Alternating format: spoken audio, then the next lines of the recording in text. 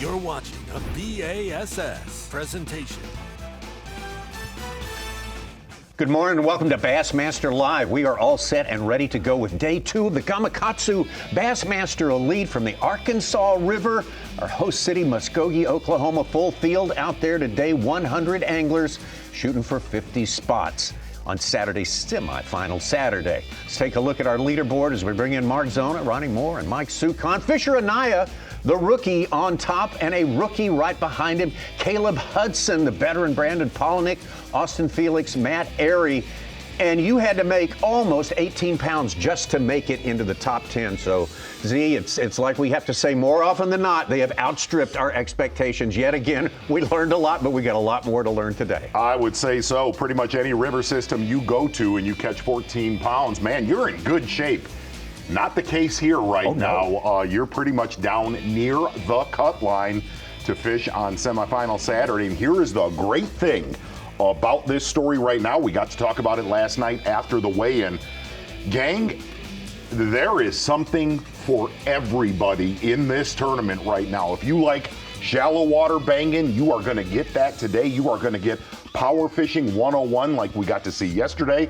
Hey, you might like forward-facing sonar fishing. You're going to get a heavy dose of that as well. Across the board, Tommy, it's like a buffet in Las Vegas. Everything's going to be there. We'll take it. We're ready to go with that. And Ronnie Moore, one of the great ones, won our last time out, the 10 Tom. Jason Christie, one of the winningest of all time.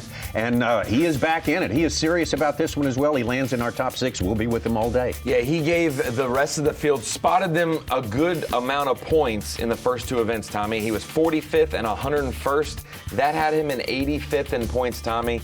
Now he is in the top 25 in points after yesterday's weigh-in, having obviously won the 10 Tom Waterway and then 6th place after day 1 here.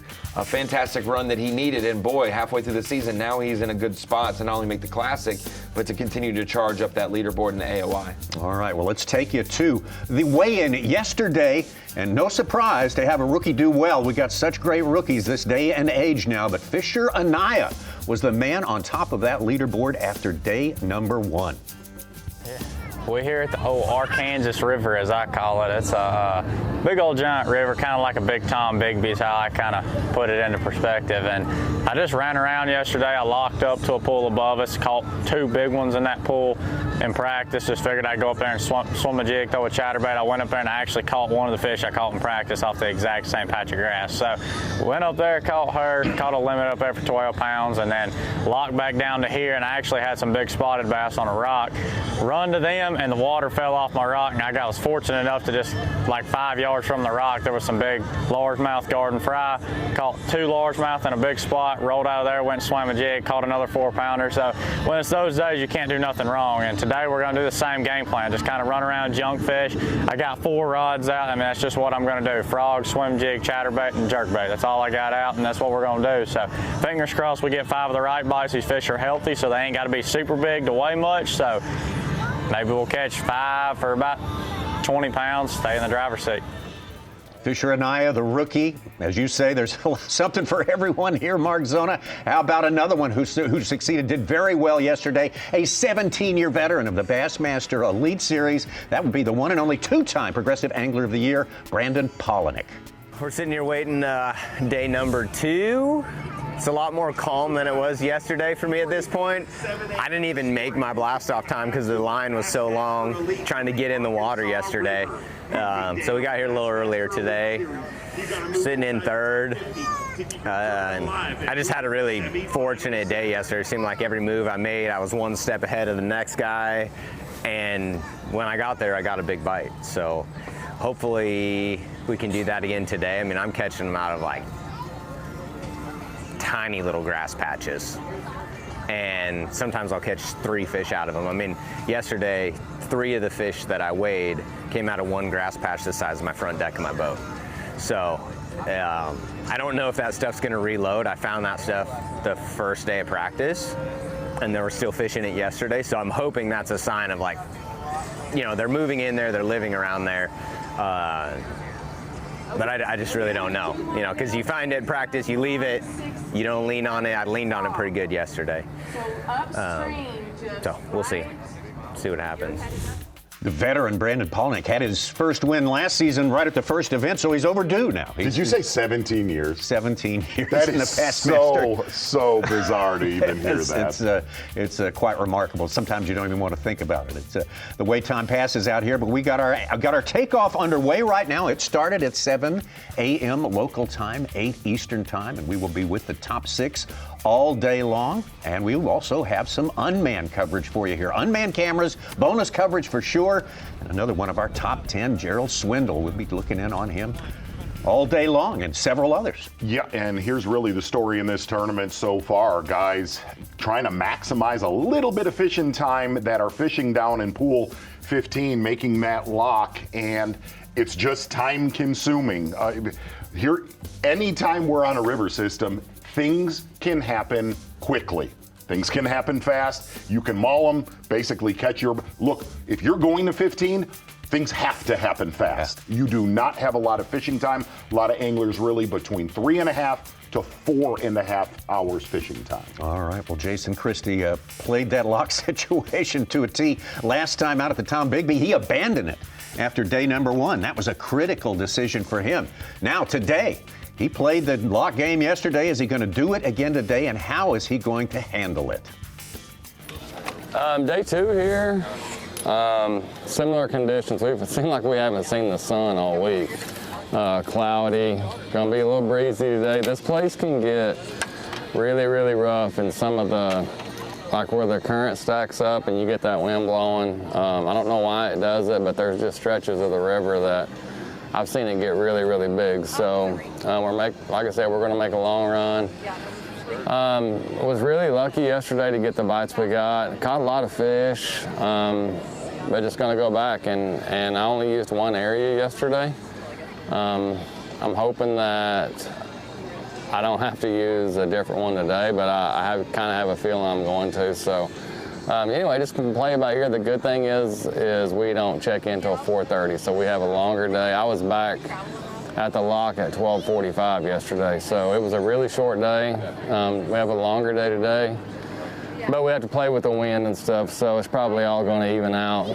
But, you know, the goal today is just to stay in contention, whether that be 15 to 20 pounds, somewhere in there, just to stay in the hunt. You know, it's not easy to catch those. I mean, like, I know the weights are, they look good, but it's just not easy. There's people fishing in a lot of places, and it's easy for your mind to spin out. So we're going to give it our best shot, that's for sure. Christie getting ready to go on this day. We'll talk about him, similarities to his victory last time out at the Tennessee Tom Bigby River. Those are kind of unavoidable as we look and speculate on what's going to happen here today. Welcome to the Bassmaster Studio, sponsored by Yokohama Tire. So happy to have you with us, Ronnie Moore, Mark Zona, Mike Sukon. I'm Tommy Sanders here today. And Jason Christie, I mean, last time around, we had just about the same amount, a lack of information, about 4 days competition on this fishery. Same deal here. We do not have any history to go on here, and he's kind of writing the history as it goes on. It's really strange because it kind of watching Jason Christie, knowing him very well, he was calm, man, at Tom Bigby when he won that tournament. It's almost like things were coming together as that event went along. Talking to him after, really before this tournament started and after the weigh-in yesterday, there's just an uneasy vibe with him right now. He seemed sort of pissed. I said, dude, you had 18 pounds. He's like, you don't understand. I'm dealing with allergies right now. I said, what are you talking locks. about? He doesn't like the locks. Yeah. But here's the great thing, and I know this sounds weird, but if you look at places that we've been to this year, the Bassmaster Classic in Knoxville, traditionally, man, that is a tough fishery, very hard to fish in it, to commentate it. It absolutely lived up to the reputation. It made a turn. That is exactly what we have seen here on the Arkansas River. Years past, if you can have a half dozen fish catches on Bassmaster Live, you're in a great mood.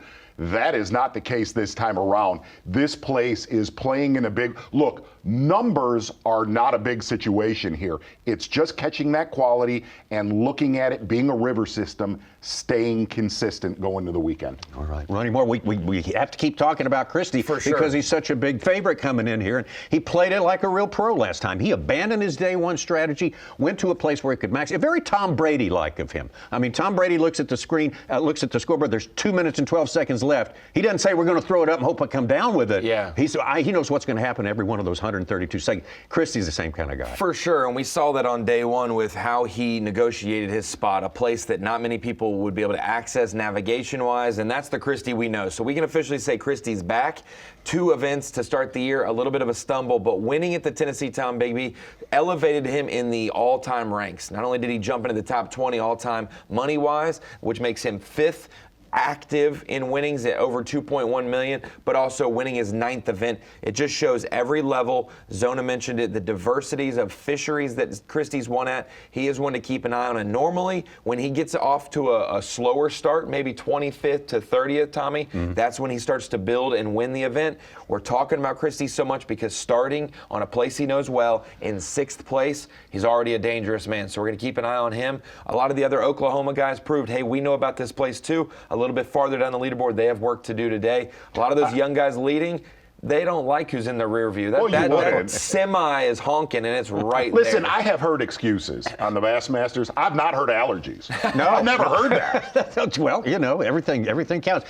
Such, I mean, we say it again. These guys have killed it once again, beyond our expectations. What caught your eye the most on day one? Well, looking at the past opens here, we have not seen a 20-pound bag. Fisher Anaya, 20 pounds, 4 ounces, and he gained 1 spot on Caleb Hudson, who had a big, in the Rookie of the Year race, he had a big fish, a 5.4, but Hank Cherry leads our Phoenix Boats Big Bass with a 5.13, a bulk of his day. I mean, we had 98 guys, only 2 guys missed limits. The average fish was pretty good, 2 pounds, 13 ounces. And it's a very, very, very tight leaderboard here. We got 57 anglers in 27 different ties. There's 26 anglers a pound above or below our cut of 13.13 where there's a tie.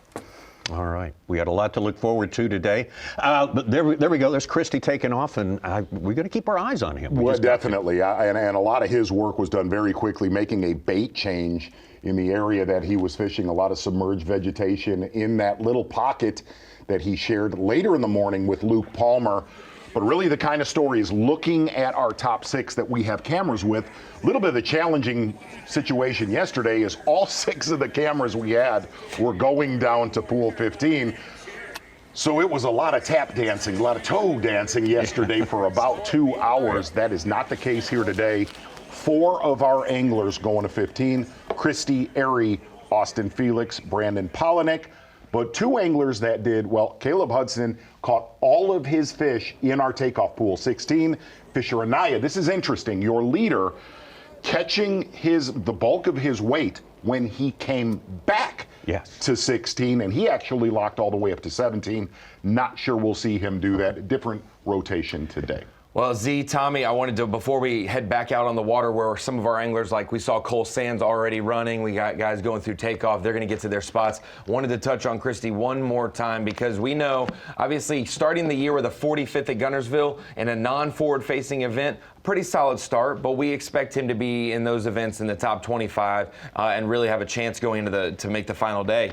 Martin, dead last. That was one that he is a great forward-facing angler, and he's been great on Clearwater fisheries, especially in that early pre-spawn time period. 101st was uncharacteristic. These last 2 have looked much better. A 1st at 10 Tom and 6th after yesterday. Guys, this is his weight breakdown each day since he had that last place finish at Lake Martin, the Tennessee Tom Bigby. He was 38th on day 1 with 12.5. He survived that day, Tommy. It could have been an 8 or 9 pound day, but he survived and got 12 when he got back into the pool. Then he was 5th in the standings with 16.10, moved up to 1st with 16.10. He had the 4th biggest bag. Basically, this is the new theme. He had the 4th biggest bag on this day 2 at 10 Tom. He had the biggest bag of the day on day 3. On the final day, he had the 3rd biggest bag, and then yesterday, day 1 of the Arkansas River, 6th biggest bag. So he has been in the top 6 of biggest bags for 3 straight Elite Series competition days. Actually, 4 straight Elite Series competition days. Christie's back. Yeah, we've given We'll Christie talk about a good everybody else. welcome This here man, he's today. chasing this man, though. Yeah, we're going to get to this guy because he is amazing as well. 20 years old, Fisher Anaya. an absolute madman, a great fisherman, and he is going to put on a show today. And scary thing is, Fisher Anaya, your leader, left them biting on day one.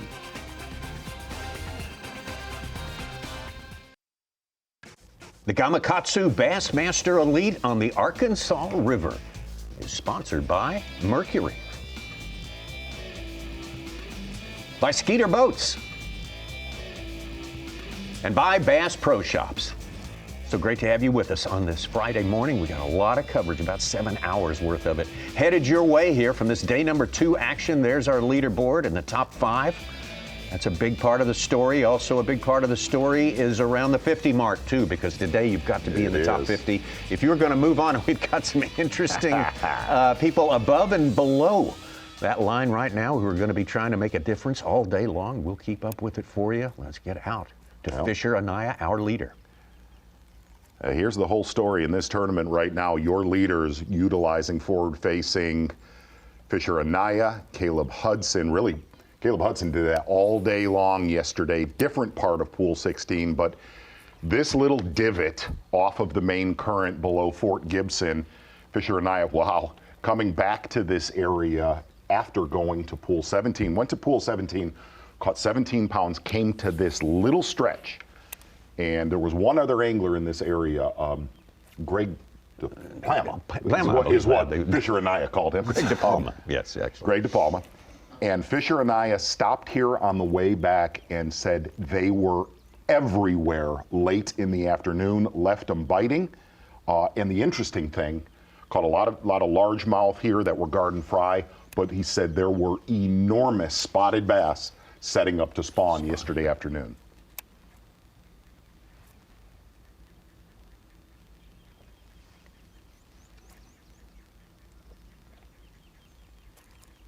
Fisher won the Nitro Boats Elite Qualifying Angler of the Year title last year to qualify for the Elite Series.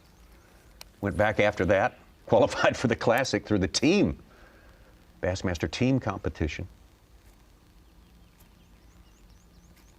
Already got a win this season, yet coming in here, not the leader in Rookie of the Year.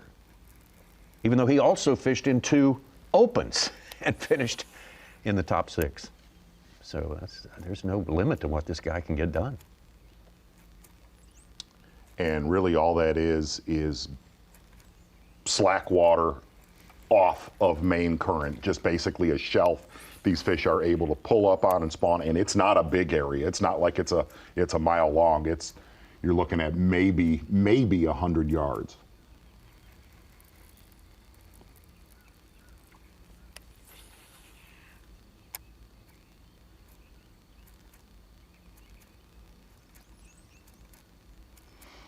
And that was one of the questions coming into this tournament. I asked Christie, I asked Chris Jones, who does so well here. I said, look, it being a forward-facing sonar tournament, Nothing crazy. will that catch this one right here. play? Both of them. Oh, yeah, and they'll find it. The fry garter right here.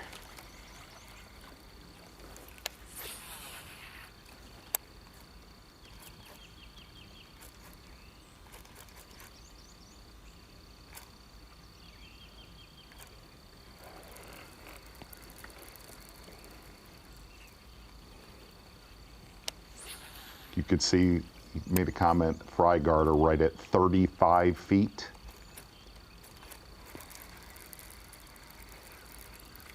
You could barely see that ball of fry above that fish at 30 right now. Yeah.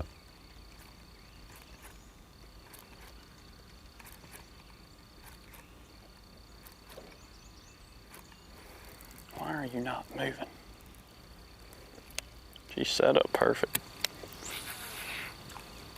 Now that fish is at 25, his bait is right above it.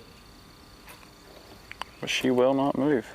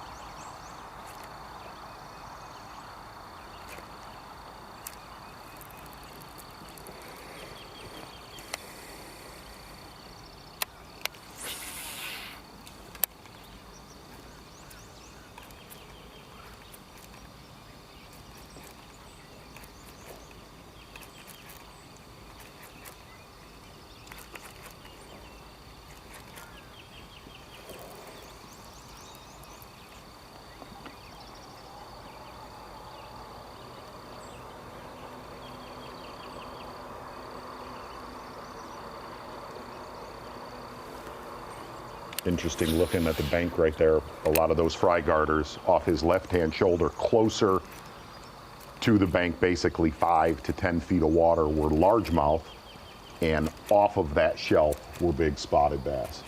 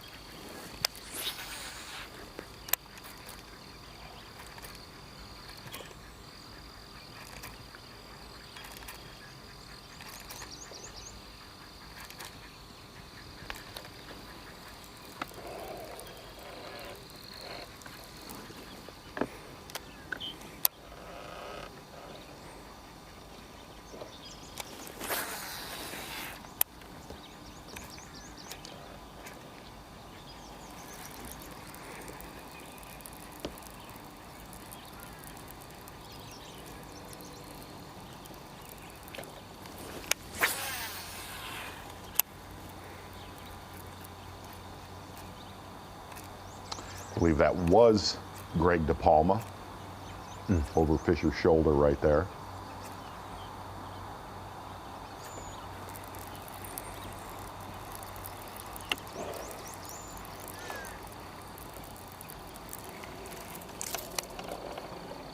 Saw a lot of guys. He catch a lot of fish yesterday, but so many of them were just not up to size. Did he talk about why they're bigger here? I think it surprised him, to be honest with you. You know, his main gig yesterday was throwing a bladed jig up in 17. Said he, you know, got up to 12 or 13 pounds. I believe he weighed in 1 or 2 of those fish from 17, came back down to here late in the day and was stunned. He said they were everywhere yesterday afternoon. Again, this is just a soft current spot, a protected spawning area off of the river coming out of Gibson. And you can just see it has a lot of life. I mean, I'm sure a lot of that is trash fish. Trash. Well, trash.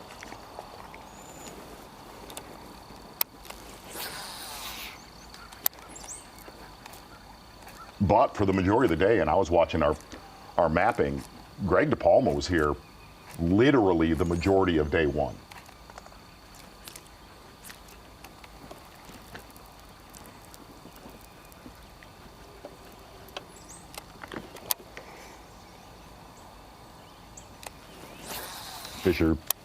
Fisher talked about, I said, man, will you go back to 17? He said, I'm hoping not. His target today being basically 15 to 16 pounds. If he could do that, he said he would hang in 16. Now, locking up to 17 is not near the time investment that these majority of anglers who are going down to Charisma. Yeah, and you're not, the biggest thing going up to 17 too, you're only dealing with maybe a half dozen boats at the high traffic point. Chance of that too. And when where they're locking up, it's not, if I'm correct on this, it's not only Arkansas River. You're locking up to River, yes, right. Which the barge track you're not going to have. That. It's not the commercial main traffic flow that we see that goes see through the fry, other but I don't locks, see her. Now another angler using forward-facing sonar, second place, Caleb Hudson, caught all of his fish shining, I spying them, but he's in it's an area John Garrett started in yesterday and left. Yeah. Way more well-known against than the what we're bank. seeing Just Fisher go and to I. There's one right here. I know I didn't catch this one yesterday because I tried. She wouldn't bite.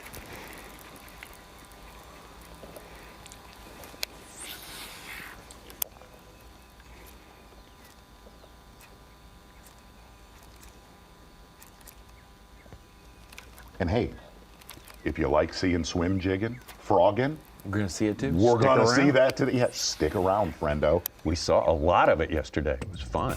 Catch fest We yesterday. saw so much of it that people online thought this was a no forward-facing tournament. How Would about you imagine that? See? that, Tommy? How about that? There's 4.5 and 4.5. We'll let you talk about that Yeah, exactly. formula Yeah, when we yeah, get yeah. back here, Ronnie. I think that's can a equate it. great point, an absolute great point. Fisher and Anaya, nothing happening yet so far.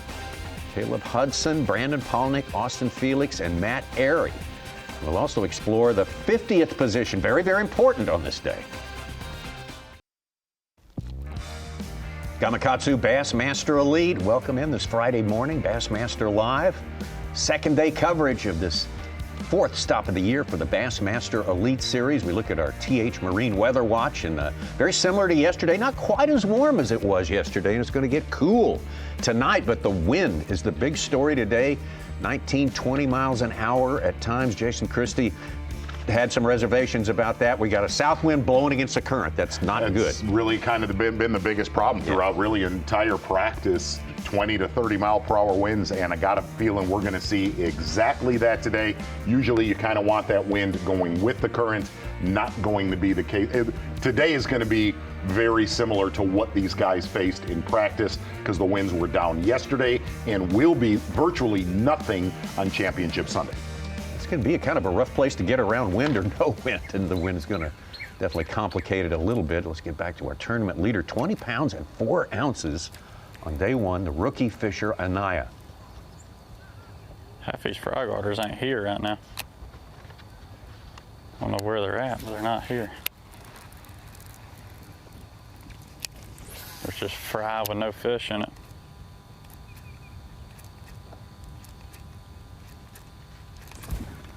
There he is.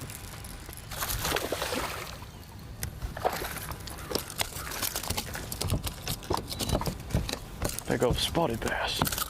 He T-boned that jerkbait too. Quit, you're gonna start bleeding if I don't get it out of you. It's one of the right ones. Dang, that hook just broke. What the piss?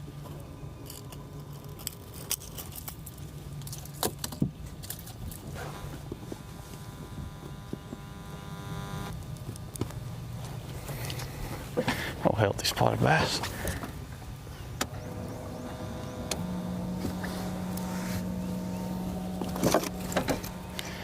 Probably a 2 something. I gotta clear this scale out.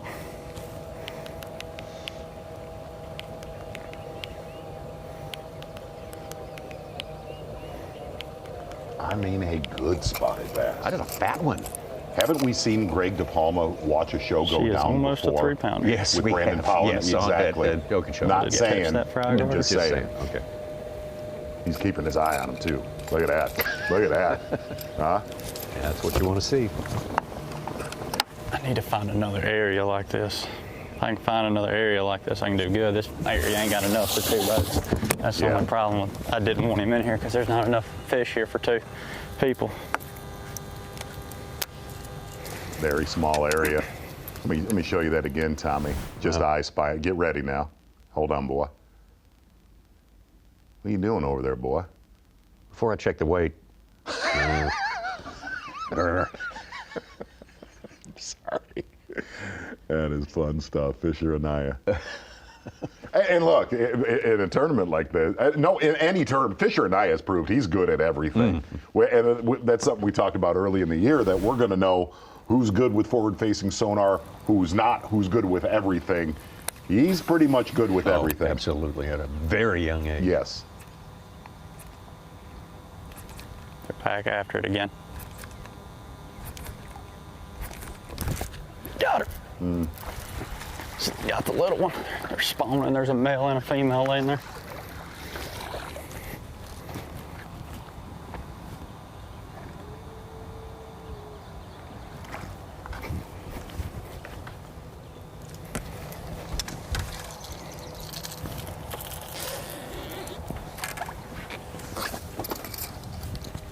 Not very big, but we'll take him. Pound, 1 pounder.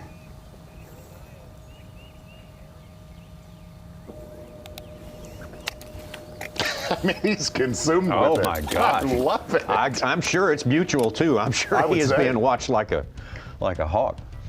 All right, let's make a move. Fisher and Anaya sort of getting things going there. We'll be back there soon enough, I guarantee you. But let's check out Matt Airy. Great day yesterday for Matt Airy, 18 pounds and 6 ounces. So Matt, talk to us. We're here in front of the lock. What are we doing? Yeah, we're just sitting here waiting on the lock, trying to maximize our time. Pulled into a little backwater right here and just flipping around, throwing a swim jig a little bit, trying to get a couple bonus fish before we get through. I thought I'd actually catch a couple in here pretty quick. I lost one just a minute ago. Didn't feel big, but there's definitely some fish in this grass right here. I'd love to pick 1 or 2 before we get in the lock. Always makes you feel better to have a fish or 2 in the box, regardless how big they are. A couple more little patches in front of us here that very likely could have a bite on them. Well, kind of buying time right there with Matt I've been Airy. going through this stuff with a swim jig and then Back to Fisher Anaya, fishing in pool 16.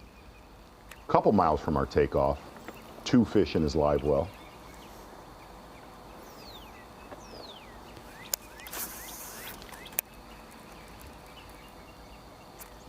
Oh boy.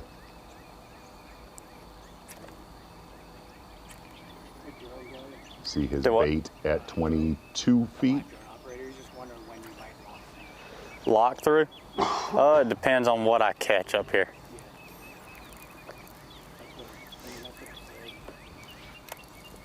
I might not ever lock. I might stay in here. I ain't made my mind up yet.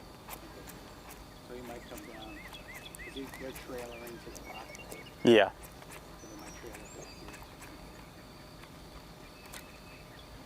there. God, it's a freak. There is a freak show right here. See those fish right at 20. Uh-oh. You got one. Got a little one on it. God, she missed it.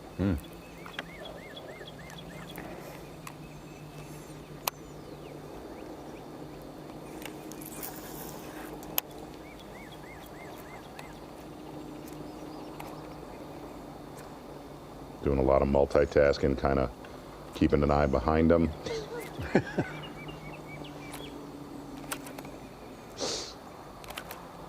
Good one on it. Come on, baby, eat it. She got off of it again. She going back to a fry.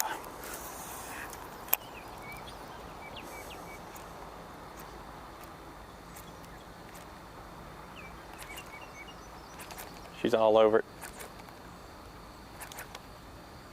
Wow. It's big, like a 3 or 4 pounder.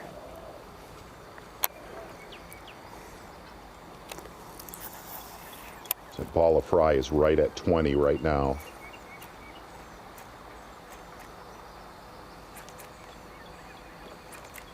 Come on, baby, get it. Come on, get it. Oh, God, she nipped at it. She's catchable. I'll end up catching her in a minute.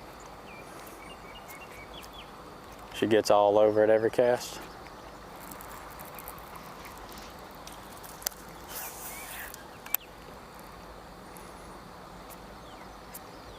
Get that first one in with the 2.5. Yeah, that works with me. Yeah. Fry's right at about 30. There's his bait. Tiny bit of celery. There she is. Get it, big girl. Come on.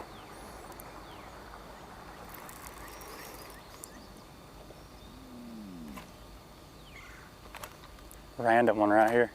Eat it. Nope.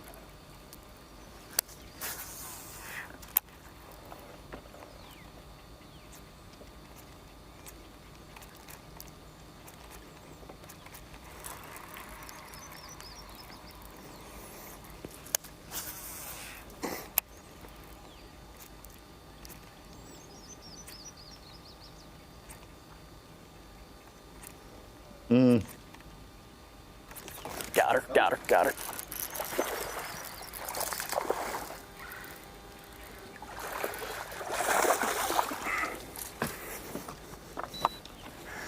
Not big, but Whether you like that or you don't, that was awesome. That was you are watching a bad dude with that. these are the bites I need just to make the cut. You shake and get that jerkbait hook in my hand. Catch us a little bag of spots real quick. Getting the cut, so we're chilling. Fish calm the rest of the day. Go find some big lures, man. 2-pounder.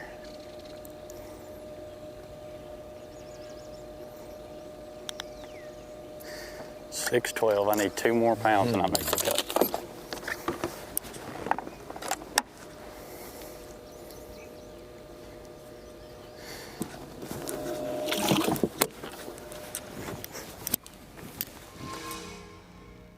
shaping up pretty well for his morning so far, Fisher Anaya.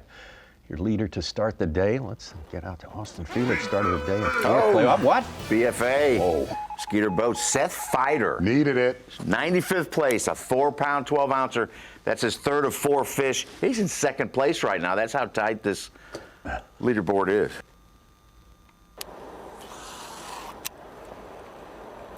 Have to catch a couple more of those to stay that in that neck of the woods.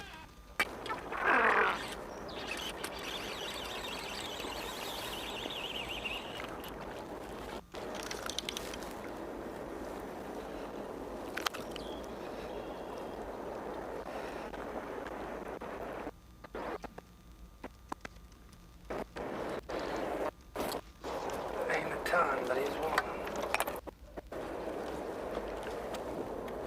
It's a 12-inch limit, all species here. Today in Austin Felix, former college national champ, former rookie of the year. Probably making the longest run into Kerr. Got a couple angles. The great thing is when we get into 15, we're going to see a lot of different areas that we did not see on day number 1. We saw some great areas yesterday, so that sounds pretty enticing. Right there, Fisher Anaya extending his lead significantly. And Seth Fighter making a big move. It's early on, though. That sort of thing happens, but a 4-5 is nonetheless very, very important in the scheme of things here on the Arkansas River, Muskogee, Oklahoma. We'll be right back. Again here today, 5 fish looking for 19.2, 20 pounds, 4 ounces. And Fisher Anaya is leading the Gamakatsu Bassmaster Elite on the Arkansas River.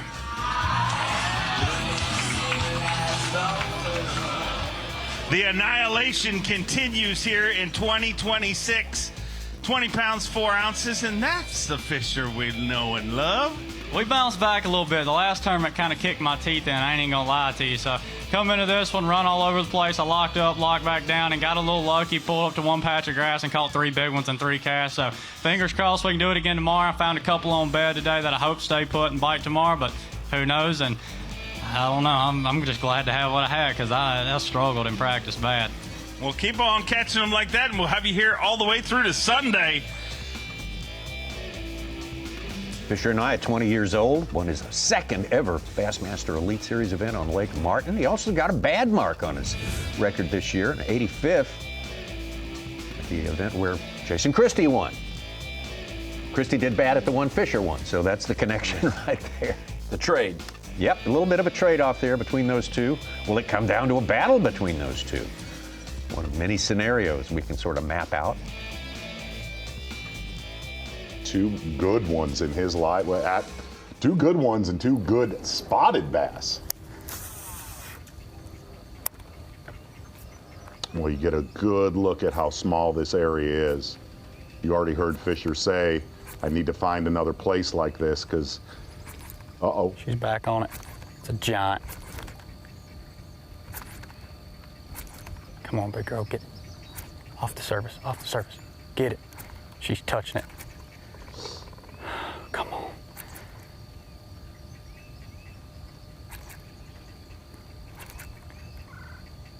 Fixing to see her. Got her, got her.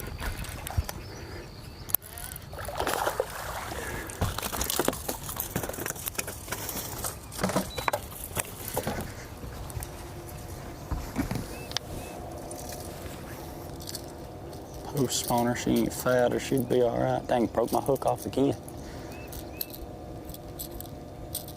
I don't know why that keeps happening.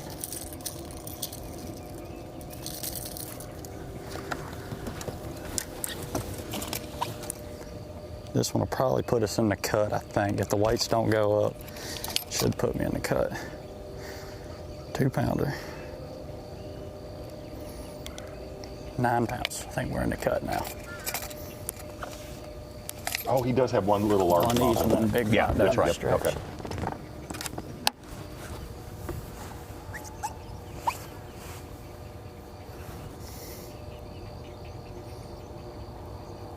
He's about one good one away from probably not locking through, and I think I speak for all of us. I'm good with that. We're okay with it. Yeah, It's well, that's okay. fine, It's okay. Fisher. It's been plenty entertaining. She ate it at my ankles. Like, I didn't think she's ever gonna bite it.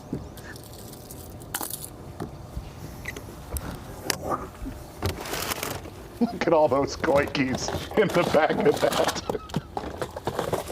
That is awesome.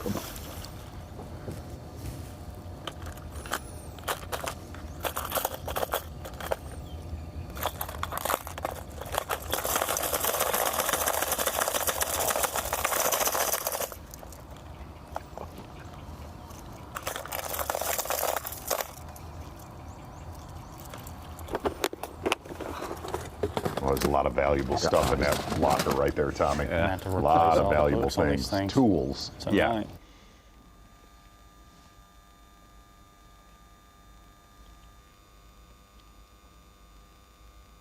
Seth Fighter, first to a limit, 12.5 pounds. Nice.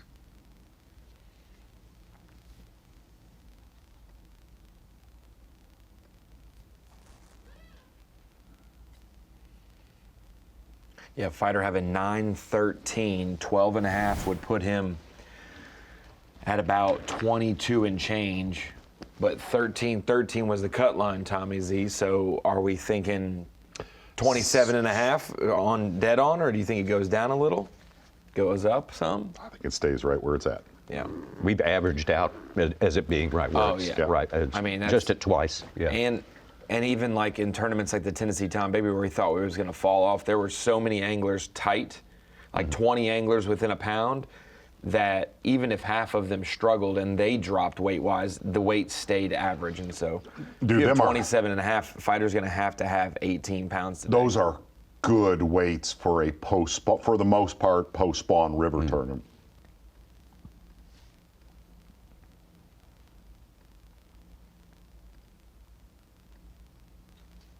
We started the day with Blake Capps, the Oklahoma angler, who really needs to make a cut here, right above that cut line. He has fallen down a little bit now, but I mean, the people behind him was just yes, an incredible murderer's row. Greg Hackney, Easton Fothergill, Dakota Ebear, Chris Johnston were all within ounces of him. So.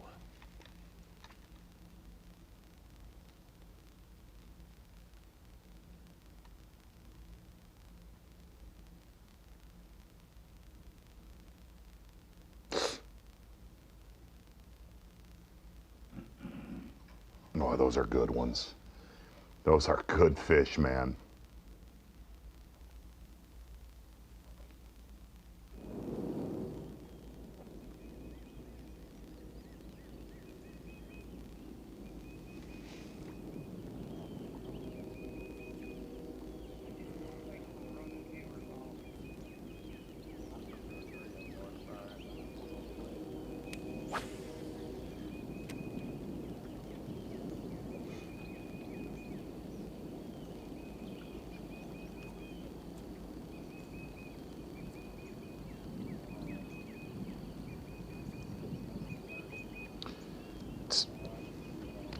Been interesting to watch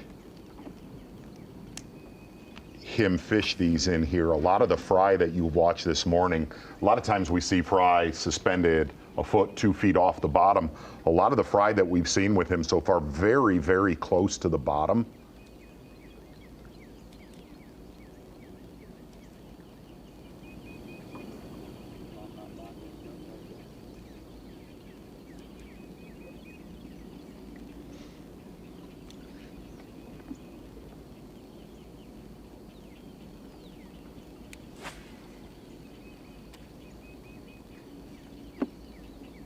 in Greg DePalma's defense, being here all day yesterday, that's tough. You know what would suck?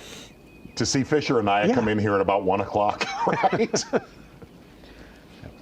Probably not what he wanted to see. Hooked up again. Oh, God. Ooh. Especially with DePalma being 21st. Like he didn't. Right. He did No, good. he did good. He yesterday. wasn't foundering in any way. In fact, with 16.4, he probably laid off of him a little bit, thinking probably this is good weight. And it wasn't great weight for what we got. I mean, that is just brutal. See, like, and DePalma's in here. Like I said, he was in here a lot of time yesterday. You see this kid wheel around the corner. Oh, this kind of looked like a good one.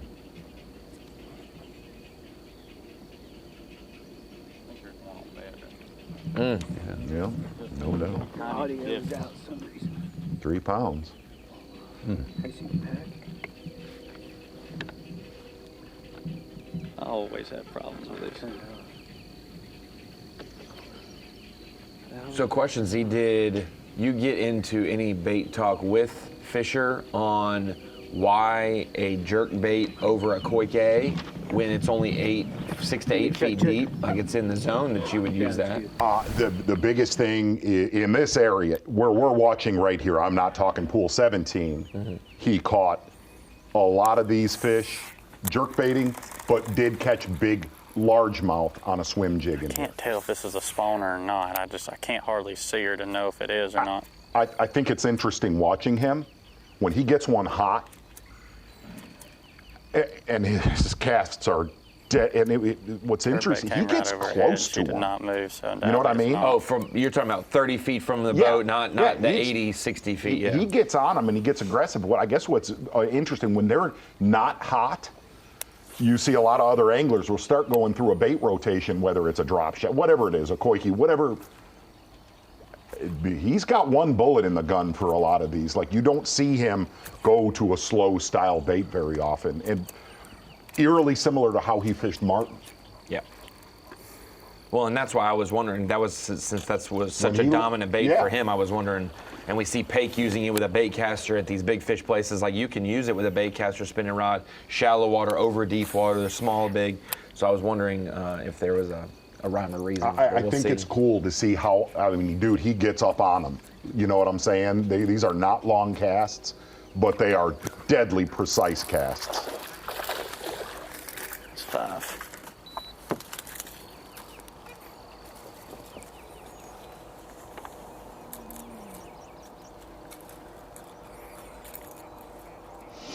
I'm going to give you an opinion. Okay. He's going to burn it down. Well, 1 hour exactly, 5 fish in live well. I don't think you see him picking the trolling motor up for a little bit of a time. There's not a lot of trouble on his horizon. Burn it all right down. now. Burn it down. Okay, there we go. The fire makes Rachel cry. That's right. The fire burns Rachel. Okay. Fisher Anaya. Kind of planting the flag there at that spot right there, and we'll stay there for a while. We'll be with him. Rapala Bassmaster Fantasy Fishing, that's the original fantasy game. Did you pick Fisher Anaya for this one? You pick your team for each and every elite event, 5 in each one, and see how you stack up against the world. Day number 2 action. A lot of anglers still on the move. Some of them yet to start fishing on the Arkansas River, Muskogee, Oklahoma, at the Gamakatsu Bassmaster Elite. Some of our bonus coverage for you right there. We got a lot of unmanned cameras out on the waterway, and we will be looking in from time to time, dipping in for the good stuff. But we have seen a show already. 1 hour of fishing down, and that hour jam-packed with this guy, Fisher Anaya. Exactly right. Fishing a lot of fish that are guarding fry in this, what he calls it, a divot off of the river, off of the main current. Amazing, mixed with big spotted bass and largemouth that are guarding fry. All of his work done so far this morning on a jerkbait, sharing this area with Greg DePalma. Off to a very fast start, already with a limit in the boat, your day 1 leader. Fisher Anaya getting it done, and I got a feeling, we said this right before the commercial break, Fisher Anaya said if he crept up around 15 to 16 pounds, he was not going to go to pool 17.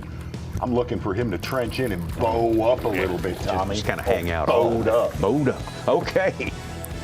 Still, he has not moved up one bit in the standings. He's still in first place. But someone else has moved up. And you see right there, coming from how far down? 95th. 95th place. Seth Fighter. How about that? I think that's due some recognition. Something already? Already. We're handing out. How do you not give hardware. Fisher? Okay, hey, fair enough. Sucky day number 1 for Seth Fighter. A lot of people anchoring him on their fantasy fishing team. Mercury moved the day from 95th place up to second, not pitching very far from takeoff, just like Fisher Anaya. Getting it done, Seth Fighter, New Market, Minnesota. Anchored by a 412, as Such said.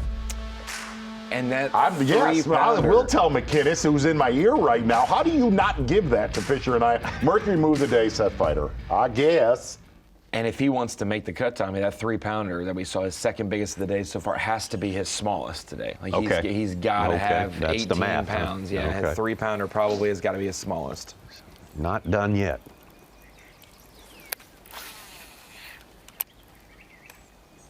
Again, if you didn't hang with us yesterday on Bassmaster Live, the majority of the field probably getting down around that lock into 15. They're losing about 2.5 hours. Yeah, losing 2.5 to 3 hours of fishing time each day. And even for some of these guys, more, because even though they're fishing in this pool, Tommy, them having to come back earlier really minimizes their day. Whereas Christie, today, you leave about 20 minutes, 15 minutes after everyone else. Over a dang head, but they can't lock through, but you get to stay an extra 2 hours before you lock back. Right? It's huge. Yeah. I can't get her to move on it.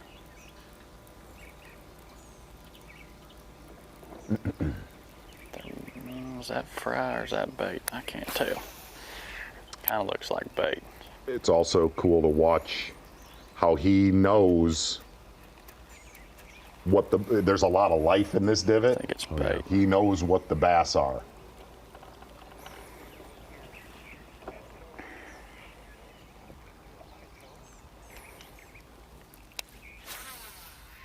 Fisher and I, famously associated with this man, Gerald Swindle, both his in the same mentor. neck of the woods. His mentor, Who's right? turned into the mentor of this team, though? Yeah. Right? Uh-huh. Gerald Swindle with a good day 1 of this event. Yeah, top 10. 19 pounds. Don't necessarily want to be idling in this situation right behind a guy. That means you're like 6 seconds from being the first one to choose. Now you have to wait to see where he's going. Yeah, Swindle was on stage saying, somebody's got to catch a 20-pound bag. He didn't know it was his protege, Fisher Anaya, who had seemingly snatched the pebble from his hand. I think advertisers I like ain't Fisher seen no and I big ones look at here the today. deck of They're that all boat. 2-pound spots.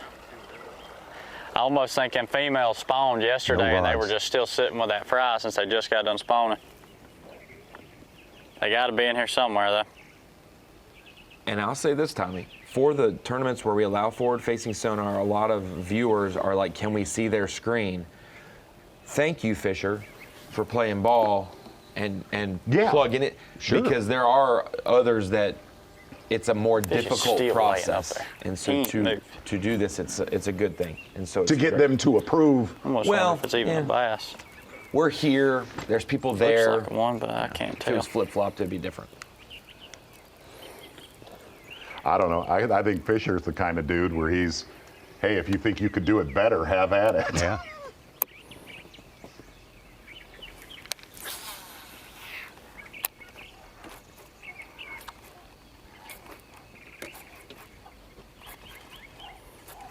Ron, who's the worst?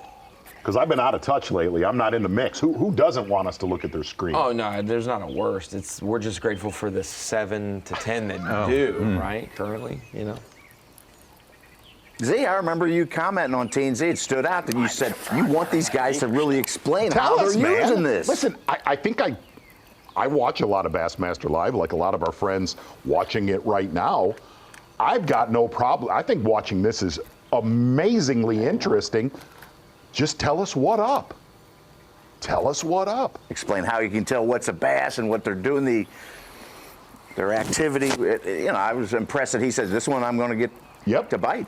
That is phenomenal.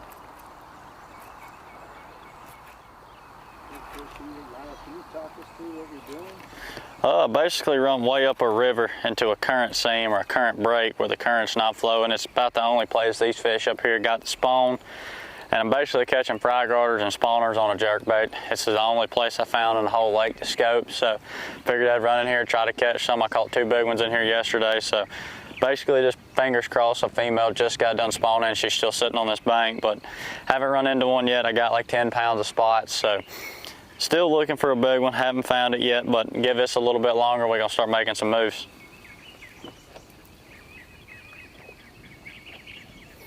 God, that got bright quick.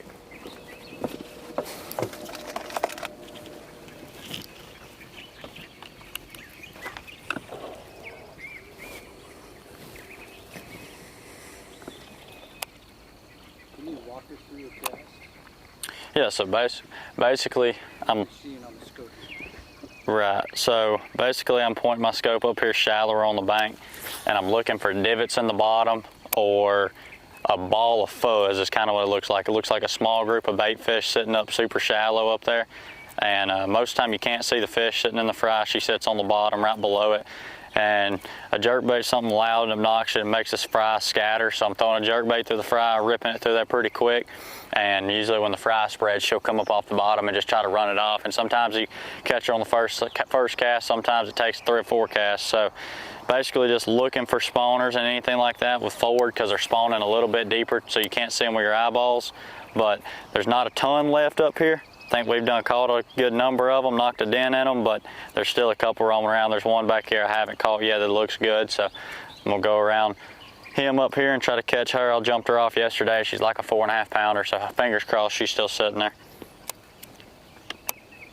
So can you just actually take us through your cast and what you're actually seeing right now? Right now I'm not seeing nothing. I'm kind of just blind casting up there because some of the stuff you can't see, but basically just casting to the bank, and you're not necessarily scoping them off the get-go. Some of them that's spawning out off the bank you can see, but most of the time I'm just casting to where one should spawn, like that stump. She'll spawn right in front of it, so I'll cast the jerkbait up to the front of it, work it out. When it clears the shallow part of the water, you can see her following it, and then you can really go into working her, and then you know she's on bed, so you can make repetitive casts in the same spot. It's just like sight fishing, you just can't quite see them. That's it. Thanks. That's it. Thanks. That's it. what you asked for. I do not see one spawning on the front of that tree. I just kind of blind cast up there just to see to pull her off, but nothing spawning on that one. I'm gonna try this next one here and see if there's one on it.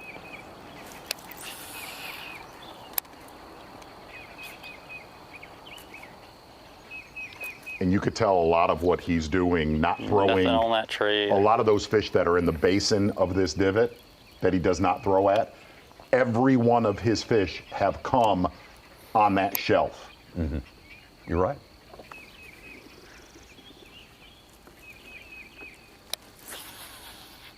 Oh. There's some of the sunshine. Hardest thing with jerkbait's getting it close enough to the tree and not landing in the tree.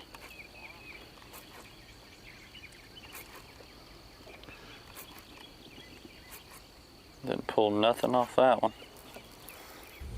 And we do have other anglers with cameras, and they're pretty much right there in the water elevator. Oh, yeah. That is how many boats are headed down to 15. Oh. It looks like more than yesterday. So there's 13 on a full row. So there's 13, 26, 39. Does look like more than 52. Yeah.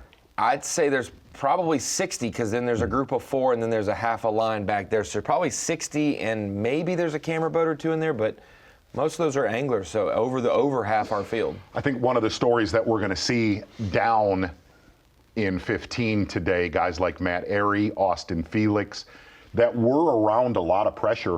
Austin Felix actually made the comment, he said, dude, there's a lot of guys because we're in a hurry down there fishing over a lot of fish. He said, man, I caught a lot of fish, not a lot of fish, a lot of solid fish behind other anglers. And he said the key is being thorough quickly. Yeah. There you go. I just looked at the map. Wes Logan is in that line there, but he's got 4 fish for 11 pounds. So he did some work before hitting the lock.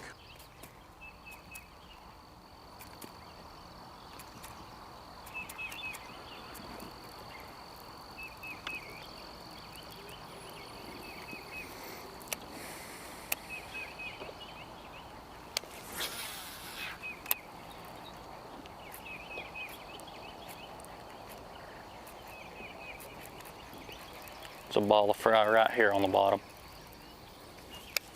See a little fuzzy spot. Do not see the fish, I just see the fry. She did not come out of my, oh, here she is, begging.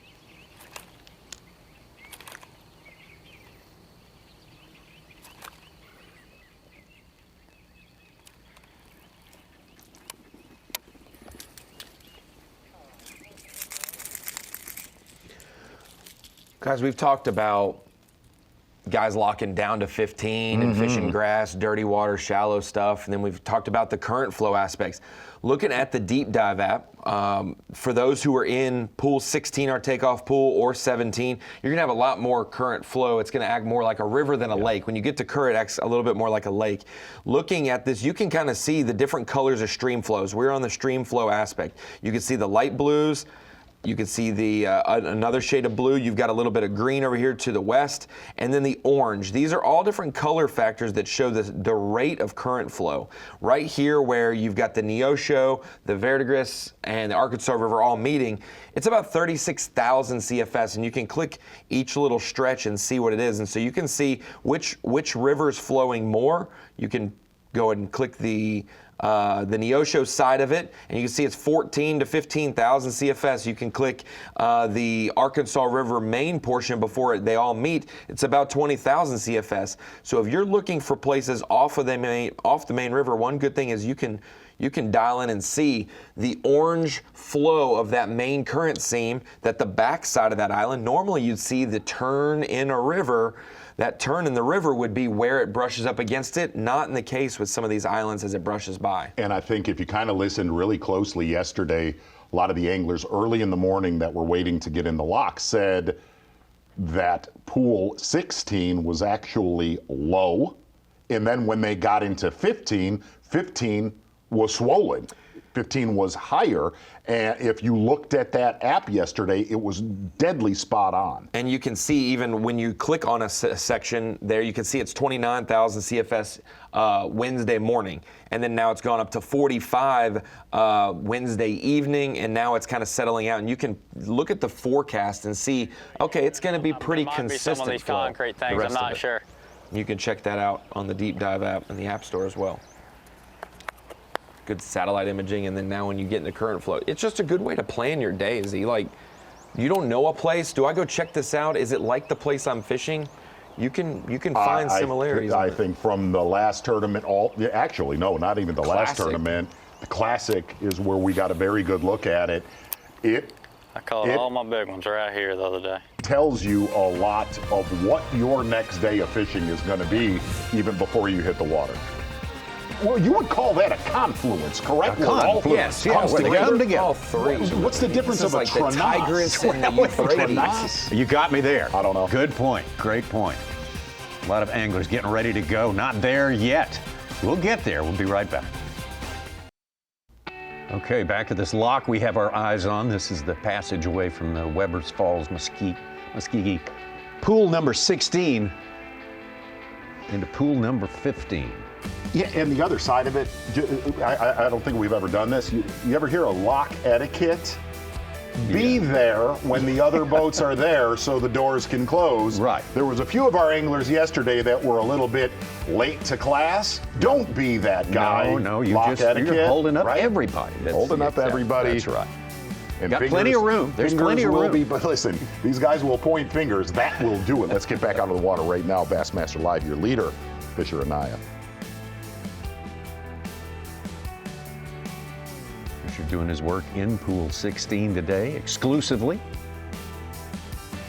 Split his time yesterday between 17 and 16. That probably screwed her up.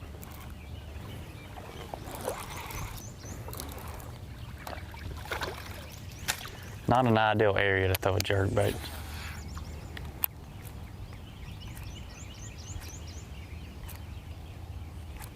Got her, got her.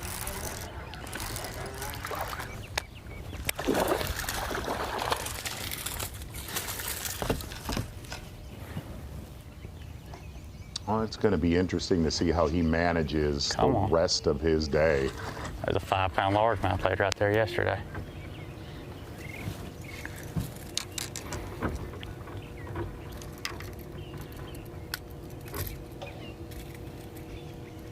Fry garters aren't considered bedding fish, are they?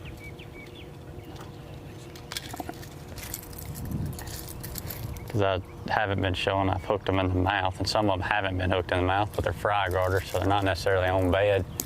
I don't know, I should call Lisa and ask her that. Okay, well, let's. I'm gonna call and ask her.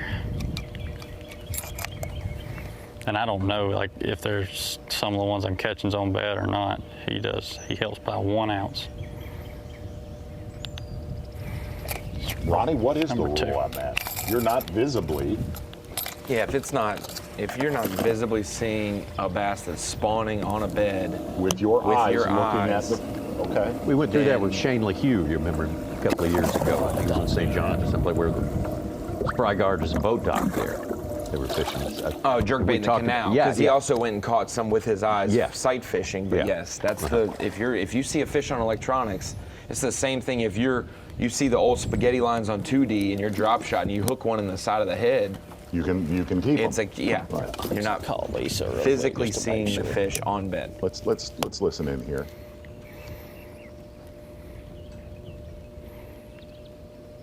Because Cifuentes did the same thing at Lake Martin.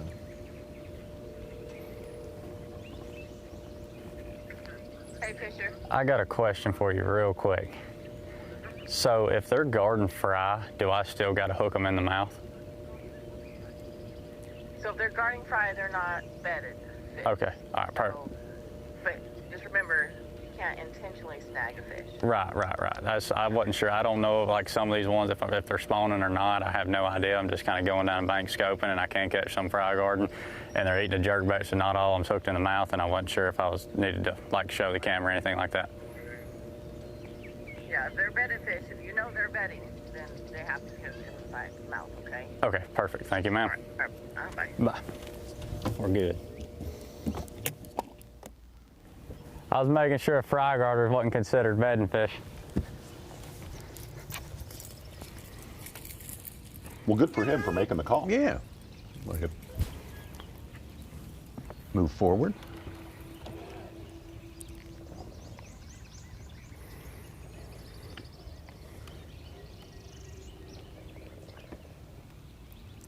So talking about that Tuesday night event, the way it goes back to, I'm actually, besides hosting it, I'm also the tournament director of that thing. Yeah. The rules enforcer. Yes. Okay. Lie detectors, the whole thing. Like judge, jury, prosecutor. Okay. If you weren't listening to Bassmaster Live yesterday, all protests now are verbal to me in front of the person you're protesting, which I like. Is this kind of like, is it going to be like a face-to-face, like an MMA standoff type of thing where they kind of got I could only hope. Yeah, that's right. I could only hope. It's all in the interest of transparency. That's what we do, guys. That's right. We're going to pull the curtains back on Tuesday night. Perfect.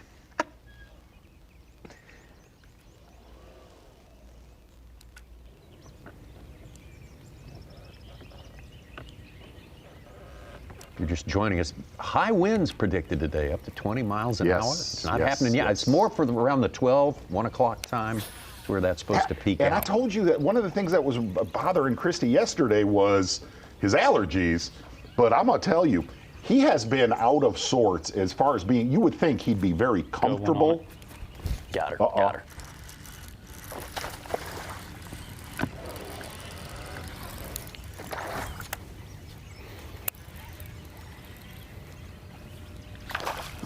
Yes, sir. Oh, we come off in the boat.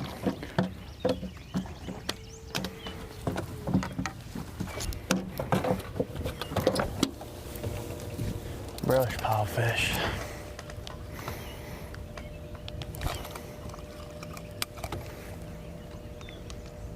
$2.25. Gets rid of number 5. We got 11 pounds.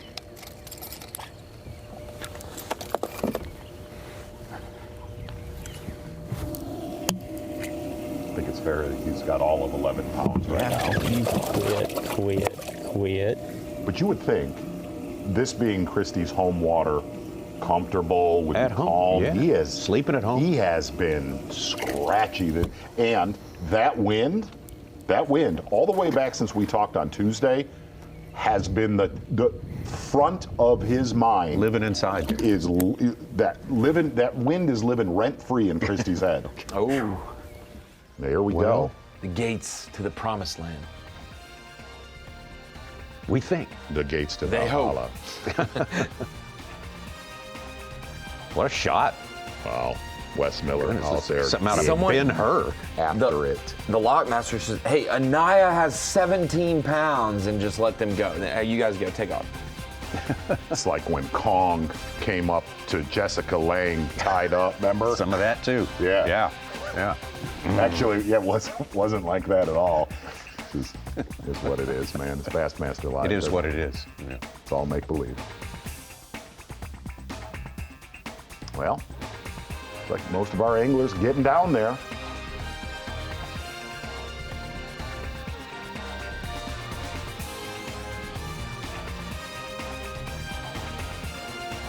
Just waiting for someone to go. And I believe that we will see Christie start where he did his damage yesterday. Will be interesting to see if Luke Palmer does the exact same thing. Another thing that was kind of living rent-free a little bit after the little bit yesterday. I think that's going to happen every day. I'd say some slank around, but I think Palmer's got enough respect knowing of what the leaderboard looked like. Yeah, and but how he's it in the went down. mix, man. Yeah. He is. Yeah, he's not out. There we go.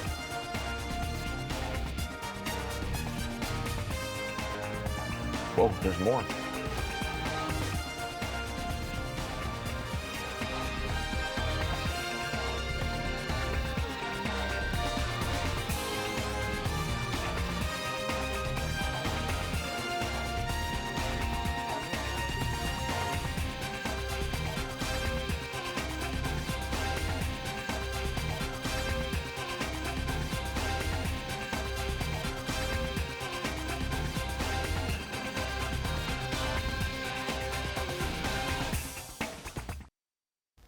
Welcome back. Gamakatsu Bassmaster Elite event on the Arkansas River, Muskogee, Oklahoma. And just now, an hour and a half into our fishing day, our boats are going into pool number 15, now released from the lock and moving forward. Went a little faster this morning than it did yesterday. A little bit, yeah, There's no doubt earlier about it. and faster. Thank you, Fisher and I. Yes, thank you so much. Good stuff. Good stuff. Now we'll see what transpires down here where most of the anglers, the greater percentage, are attracted. You're right. It's about 20, 25 minutes earlier than it was yesterday. Yes, yeah, it's definitely good call, T. On the schedule. And a little bit extra. Some of our anglers will have longer to spend here. That's the nature of the going in flights at the takeoff.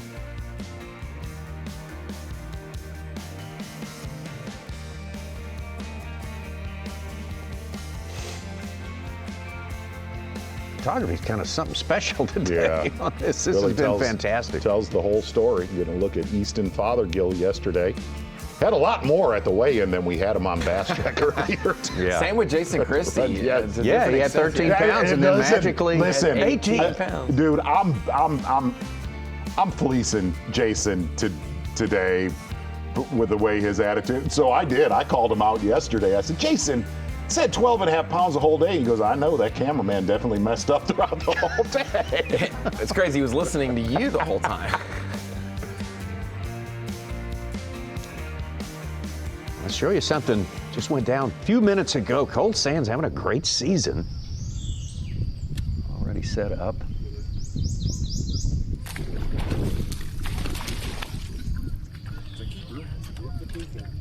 That was just a cruiser.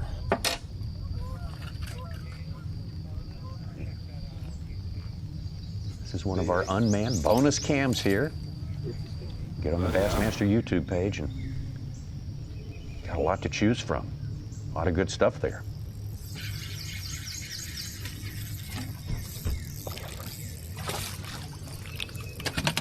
Same one that bit my bait, he spit out that blue one. He did. I'm glad to have it. Yeah.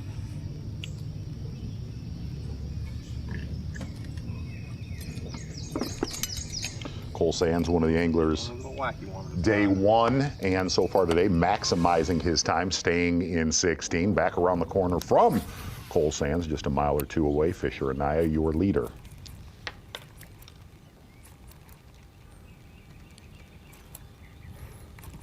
Begging on it. Begging on it. Big, big one. Got her. Big, big. Big spot. Yes, sir. There's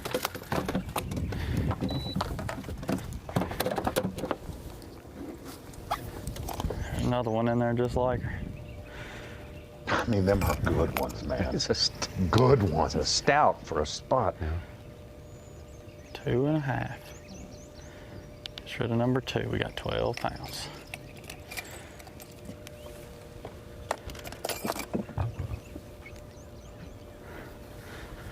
I think I said number 2, didn't I? Yeah, number 2.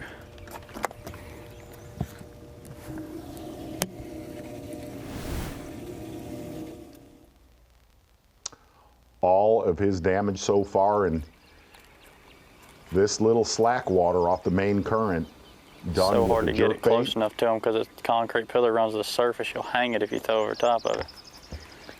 All See right, another so real one back quick, there behind it. about that jerkbait that he's throwing, I said, can you tell me about that jerkbait? He said, no. And I thought, oh boy, this is a Bassmaster Classic again, like Dylan Nutt. And he said, there are, get ready, 2 in the country. They are a 130 Rapala Maverick. And he said the other one, I said he literally has one, and the other one Jacob Wheeler has. That is it. He said, well, let's just call it a 110. I said, well, let's not.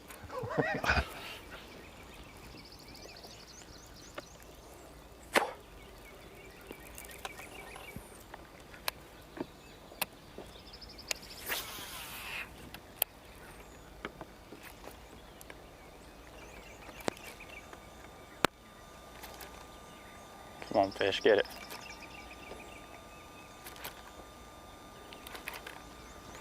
She got off of it. We don't hide much on Bass Live. Well, it's the stuff that makes Dan Quinn from Rapala really get mad at me, but I love Dan like a brother, don't care. Don't even look at it. But he was very honest. I mean, Fisher was very, very honest. He said, look, I don't have, I have one, so. Well, it's one of those things. I mean, Kiyoya Fujita kept it a secret that he was a mega scoper in Japan for 3 years, and it took us one event to figure that out, and then, like, you know, all the other baits. He was not yesterday. No, he was not. No, he was not. 2.25. Well, no, 2.5. Yeah, 2.5.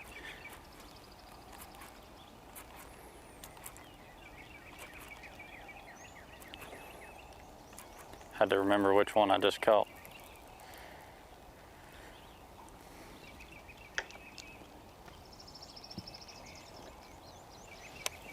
I see a big one. She's just in a bad spot to get to her.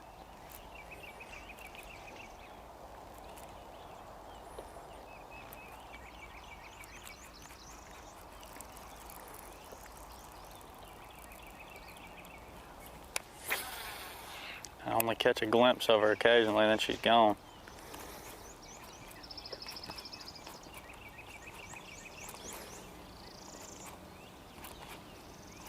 She vanished again.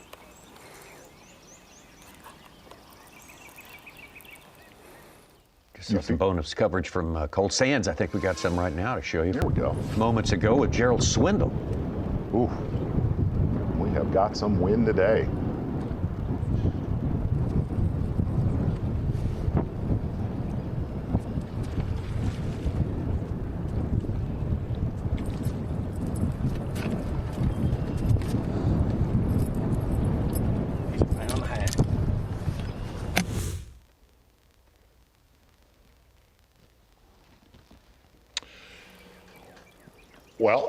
Caleb Hudson, we've had a little bit of sketchy service in his boat so far today. A lot of his work done yesterday with a jig head minnow and a koiki, 17 millimeter.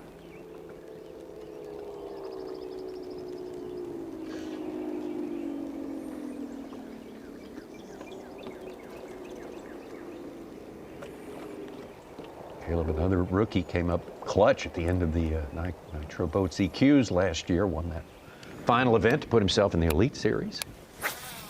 Punches ticket to the Classic. Very nice young man to work with. Very mature seeming for his age. Yes. Absolutely. Scary mature. Mm-hmm.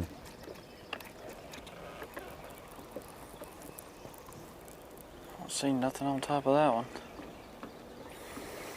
Hudson's 24 years old and is our youngest elite competitor. This top 10 started today is the oldest we've had in the 4 events, forward-facing, sonar or not. We had a few curve busters in our top 10. We had. Well, yeah, with the Christie and Swindle and Howell starting in our top 10. Yeah. 38.4 years old average. Mm-hmm. Tom Bigby, final 10 were 38.2. That had no forward-facing sonar.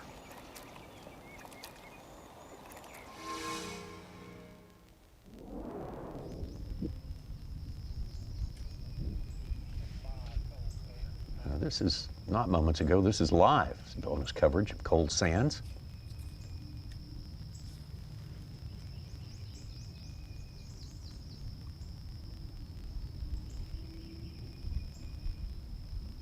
Ronnie, you know Cole Sands very well. I know he was on the stage at the Bassmaster Classic with you guys. He did visit with us. What is the difference this year with Cole Sands compared to... He just had like a weird fluky thing. Like last year, first man out of the Classic, but the year prior, he accidentally didn't buy a fishing license and was 0 on day 1 at Murray, and it sets him back for the season. Like just weird, random one-day things, almost like our friend Derek Hudnall. Like it was just like all of a sudden, just one thing would ruin one event. Snowball. And then the hole's either dug too late in the season or too early, and you just don't get out of it. But Cole's a really good angler. I mean, won a national championship, got second in another one. So he's made multiple college classic brackets, fished at Bryan College there at Chickamauga, now guides at Watauga Lake up in Johnson City, Tennessee, and a really, really good angler overall, well-spoken. We had him at Martin, and he was great breaking down, catching fish on his electronics and things. Now he's third in Progressive Bassmaster Angler of the Year points. What a great start.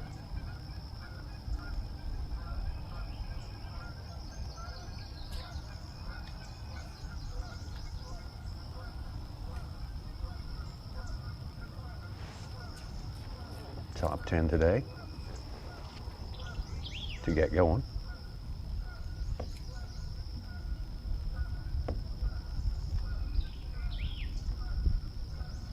Yeah, so he's born in 96, so he's 29, 28, 29. So it doesn't shock me. 2 forward-facing events, 2 non-forward-facing for Cole, just age-wise. That era of college fishing, having to do both, you fished without live scope and live technology, and even without 360 really, to begin college, and then you start getting it as you go into the opens, and it's just a good mixture. It's the same with the Walters and the Cooks of the world, like Cobb, like really good, and it's that 27 to 33 age range. Kind of like they lived in both eras. Well, that's what, but I mean, it's like. That is so weird. Yeah.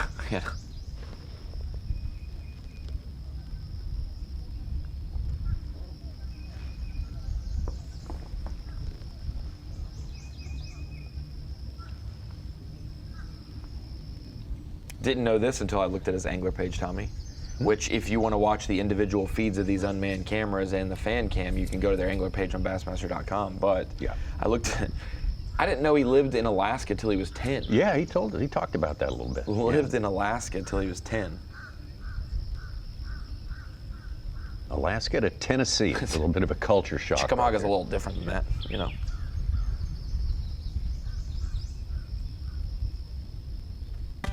Well, it's all about being in that top 50 today. Yes, it is. Coal Sands looking in good shape to be among that number. Fisher Anaya, he's locked it down, no doubt about that. Wes Logan, big move. Seth Feider, ditto, very early on today. Greg DePalma, Jeff Gustafson. Gustafson has been pretty strong this season. Yes, he has. Austin Felix, Cole Sands, whom we just saw there. Gerald Swindle catching one out there. A little farther offshore. Bob Downey and Corey Johnston. Corey Johnston definitely a part of the Progressive Bassmaster Angler of the Year race. David Mullins, Caleb Hudson, Randy Howell. Randy Howell, big day, big first day. He was, I said he was first place at the first day at 10 time. He was second place, not first. Bill Lowen. Yeah, right. Bill Lowen was first. Yep. You're correct. That's right. Justin Hamner in there. Jacob Fouts started the day in 7th place. Kind of falling back, but he may not be set. It may not even be fishing yet. Yeah, exactly. A lot of who you're looking at on this leaderboard right here is probably just going to start fishing here in the next 10 minutes of your top 30. It'll look very different the next hour. Let's see, Fuentes and Taku Ito. Chris Johnston. A little bit behind schedule as far as Progressive Bassmaster Angler of the Year points, but we know how strong he is. And Shane LeHue, if it were to end right now, would be the last man in for semifinal Saturday. But that will change and change and change again before we go. They're the ones right below the cut line right now. Some pretty talented guys in there. Right. We'll check in on what's happening out there at the top of the leaderboard when we come back. It's the Progressive Bassmaster Elite Series. This is the Gamakatsu Elite. Coming to you from the Arkansas River in Muskogee, Oklahoma. All day long, the second day coverage on Bassmaster Live. Our coverage sponsored by Yamaha on this day and all week. And that's a good shot of a very important part of the lay of the land out here are these locks and dams here. We've got 3 different pools we are fishing. The top 3 northern and westernmost pools in the McClellan-Kerr navigation system, which is very important. Economic artery for this part of the world, and showing up to be a pretty decent fishing place as well. Beyond decent for some of our guys, like this guy, Fisher Anaya. Fuzzy spot right here on the bottom.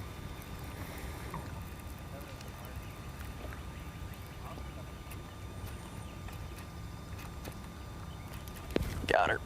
Big, and it looks big. It might just be because it's hooked swimming. It's not big.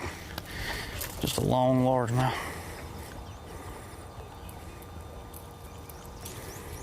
I don't think she's gonna help. God, they look so big when you hook them up here because they're all like stretched out when you're pulling them in. I don't know, I'm gonna weigh her just to be safe, but I don't think she's gonna help.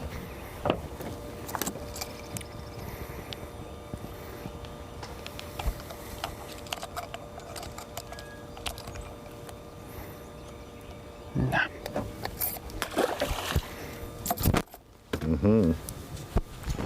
While all those guys in that lock have been sitting there watching the hours. Work has been done. Yeah, work has been friend. done by this man right here, Fisher Anaya. Fisher Anaya fishing off the main river of Pool 16. One thing of a lot of the homework I did before coming down here with a lot of locals that dominate in tournaments on this body of water, something I did not hear. Got it. Quality spotted bass would be a big factor in your leader going into day number 2. Well, that is the case for Fisher Anaya. Again, if you're just joining us on Bassmaster Live, Fisher Anaya stopping in what he calls this little soft water divot on day number 1. Made the comment, and we don't hear this a lot. Dude, I had to get myself out of here on day 1 because they were biting in a big way. Sharing this area with Greg DePalma, who we have seen has moved on since earlier this morning. Your leader, Fisher Anaya, comfortably in the lead, looking for his 2nd victory in the Bassmaster Elite Series. DePalma moved right down the river, caught a 4-pounder. Okay. Found his own little area. This was his first victory, his second event as an Elite Series angler. Fisher Anaya, very much at home on Lake Martin. Not an easy place to get the job done, but he made it look fairly easy. Well, kind of trenched in with 1 or 2 baits in that tournament. Exactly what we're seeing done here again. Really, the only stumble this season has been the Tom Bigsby for Fisher Anaya. We saw a lot of anglers in this tournament get off to big starts with largemouth, Tommy, and then their weights trickled down as the tournament went on. His weights got better every day. He caught some largemouth, but ended up most days culling them out with spotted bass. And what we saw in this tournament was defined areas at Lake Martin. We saw guys go up the river in specific areas for largemouth, past that Wind Creek region, but that right near the dam, the couple creeks to the east and the west of the dam portion of Martin had by far the best spotted bass size.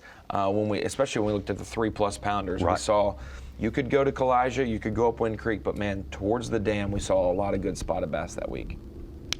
More bonus coverage. Here's Gerald Swims on catch 1. Closer to the middle a little while ago, and a little bit more wind.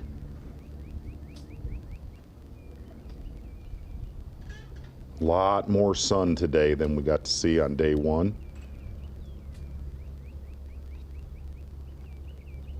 We talk about that Lake Martin win, and we talk about something for every. That was the case there too. He was a battle between him and Brock Mosley. Absolutely. 1 and 2 in that one. It was very entertaining.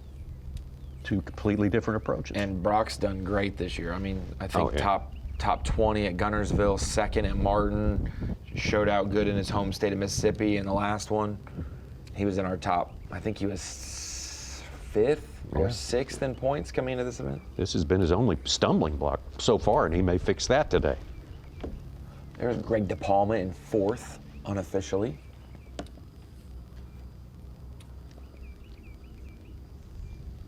Angler of the Year, News Corey Johnston just finished his limit, moved up to 3rd place, and he's overtaken Trey McKinney in points that are going to be adjustable today.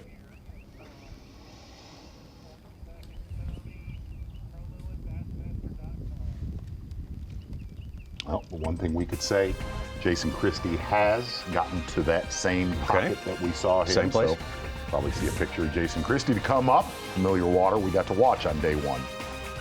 Well, our time on Roku has ended. For our morning time on Roku has just about ended now. We are going to be taking leave from Roku, but you can follow at Bassmaster.com. Our coverage will continue, and back on Roku at noon Eastern time. So we appreciate you being with us there and joining us right now over on Bassmaster.com.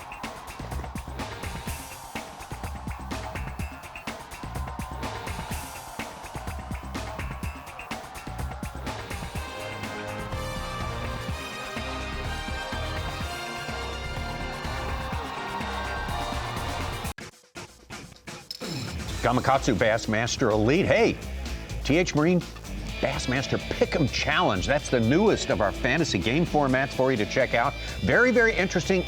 Simple proposition. Just 7 matches set up with a theme for each one of them. Kyle Jesse of our team here is the one who sets up those matches. And guess what? One of those this time is called matchup number 2, Ain't No Love in Oklahoma. Jason Christie and Luke Palmer. We could see that matchup play out in real time yesterday.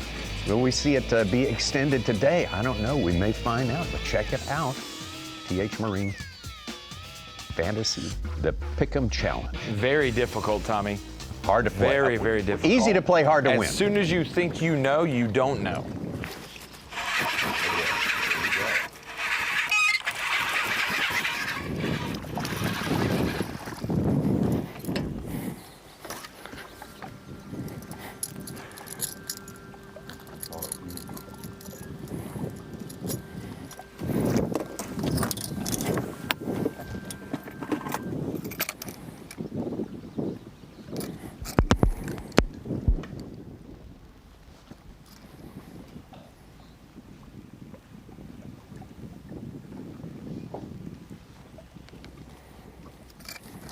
Jason Christie in the exact spot he did most of his damage yesterday.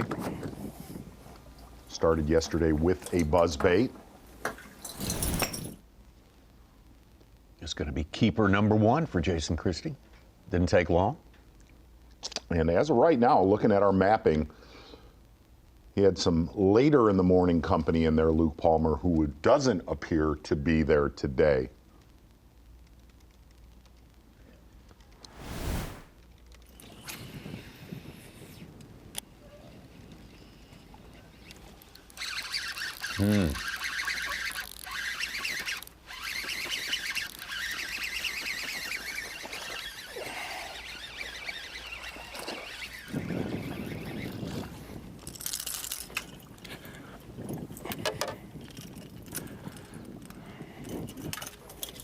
I'm just in too big of a hurry. I'm just like, oh, here we go. All right, it's ginning up. I'm in. Yep. Making up for lost time. I'm in. Back to Fisher Anaya. Got her. Big, and it looks big. It might just be because it's hooked swimming. It's not big. Just a long largemouth.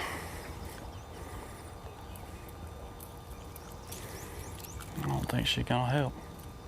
God, they look so big when you hook them up here because they're all like stretched out when you're pulling them in. I don't know, I'm gonna weigh her just to be safe, but I don't think she's gonna help.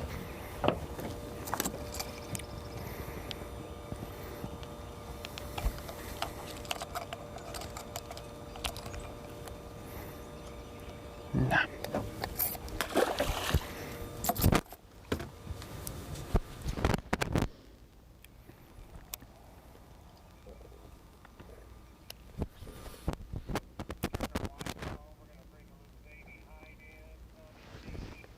Are you a bass?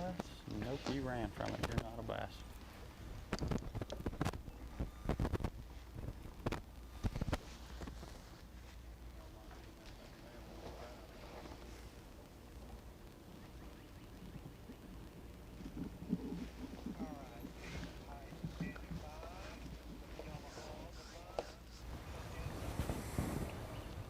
Two-plus hours of fishing, and young Fisher Anaya has been a busy fella during this time here, and absolutely got that limit in the boat here. Let's turn to our colleague. There he is, Davey Height, on site. Davey, great to have you spending some time with us today. Okay, we've seen what's going on in Pool 16 there with Fisher Anaya. We just got a little taste of what may go down in Pool 15. What are your predictions for what happens down there once everyone gets set up and going? So I think it's going to be a lot of fish catching again today, Tommy. Talked to a lot of the anglers, including Jason Christie, this morning, and they're pretty excited about where they're going and getting to the best spot early. I think some guys really got dialed in on where some of those better fish were.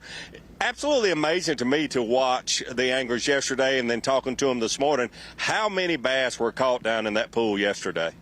Davey, if you can, walk us through so far today. Looking at this tournament, it is a battle of technology against old school bass fishing, and we're seeing a lot of old school bass fishing down in 15. This is way too early because I'm going to do this. You're coming to studio. I'm going to do this all weekend to you. Just up to now, we talked about this. The biggest thing on any river system is being consistent day in and day out. Which one do you think plays as we go into the weekend as far as consistency goes? Yeah, Z, I mean, when you think about using the forward facing and consistency, to me, that's the big key with that technology. Like, you're always looking at bass that you're throwing at. I mean, and people like Fisher can distinguish the bass from those other trash fish. There's so many other fish here on a river system like this. So it's hard not to think he will be consistent. I think he'll catch a good solid limit. Anyone using that technology, they're never just throwing at nothing. They're throwing at a bass.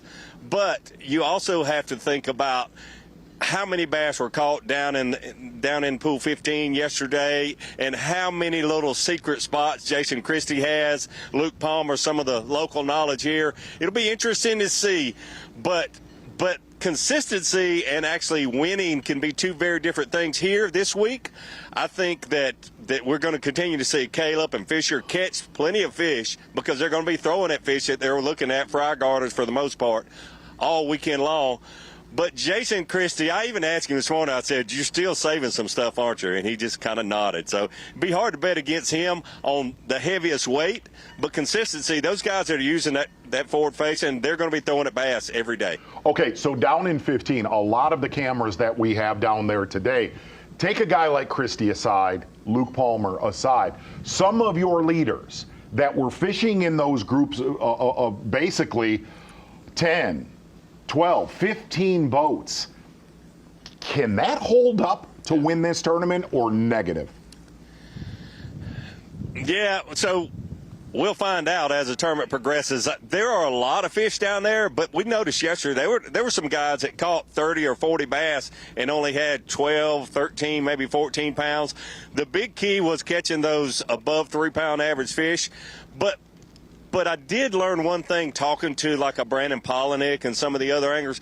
There's key little targets. There's key little stretches and little isolated clumps of vegetation, or even in some cases a hole in the vegetation that some of those bigger fish have been caught in. And whether those fish will replenish with the quality that some of those guys caught yesterday, we'll just have to wait and see. I will say, though, I can't get over how many bass and how good the fishing is actually here now. I mean, I think this river is better than it's been in a very, very long time, no doubt about it. David, we're spending a lot of time talking about Jason Christie for a lot of reasons, and we all know the reasons we're talking about him. And we just saw him get off to a great start, quick start already once he set up. He is a guy who knows how to win. You're a guy, same cut from the same cloth, a guy who knows how to win. How big of an advantage is that as he tries to take down somebody who's as hot, on fire as much as Fisher and Anaya is right now? That's a great question, Tommy. I mean, I think you see the new, the young, the hot, using the technology like a Fisher Anaya. He really can do no wrong and has done so well since we learned who Fisher Anaya was just a couple years ago, just consistently catching them. And he just, like yesterday, talking to him after weigh-in, just how he's not afraid to talk about what he's doing, where he's doing it, and all that sort of thing. And then you have the exact opposite of Jason Christie, that is, he can use the technology. We've seen him catch a lot of smallmouth bass. He won at St. Clair using forward-facing years ago. But he's one of those like old school assassins. I mean, we've seen, like a Greg Hackney, a Jason Christie, you can name them, that, man, they just always have, they're always looking forward. They're always looking towards Saturday and Sunday and how they're going to finish the deal. That's why I mentioned with Jason Christie, I said, do you really have some places that you're saving for the weekend? He said, yeah. He said, but I had about 5 that I thought nobody would find. He talked about one in particular that he saw John Cox in yesterday. He said, I never thought anybody would fish that. I could save it until Sunday.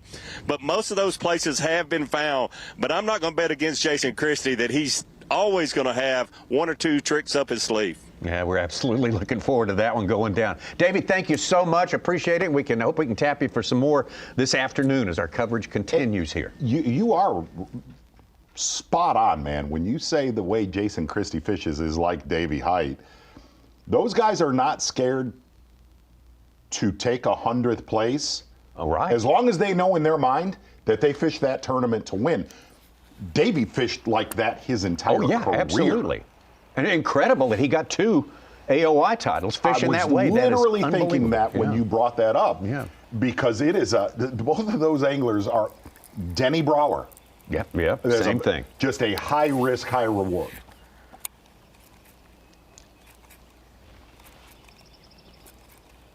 Jacob Fout's making a move.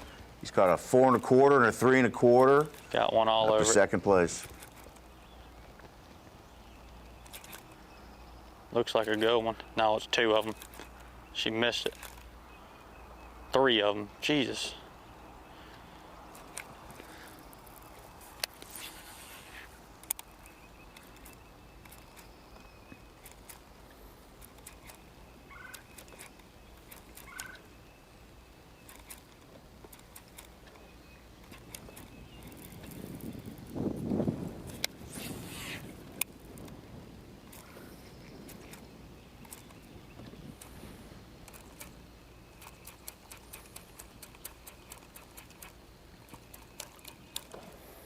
And I have no idea where they went. One laying right here.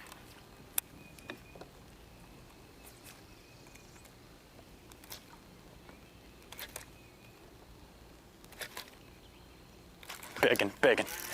Oh, no, it's not. She had a head on her. I thought it was a big old spot. I watched her blow up on it. I thought it was a spot, and it come up with a big old mouth. I was like, it gotta be big. Not quite.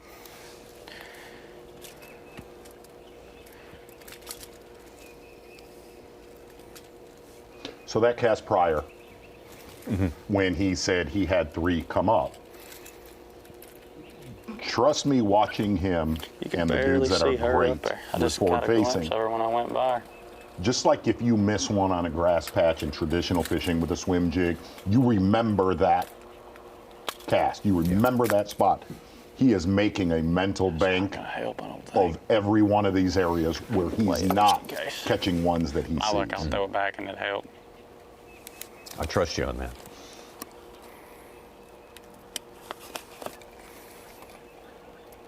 No, 2-pounder.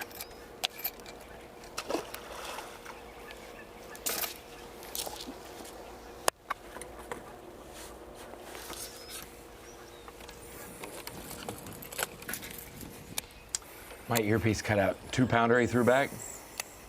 Yeah, he's well more than what? Yes. Yeah.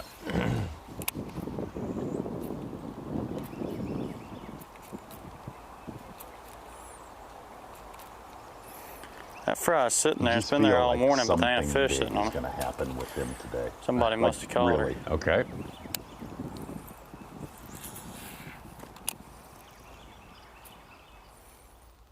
Because I would say by this time of day, if he was thinking of going to 17, he'd be, I think he's trenched. You think? Yep. Only small one we've seen him catch today, really. A truly small one right there, Fishery Anaya. Certainly the story so far today.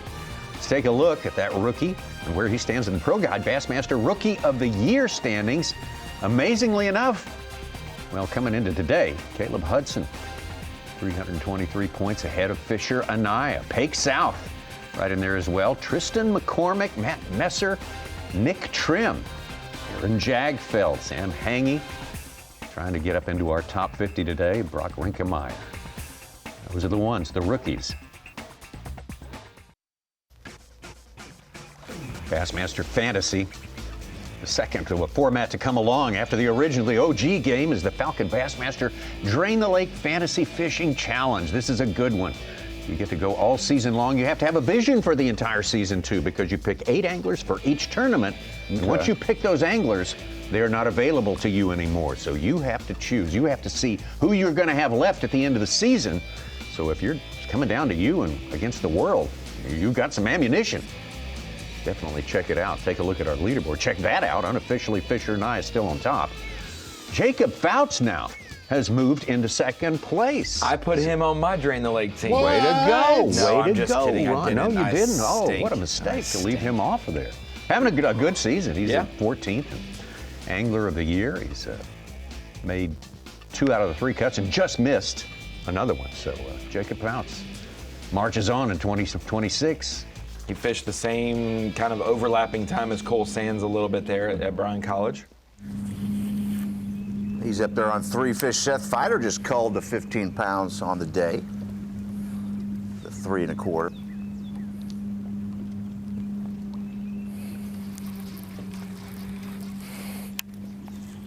Most of Matt Aries' fish yesterday, frog, swim jig, and flipping, like that one right there.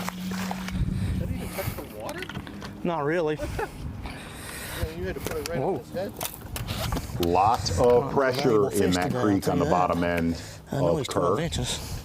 A little bitty one, but it's a start.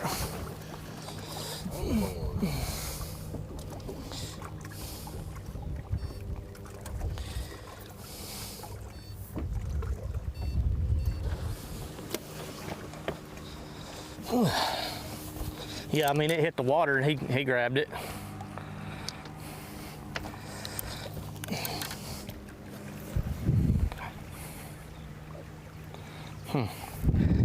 Get close enough here.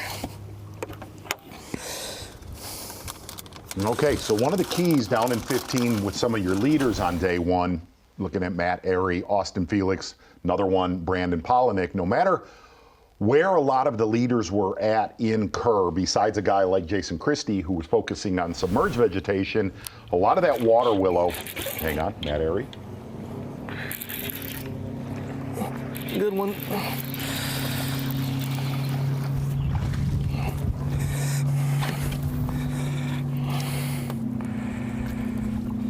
We got some vines, but we got a bass too. Not a bad one. I said a good one. He ain't a good one. He's a lot bigger than that other one. Cool. Cool, man. 1, 2. 1, 2. Flipping is what they want.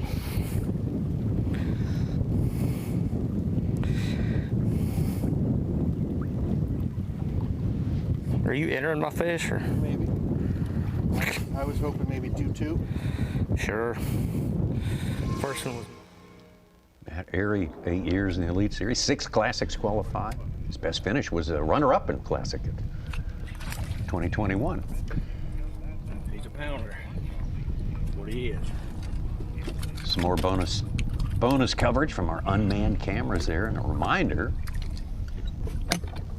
Bassmaster.com, and see what all's available in that department. There's a good bit of it, as a matter of fact.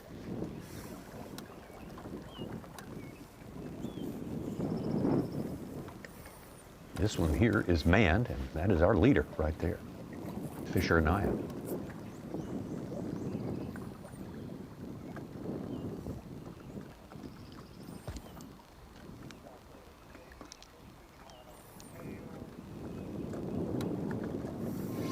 All right, we visited Jason Christie once. Didn't take him he long, got set up did in it? fishing. I didn't think he would come. Caught 2 quick ones. He said didn't take him long. It didn't think he'd come. That means it sounds someone's like there. Luke Palmer has just arrived. You didn't keep that last one. No. Definitely feels like it's gone from I'm trying to save this place as many days Burn as it. possible to Burn today's the burn day. I think his plan was to burn it today, and then he basically said, I just need a little more room to move with less boats on semifinals Saturday. You're looking at a 1 to about 3 to 4 foot flat, a lot of grass in there, looking over his left-hand gunnel. He said a lot of fish spawn in here, definitely a shad spawn area as well.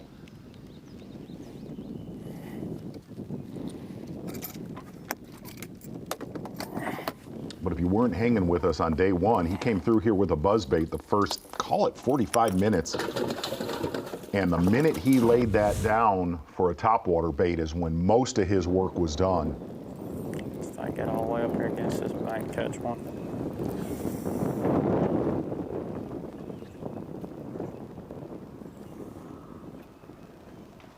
Yeah, I mean, I'm not stupid. You know, he said, I'm gonna fish it anyway, but I don't never tell somebody what to do. I'll tell them what I prefer. They make their own decision. You know what I mean?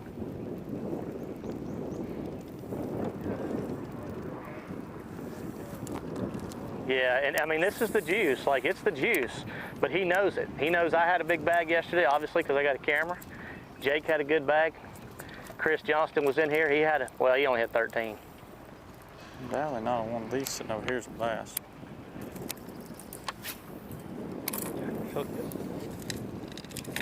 Well, there is a lot of company around Matt Airy and that creek they're in.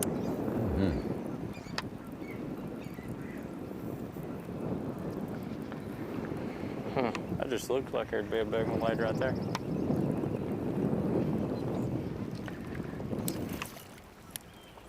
There's a good picture of Caleb Hudson. Does he have a fish? Blow up in that real shallow grass yesterday. One blew up there earlier. I don't think so. I ain't caught one out of that spot yet, but I know there's some sitting in there. No. That patch right there, the Again, far his work inside was done yesterday with a jig head minnow and a medium-sized koiki. Oh, it's, yeah, maybe a foot deep in that stuff. Like my sonar was blinking here, you know.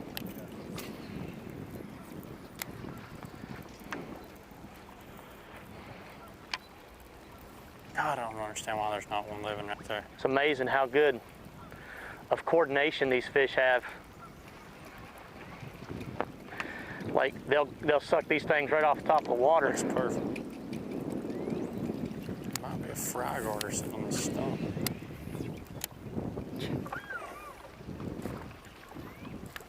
Nope.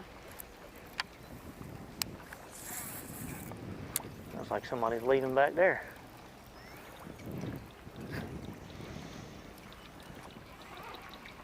Not even the small ones will get it. So you see how Matt Airy fishing a little bit bigger grass patches. Yeah, as soon as we can get some pictures with like Brandon Polinick or Austin Felix, I'm talking. Yeah, so I don't even know if there's anything in there, but I'm gonna go in there and reel something around. Small one for Jason Christie. Yeah. Some of the grass patches, the key grass patches where they caught multiple big ones on day one, literally like the size of the deck of their boat. It's very, very key. And Polinick has it down even to a contour, a depth change that hopefully we'll get into in a little bit. A lot of what we see is like the size of an Easter basket. Yes. So you're talking about the really big. No, where the big ones came yesterday, about the size of our desk here in studio. Okay. Fisher Anaya, definitely on top. Big time lead right now over Jacob Fouts, who's risen up from the ranks to take his place in second there. Randy Howell doing well today as well as Wes Logan. Seth Fighter made a big move early. We got a lot of changes. Many more to come. We'll be right back. The Gamakatsu Bassmaster Elite.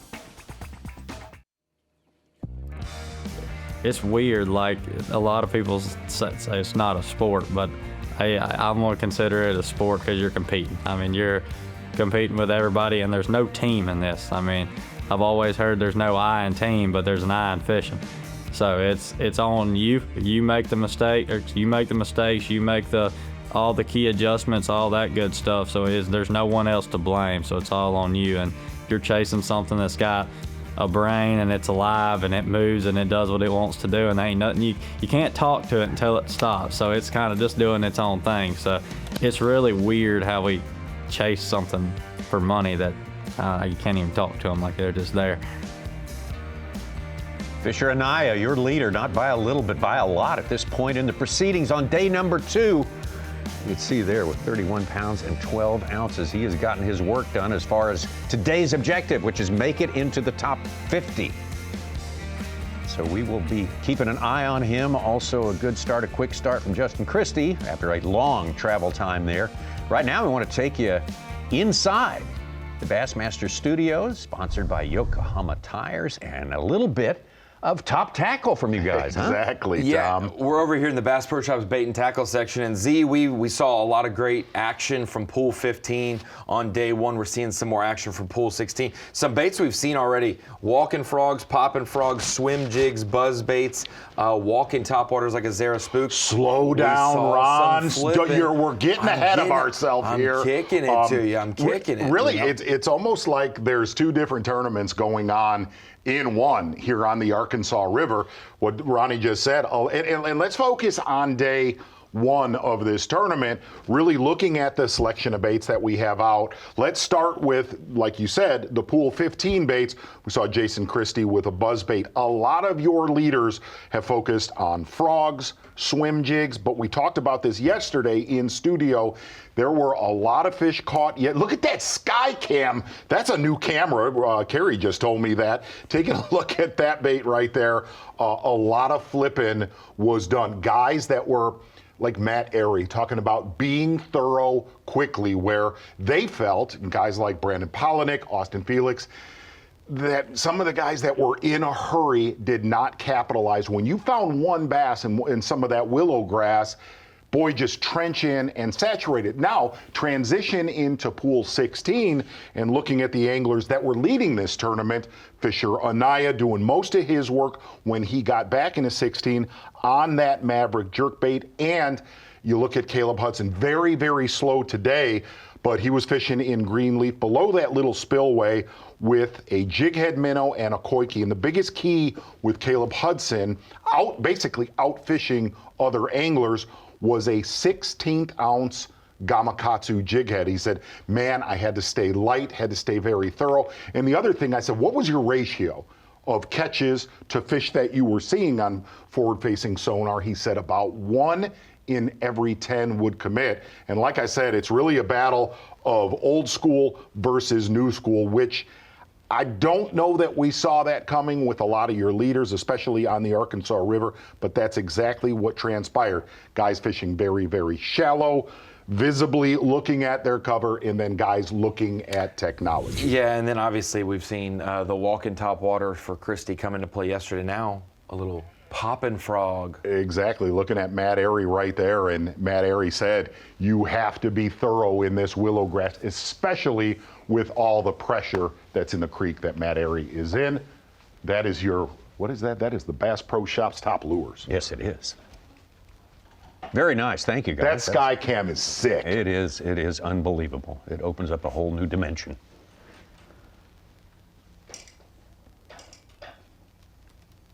Kind of got the best of both worlds, and a lot of that willow grass, a lot of fish still spawning that are up, kind of getting done on the tail end of that, with it colliding with a shad spawn. But if you didn't hang with us yesterday, a lot of that shad spawn is done by the time these anglers get into 15.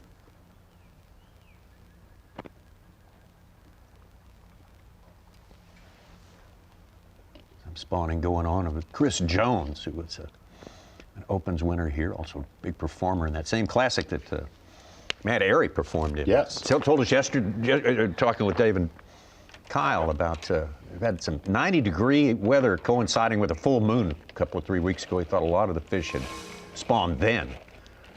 But there's still some of that going on. Look at that aerial.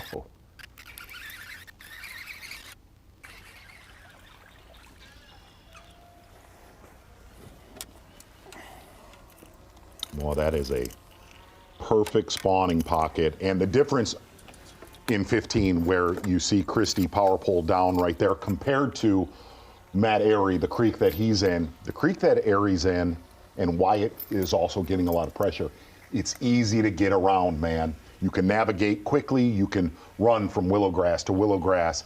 Not the case for where Christie is very, very complicated to get into.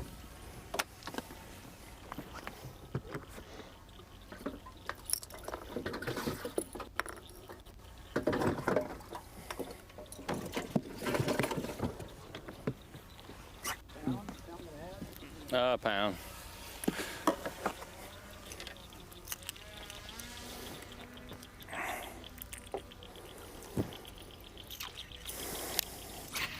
Man, look at how much grass is in there. It looks like a very hard bottom, very clean water. Oh, dang it. One more to a limit for Jason Christie. That is a great shot.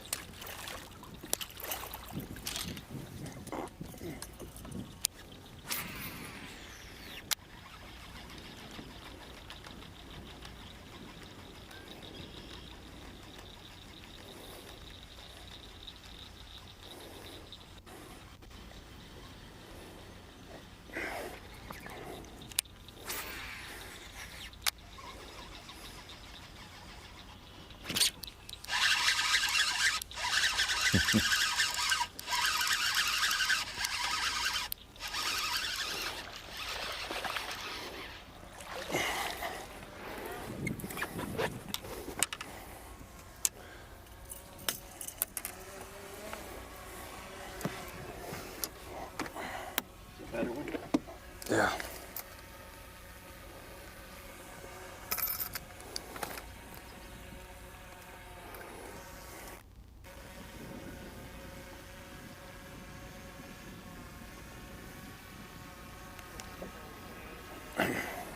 Well, he was all business today. Oh, man. He's all business every day.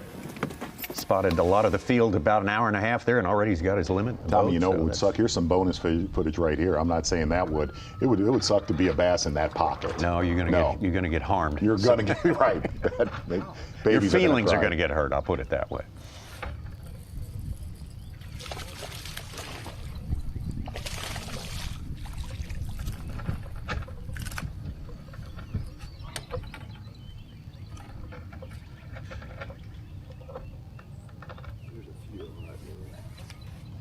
full sands, fishing one of those boxes we see across the Arkansas River. Yep. If you've never been to the Arkansas River, it's something I learned 24 years ago. You don't have that up where I'm from. No, they don't have it up in Michigan. They do not have those water boxes. They got room for it here. A lot of Brock jetties. Yeah. Just stuff to look out for. Stuff to fish on. Back to Jason Christie. What a treat this is to see all this from that is cool. 2 angles. Gosh.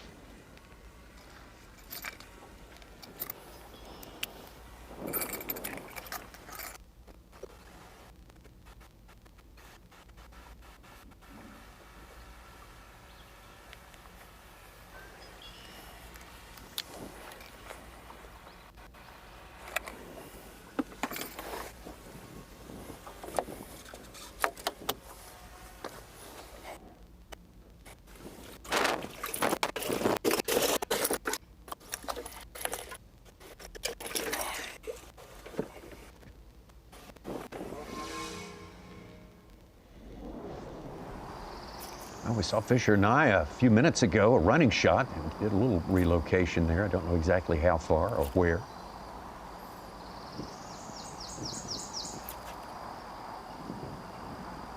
Why did you not bite it?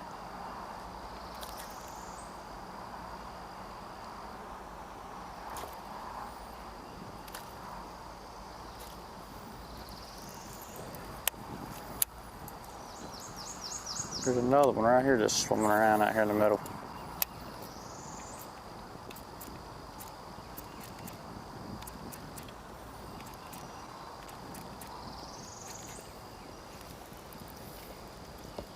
Seth Fighter coming from 95th is still in our top 10. 2 other anglers from down there. John Cruz was 94th, and Chris Saldane. They got 4 fish. They're inside the cut now, trying to make it to semifinal Saturday.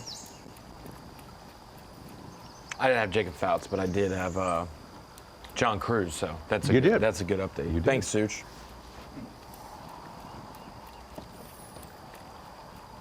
You see just how small those grass patches are that Polinick has concentrated on, and he said one of the biggest keys is where a little bit of his little contour lines on Lake Master, where a little bit of deeper water would cut up to that willow grass.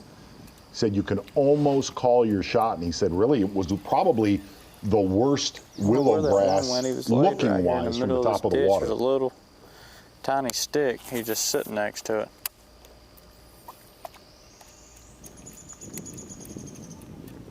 I have no, oh, he's sitting right under the boat now.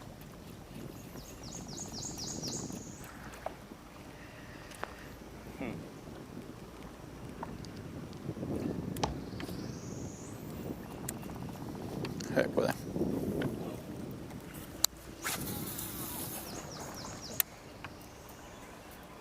Gosh. Talk about a bite dying, huh? Zaldane just finished his limit with a 312. Fish right here. From 89th, he's in 7th place right now. From 89th? I don't know.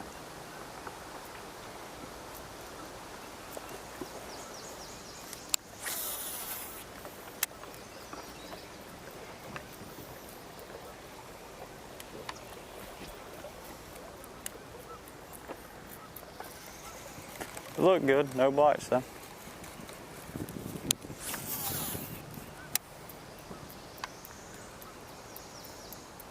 Okay.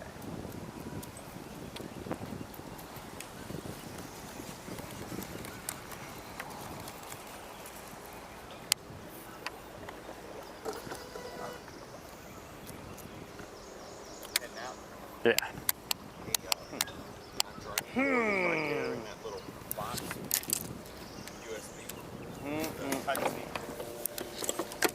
Figure one to start a bite, Carl Jacobson. a 3 1/4. He's up to 13.5 pounds, 6th place right now. So many things. Well, a lot of these guys are just starting their day. Yeah, so it'll be catch-up fish, yes, yeah. limit fish.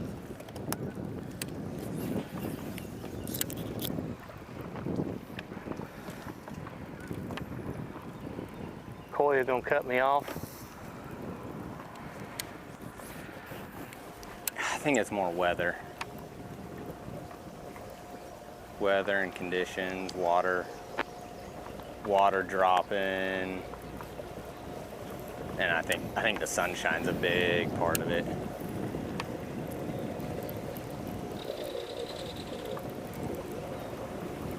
Like I said, it may just make this stuff not as good.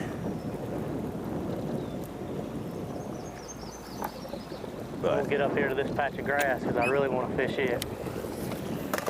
Maybe some of the... Boy, there was a lot of pressure going on down where Matt Airy, Austin Felix. Wow, it is. A lot of fishermen. Sharp elbows going on out there. Good stuff. And the wind's starting to pick up here on the Arkansas River.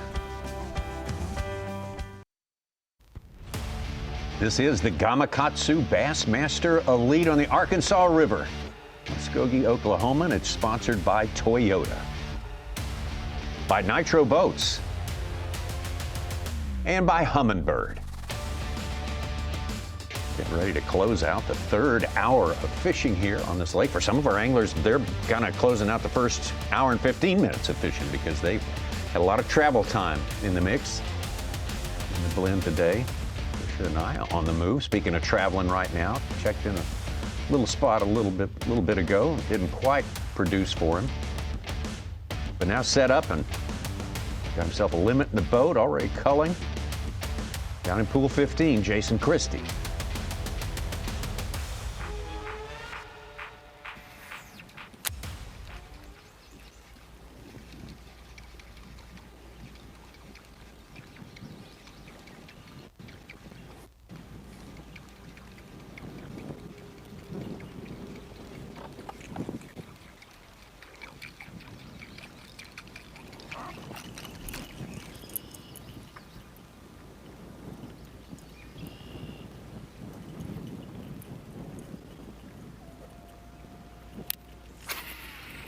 Did you see that? There's a fish behind his lure on that aerial. Oh, it just blew up and missed it. Yeah. To the left. I mean, Wow. he came back and got it. Call Reed.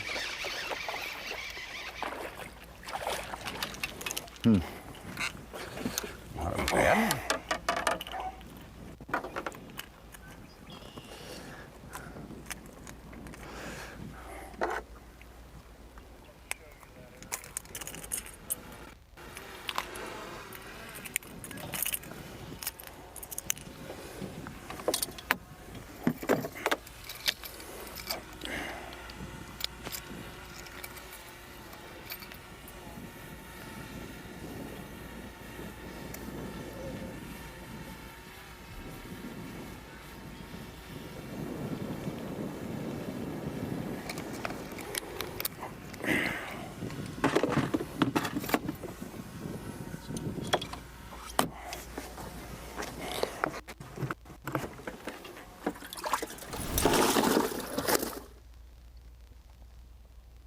Oh, that is as good as it gets, man.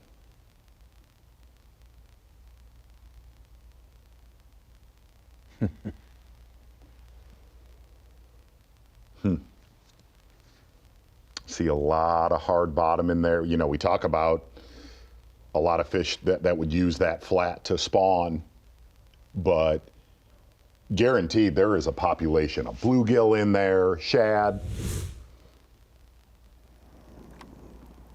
I mean, it's the Arkansas River. They don't need shallow water only to spawn. They're going to be there pre-spawn, post-spawn, spawn. Like they're Living there for months. For sure.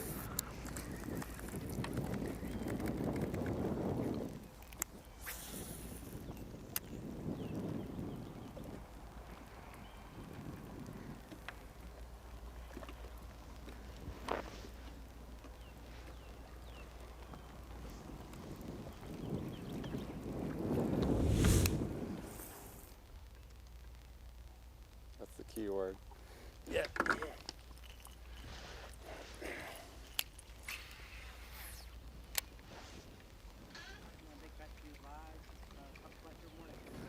Well, we had a good run. We're getting a ton of bites. But I don't have a single bass yet that I'd like to weigh in. You know, I just don't know how many's in here. I mean, I'm really just now getting to where I caught the better ones yesterday, so I'm just gonna fill her out. And the thing that got me yesterday that really surprised me is I feel like, golly. Oh, he's got it. Wow. I feel like he's got it. Golly. That is awesome. But we'll take him. I feel like what I could see how this one right here is post spawn. Yesterday I had 4 of the 5 that I truly believe were pre-spawn. And that gets me excited. Because if that's the case, this is where they spawn at. You know, there's gonna be some trickle in here, and that's what keeps me going, is just the fact that maybe we'll come across one of those. So watch that bait right when it hits that grass line. Concentrate here. Number 1. And the best thing is, I mean, he ain't even slowing it down like you always have saltwater that, fishing just it. that boom, that there's a new fish moving in, so. He's under it big time.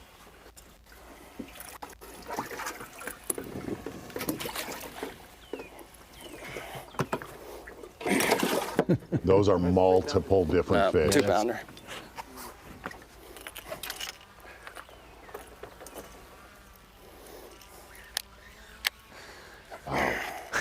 Wow. That's like, those are like Mr. three, Peas. Those are like 3 to 4 different fish. I mean, it's just, I got a million places on this lake where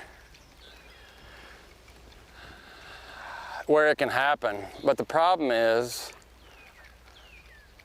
there's boats everywhere else, and like it just makes me an unhappy person when I gotta fish around somebody. I mean, it's not that I don't want to outfish somebody, I just want to be able to manage and like let stuff rest. So yeah, we want to get to tomorrow and not lose too much ground when we lose half of the field. Golly, they're just not getting it. I think they're used to that bait. Let's give them old popper. Golly, I just saw the mouth just whoosh.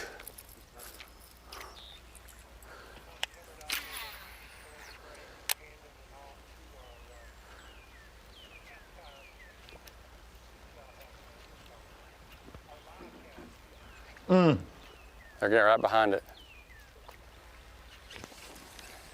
I don't think that was the same fish.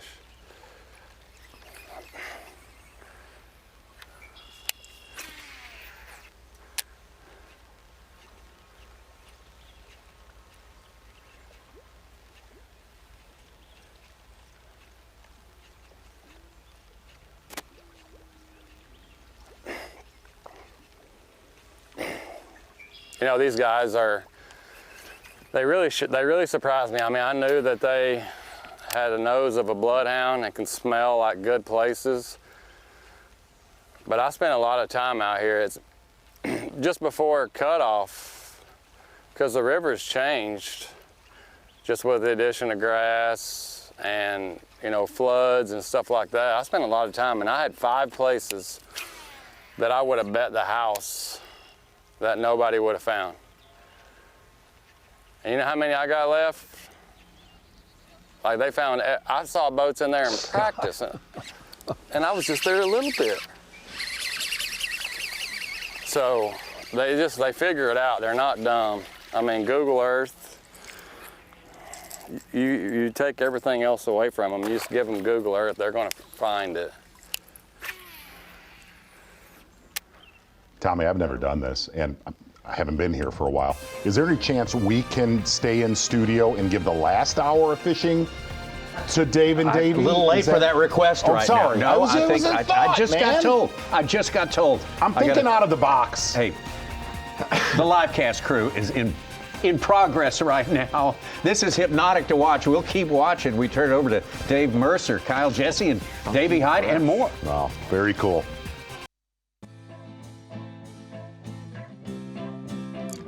Bassmaster Livecast back in your life, and want to welcome you into the media trailer here alongside the Arkansas River for the fourth stop of the 2026 Progressive Bassmaster Elite Series, the Gamakatsu Bassmaster Elite on the Arkansas River. And look right up the top there, Fisher Anaya, young Fisher Anaya. The most amazing thing about Fisher Anaya is not that he's the reigning EQ Angler of the Year, not that he's the TNT Fireworks team champion, not that he's already won an Elite Series event. He's not leading Rookie of the Year. That to me blows me away. I mean, we'll see how it all ends after this week. But Caleb Hudson having a big week here this week. He is your current leader in Rookie of the Year. Jacob Fouts in second place. Bob Downey moves into third place. Randy Howell, Chris Zaldane. I'll tell you one thing that screams to me, joined by Chris Jones and Davey Height on set here. Boy, this 50-50 thing is shaking up our leaderboards. It is so cool to see the mix of different anglers that we're seeing in every single event. Yeah, and I don't think we could have planned it any better. It just happened to work out. The coin toss, the river system, Tennessee Tom Bigby we fished last week, not having that last event, not having that, and then having it here, I think it just has all worked out perfectly. Here's one thing, though, that I've certainly have figured out early on in doing the 50-50 like you mentioned, Dave, is if it's allowed to be used, we've got some anglers that will be using it no matter where you go. Now, the majority of the field is not using it very much, if any, this week, but there will always, if they're able to use it, there will be one or two guys that find out a sneaky way to use it and use it well. And absolutely, I mean, Fisher's one of the best at it, and he's doing it. So I said that there would be two guys in the top 10 by the end of the day, by the Sunday, that would be fishing that way, and pretty spot on. Get caught up with our Bassmaster midday report, and no better person to catch up with than the odds-on favorite coming into this event, and an angler that is trying to go back-to-back with Elite Series victories, Jason Christie. Yeah, we didn't show him in the top 10, and obviously I think he's culling already. So I think he's sandbagging like he did yesterday already. I don't think we've seen him catch any big ones yet, but he's definitely got a limit. So how many places do you think, Chris, that he has up his sleeve, so to speak, waiting for Saturday and Championship Sunday? I think he's for sure got a half a dozen of these little sneaky places. But now, the problem is he don't know where the other guys have been. So, I mean, it's one of those deals when you're sitting there fishing, you're like, well, I've got this other spot over here, but is somebody in there? You run 10, you get out of there. It's probably going to take him 20 minutes to get out of there idling where he's at. Then he runs 10 or 15 minutes, and he's only got a 3-hour. Then he runs in there, and there's another float or two in there. Well, then that just burnt that spot. So you really got to stay. When you pick your poison like he did, you got to kind of stay and burn it to the ground. I think he'll burn that one to the ground today, and you probably won't see it. You ain't got enough for two. Your day one leader, Fisher Anaya. Speaking of picking your poison, he picks the right poison like all the time. Fisher Anaya going against the grain, using his forward-facing sonar. Had a heavier bag than he expected yesterday. He's always been straightforward when I've talked to him about what he thinks he can catch, and just talks about how he's catching them in practice, that sort of thing. I think he was a little surprised yesterday to have the weight that he had. Today, catching a lot of fish, a lot of them spotted bass, and we've been able to see how he's catching them using his forward facing. A lot of these fish are fry garters.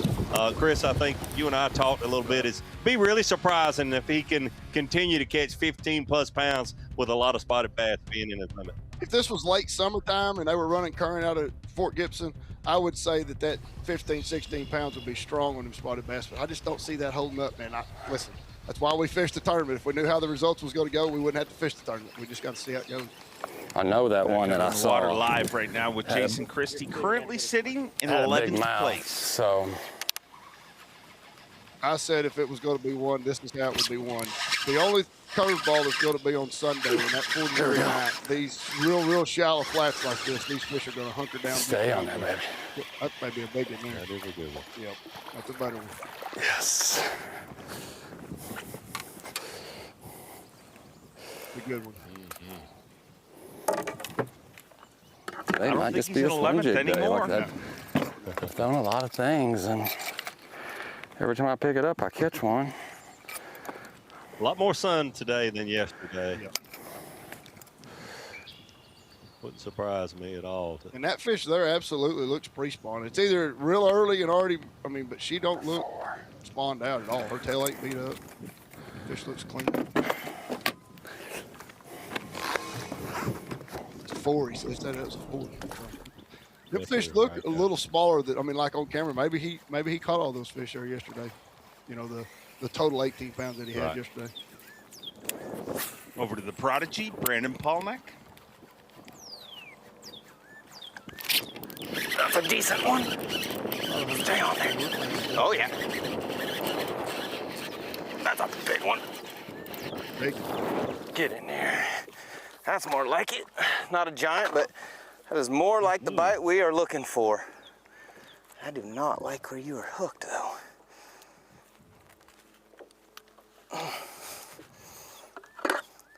Like, kind of missed the tongue. Oh, gosh, that bite is so fun. Whoa. Finally.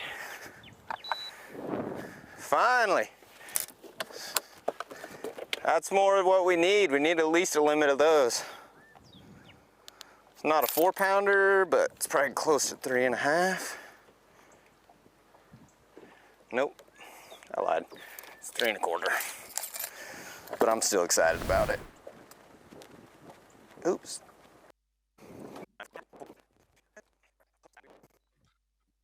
Seen several of these anglers fishing isolated wood, stumps, or logs. It looks like is he along the edge of the river itself? I can't tell if those are buoys out there. On our... Yeah, it looks like it to me. Not sure where he is, but he's in a good area because he's hooked up again. Yeah. It's weird. Both of them have been hooked in the exact same spot. Actually got to talk to Brandon a little bit yesterday after he weighed in, and he mentioned that hooks them really good, but covering a lot of water, but he's caught his fish on little isolated pieces of cover. I was trying to figure out what kind of, maybe a hyacinths or some kind of vegetation, whatever, but it looks like it might just be laydowns that are stuck, on these flats right off the main river. Yeah, I definitely think those are buoys in the background. Yeah, I think so. You see several of them.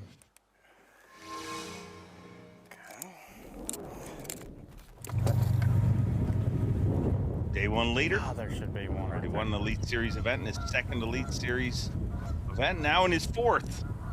Might as well go get another one. It's been a few weeks. Yeah. Fishery Anaya.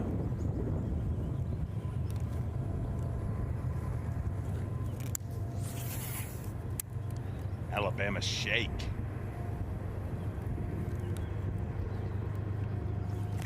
big. So I just looked. Gibson's releasing 16,000. They wasn't releasing yesterday, so that's going to change it up. These, come on now. These backwater little ponds that he's fishing right here up the Grand Arm is going to really play. Told you, yellow flowers every time. I noticed when he was out there going around that corner a while ago, there was a bunch of current. I thought, that looks like a lot of current. So it should definitely help Fisher and a couple other anglers. Yes. We're talking yesterday about the water level dropping, and it's going to come back up. And Yep. Almost 4-pounder. Don't Yes, you he's in a backwater pond up the Grand right now. That's totally, it's going to put a bunch of fish in them because the water's coming up. Shredder number 4. I He got made a 14. good adjustment.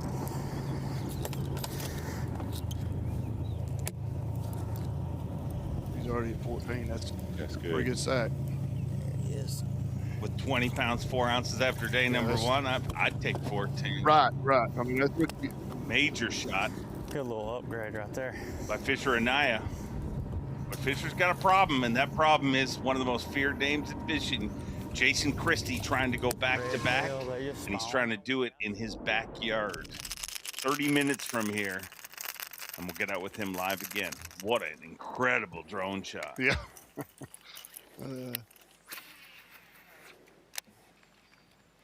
I was telling Davey in about probably 2 or 3 weeks, this will be matted over and you won't even be able to get to where he's at. I mean, that's just, that's another good one. Oh, that's great footage there. Yeah. See that? fish eat top water from that drone shot. It's perfect habitat, though. That's perfect spawning habitat. Yeah, sandy bottom. You know, it's just little holes out there that they get in. There's a pre-spawn. Another good one. Yeah, and if you look at this aerial photo, 2-pounder. It looks like the water's dirty, but that's a sandy bottom. The water's really clear. It's gin clear. Yeah, you can tell by back over his shoulder right there how blue that water is. It's really clear. Yeah, it doesn't. You would think if you hadn't spent time, you'd think that's just dirty looking water, like from the aerial shot. Right. But that is a sandy bottom, and another look at that in slow mo. Make it even sexier. Just slow it down. That is perfect spawning habitat for largemouth bass. Right. Sandy bottom, vegetation. And the water level, eating top water. The water level is absolutely perfect for him to throw that spook because, see, you can tell it ain't topped out. And in another week or two, that'll all be topped out. And you won't be able to throw it. You'll have to throw a frog. I mean, you can't work nothing else through it.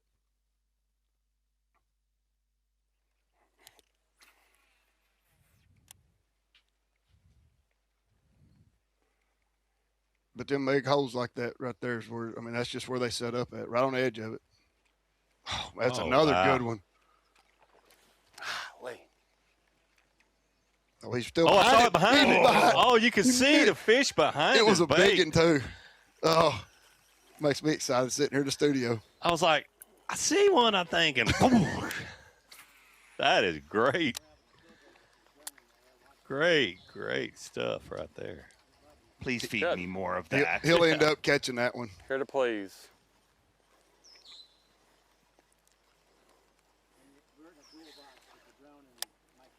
I think he laid the top water down and picked up a swim jig, yeah. One cast. It's hard to quit. Yeah. I'm appreciative that he did that. Oh, look at that. And I'm sure our viewers cow, look at that. Didn't mean to hit that button. That may be another good one.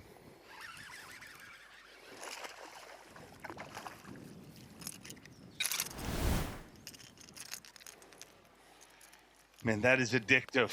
Let's have a look at this. This is that earlier miss. He needs this one. He needs to catch this fish. See his walking bait right there, and you'll see this fish come out. Yep, you saw him right there. And watch it. He's going to. Right here, you'll see it again come up behind it, right?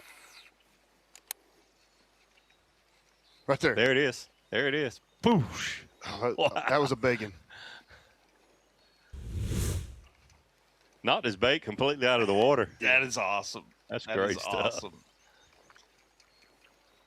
That's actually a 2-foot deeper ditch right there where he's throwing. There's another one behind it. Look at it. Oh, wow. Yeah. Sharking it. Look at him speeding it up. Oh.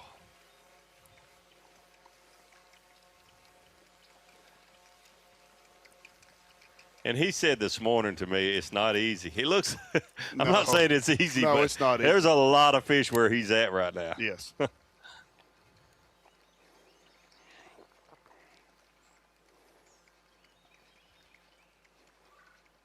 Do you think he saw that last fish? I do, because he sped it up. He sped it up. Yeah, I think he saw a wake behind it, or maybe he could see the fish. I think he saw something, because he did increase the speed of his retreat. He sure did. These fish, I mean, there's a lot of them there, but they also get a lot of. I mean, they get even back there where he's at. I mean, they get pressure. They're hard to pull in that clear water. Yep. This little bit of wind's helping, but it's still hard to pull them. I don't want to do this, but they're telling me we got to take a break. But we'll be back with more of this goodness.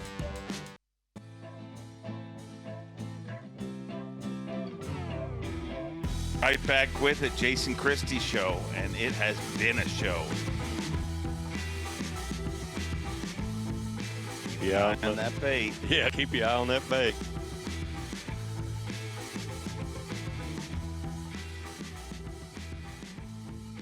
Well, I love the fact that we've got to see so much Christie the last few weeks.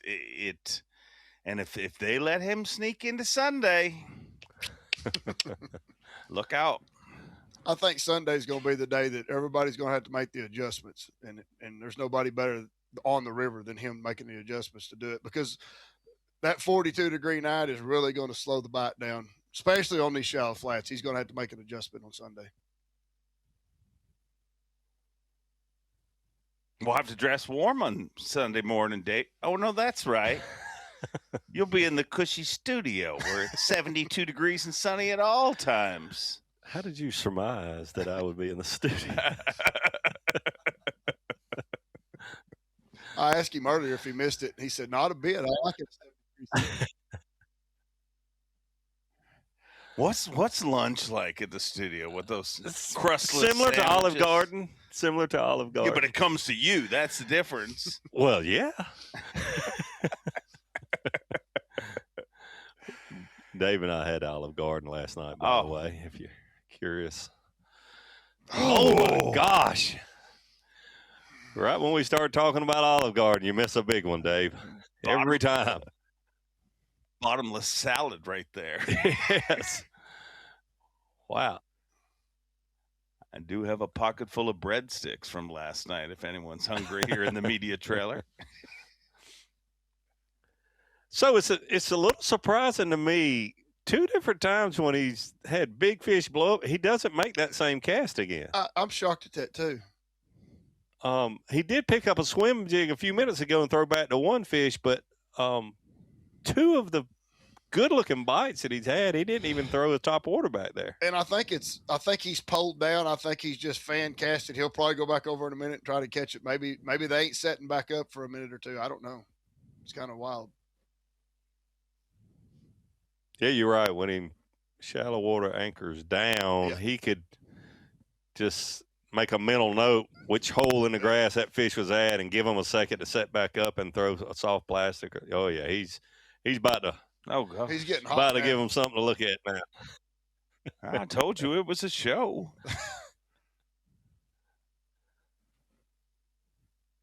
They were supposed to have a big weather change tonight, but it's beautiful out there today. More sun, a little warmer.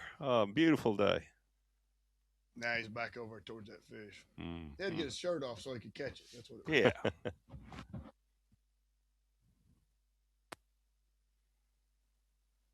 Got a piece of grass. That's the only thing bad about throwing them treble hooks. It's just, man, he's right on the verge of not even being able to throw it. I mean, he's.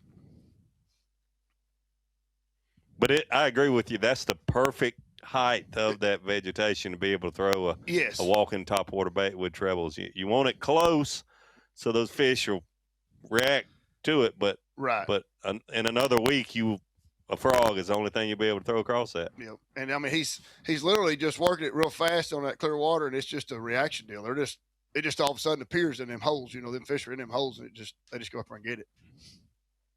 Yeah, he's cooking it across. He there. is. Yeah. Yeah.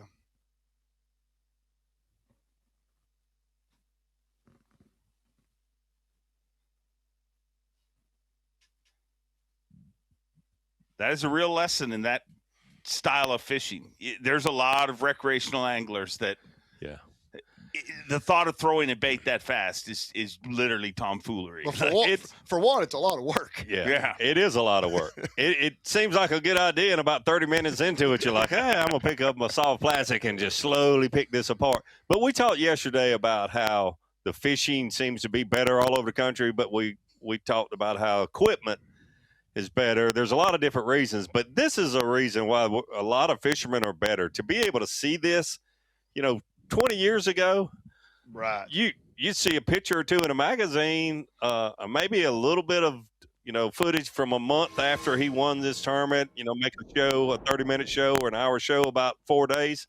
But you can learn so much watching this. And just be honest, Davey. I mean, 20 years ago, would you have really said you caught him on a spook in 2 foot of water? No, absolutely not. it was. I caught him on a jig on laydowns. I mean, helicopter lure. Helicopter lure. There you go. See. Well, over to Austin Felix. I mean, that's really the reason these kids are so good today. They ain't nothing like right there. They're watching. Got somebody else's fishing line coming out of his mouth.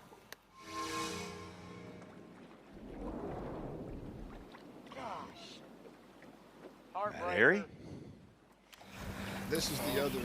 Oh, he's actually flipping now. He was frogging earlier. I mean, Jason and him are doing exactly how if I was fishing this Big one. Especially these first 2 days with the warm, muggy. That is. That's how we do it, baby. That's how we do it. Or if you missed that on. We ain't leaving. Yeah. You picked it up like it was perfect. Yeah. Pretty fish. Look at all the black marks. Absolutely. Long and like 3. Go, buddy. Now we're gonna do something smart. We're gonna retie. What we got on? Got just a little creature bait. Just flipping a little creature bait. So that's what I'm saying. You hit these things in little pods, man. All of a sudden, I just lost one and got that bite back to back. It's weird. They want something slow today, though. You see all these moving baits lined up all the way down the deck. Typical of a lot of elite guys beating their brains in.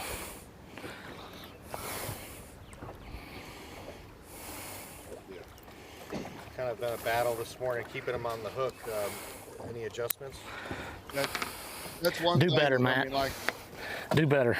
It's my adjustments. Every time little pep talk. I always lost that one. Day 3 We'd have had a lot of. a little bit off the beat path. We'd have had a lot of I always try to start with momentum to try to regain. That was tricky there. 4 or 5. Sometimes it works Put out. him in there Sometimes at it 4 don't. even. You still gotta have those plates. He's skinny. For day 2 or 3. Unlike all the ones I caught yesterday were real fast. That's just an old big post spawner there. You know. All right, let's do it. Let's catch another one.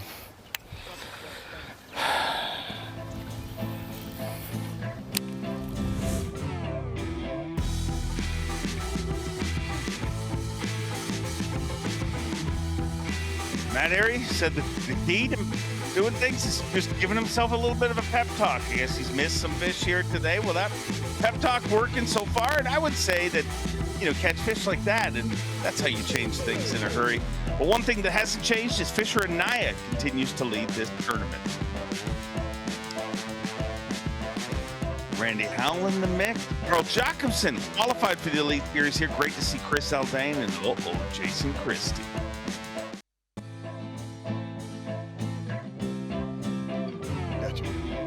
Can't wait for Tuesday Night Live coming up this week. Make sure to tune in. Bassmaster.com, Bassmaster YouTube, and Roku. But this footage at the Gamakatsu Bassmaster Elite on the Arkansas River for stop 4 of the 2026 Progressive Bassmaster Elite Series. This incredible footage has been brought to you by Yamaha. And thank you, Yamaha, because the footage has been, juicy, to say the least. And I say we just lock off a camera on Christie. I mean, I want to watch it. This makes me feel embarrassed of the television show I put out. Jason Christie's made things a lot more entertaining here in just the last 30 minutes than we do in a long time. But a guy who's catching them in a very different way coming into this event. Many said it wouldn't happen. Caleb Hudson, I spying. Looks like he's up the Grand Arm too. What have I got? Hooked up. Should not have flipped that one. Okay. There we go. Speaking of that Tuesday night, fishing off at Table Rock next Tuesday, how many sight fish you think we're going to catch? I think that's going to be entertaining to watch. Yeah, it's going to be fun. I can't wait to see smaller just and how smaller. awkward it is. Them with get some of bigger and these bigger. teams. Like, they don't even get to. Here's the beautiful thing. They don't even get to spend time in the boat. Like, they don't get to pre-fish for an hour together. They step in the boat, and we're going to see it all live. That may be so you got smaller. It may be entertaining. I want to go over here. No, I want to go over there. 151, number 3. So there's no pre-practice. I mean, they'll all kind of pre-practice because they're there for a media event. Okay. So they're going to be taking media out, and that I'm sure they'll look. I feel bad for the media because guess what? They don't care about you. They care about finding fish, but they're not going to get any time together in the boat. So the whole that's the cool thing. The whole game planning, you're going to get to hear them sit down together and be like, all right, what are we doing? This is a great idea. It's going to be fun. Yeah. This won't be the last one, I'd say. I don't think so. I hope not. Oh, there he flipped him another one. That's another good one, too. Another good one. Catch that sucker in there. Yep. They live there, for sure. That's one of the better bays in the, Just about in took the the lake. rod out of my hand. Like we said off air, they made that's probably, you're talking a 45 to 50 mile run where he's at down there. And it's going to be a bumpy ride coming back because that's a big open water to come back on. So they better give themselves plenty of time to get back because the wind's just getting harder and harder. Yeah, it is blasting. It's blasting, yeah. A little bit earlier. I think they're just starting to bite. What do we call that one? Haven't put it in yet. He's definitely slowed down and started flipping it. Started getting the bites flipping real quick. Yeah, I get a feeling he must Nah, have he broke the ain't- fish he ain't off 2-3. earlier today Call or him yesterday 2. because he is retying A lot. after every single He might bite. be. I had the worst scale. So I weighed my biggest fish yesterday. This is how bad my scale is. It's inconsistent, bounces all over the place. It's a little cheap old Berkeley scale. Like it's junk. My big fish said 4.9 on that scale. It was 4.15 on B.A.S.S scale. 6 ounces difference. I knew the scale wasn't. Overall or just that fish? Just that fish. Yeah. Overall, it wouldn't be that bad. Man, I think he did a good Kind of like right, like the Bubba is. The angle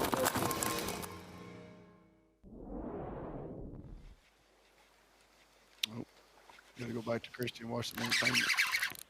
Watch a good shot of it right there. I'd say there's a few there. Yeah. I'm gonna have to retract my statement from a while ago. Whenever I said he probably would burn this down and leave, and not come back tomorrow. He's had too many blow-ups and misses, probably not to come back in there in the morning. Yeah, But he's a lot bigger than that. A lot of fish Yeah. still there. Yeah. I don't want to say that and then some local go in there after hours and catch a few of them. So I made a comment on Facebook and got blasted by it. So they need to leave it alone for him one more day.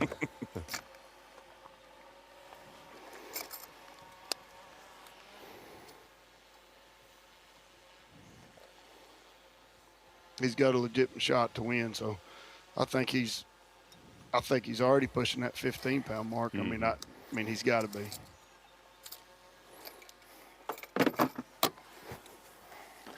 We're calling hundredths instead of pounds. It's funny the difference in color from the aerial shot to I want to leave the so shot over bad, the but I shoulder. know I'm gonna start running It around. totally looks like two different pictures, but it's because that sand's lighting up on that from that drone. Run into other people. Yeah, I mean that had to be a close to a 3-pounder. He called. When it hit the water, it definitely looked like a 3-pounder. Yeah. These fish, Look they at just the birds they back there in the just back. swim There's around all like them big gizzards that are in there. one little key spot. One day, it's all about the current comes through this grass like it would anything else, and they just move. And depending on how much current, of course, there's some spawning. But I've looked, and I've seen one.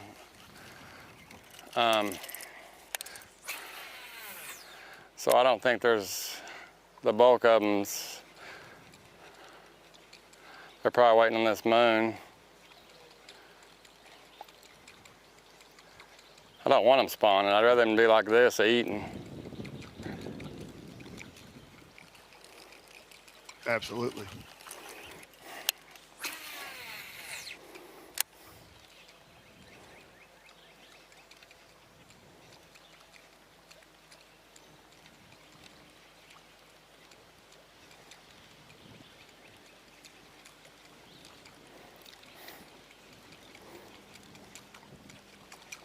A little slow Wi-Fi here in the media trailer, so we might be a little behind, but either that or Jason Christie is not telling the truth because his bass track says he is 9 pounds 12 ounces. I don't think we've had an update. Well, so you can add 6 pounds of that. That's what he had 12 pounds yesterday. He had 18. So you'd add 9. We're right And I won't care. 15. So You never, ever, under any circumstances, I don't care if it's 6 inches deep, go buy one of those without making a cast at it. More beavers will dig dig their little trail out, and it's always a foot or two deeper around the base of those things. I mean, I've pulled up to some over the years where you can't even get your boat up there. You make a cast and there'll be one sitting in there. Wasn't the one on that one today, but well, behind it, bet there is sometime. I don't think he's seen that one. It's amazing what you can see from above. Yes. Good stuff. Great footage.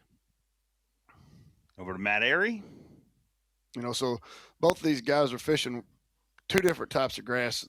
He's in the water willow, and you know, Jason's fishing the coontail, milfoil, whichever one you want to call it. But there's fish spawning in both of these areas, but they're similar, but they're different because they're both in that 18 to 2 foot of water. And we've had water willows forever, but the coontail and milfoil is all less than 4 or 5 years old. So them fish have never, this generation of fish have just figured out really that they like to live in it a lot, and it's really attracting a lot of fish.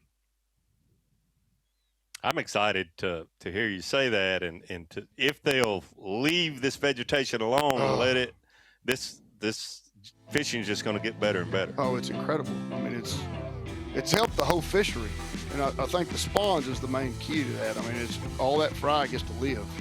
The perch fry get to live. I mean, it's just an ecosystem. Will that be number 5 for Matt Airy? And hey, let's give us a little more Jason Christie. What a show he has put on, both from the boat level and from the aerial level, watching those fish shark down that bay. I mean, it's like a episode of Shark Week. He's pulling that one lock spook and just really working it really fast across there. I mean, it's amazing how fast a bass moves.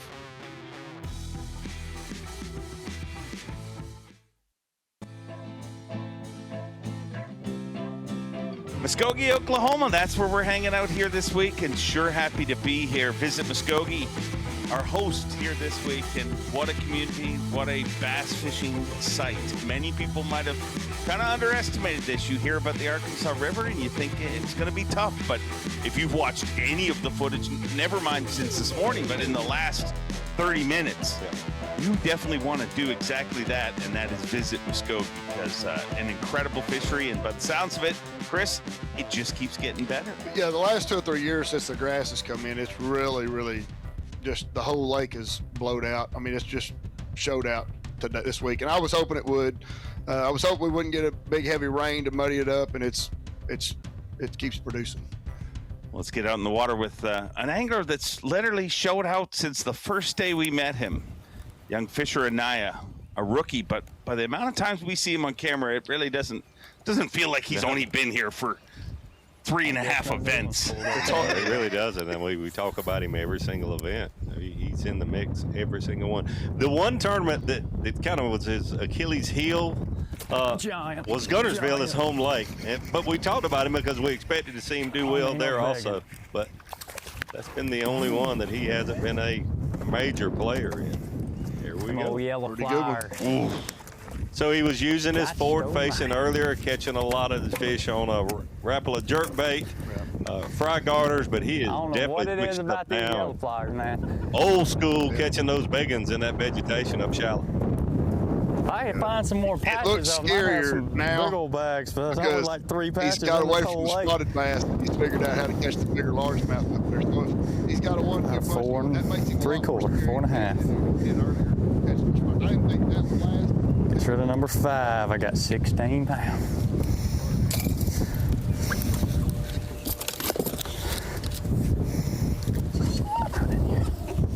Yes. Did I say number 5?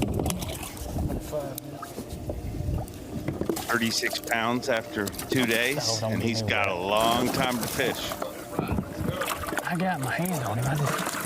He's just not stopping moving.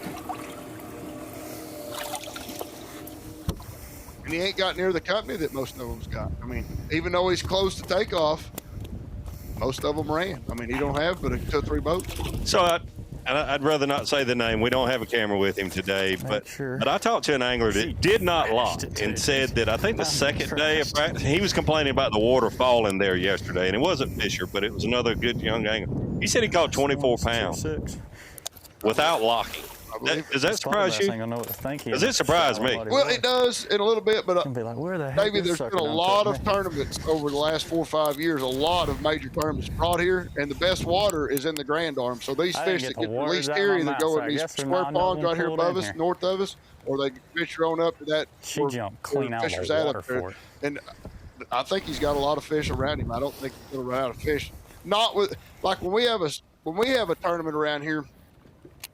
There'll be 20 boats go to Kerr out of the 200, and there'll be 100 stay in this pool. Okay. All these guys have figured out how good the grass was down there. Most of them ventured down there. He's got less company right here close than what most of those guys have got running that long distance. So I'm not sure. I think especially with the water being up and they've got current, I mean, you see all that stuff's flooded because that water being up. It's totally changed he's made a good adjustment. I mean, yesterday that was dry, I promise. And I think he caught them early enough this morning that he can mix it up. He can mix it up and go look at other stuff. He made the comment, if I catch one more, I'll have enough to make the cut. Well, he caught that one real quick, and then he just changed. So that was a great adjustment. For a 20-year-old, he's not fishing like a 20-year-old. Yeah. No. He's a whole different breed. I mean, we're talking about, you talked about the collegiate program. He went a different route. He literally was homeschooled since grade 7 so he could work on fishing. I mean, just when you think, we've seen everything, I know. Along comes that. I know. When I rode with him at the Classic, he was talking about a BFL he fished on Guntersville at 16. Not a lot of 16-year-olds are fishing the boater side of a BFL. Right. On Guntersville. Yeah. Yeah. That's pretty awesome. And, not surprising, but, his co-angler is like, are you old enough to drive? Like a 40-year-old man that got that 16-year-old. Yeah. Can you see over the steering wheel, son? A lot of camera guys have asked Mike Iaconelli that, actually, ironically, over the years. Yeah. Not because of his age, just because of the way he was driving. Over to Austin Felix.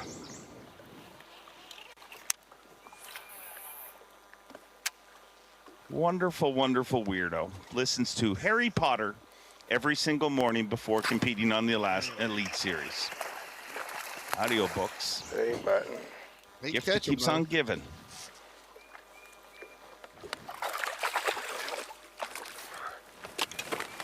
He's a little bit better.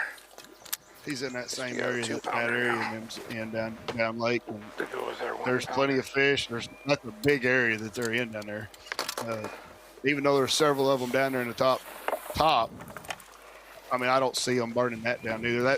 That produces day after day. And especially the limited time that they're there every day. It's not like they're there from daylight to dark. They got 4 or 5 hours. Be the sun. And it rest. Right. We had 3 days of practice and a full day of tournament, and the weather was the exact same every day. It was super cloudy, overcast all day, wind blew out of the south, so like shad spawn and stuff kept going pretty much all day. This is the first day we've seen sun for more than 10 minutes, and you can tell it's got the fish off their game. I'm in grind mode at this point. Gotta slow down, and hopefully if we can get 5 in the boat, then we'll pick up the pace a little bit and kind of look for another big fish or two, but we're just trying our best to get 5 here. That's what's amazing to me, watching like him and Ari both, I'm sure have been swimming a jig, throwing a chatterbait, and like the sun come out, and immediately they're both doing the same thing. They're both flipping. I mean, they're both slowed down. They're doing the exact same thing that they need to be doing to catch it. That shows you how good these guys really are, make an adjustment. It also is a perfect example of explains fishing and the frustrations of this wonderful sport that we all love. Because you got Jason Christie, where fish are literally doing the triple lutz to try and eat his bait. He's seemingly surrounded by fish. And then you have Austin Felix on the same body of water saying, oh, it's just a grind out there. I mean, I'm just grind mode. Well, it's totally two different fisheries, even though they're on the same body of water. I mean, like, you know, where he's at, those fish are setting up on wood and laydowns and logs and rocks, and he's having to pick them apart. Jason's fishing a big old flat out there, a bass flat that's just full of grass, and it's, you know, you couldn't never go down through the flipping. You couldn't cover enough water to.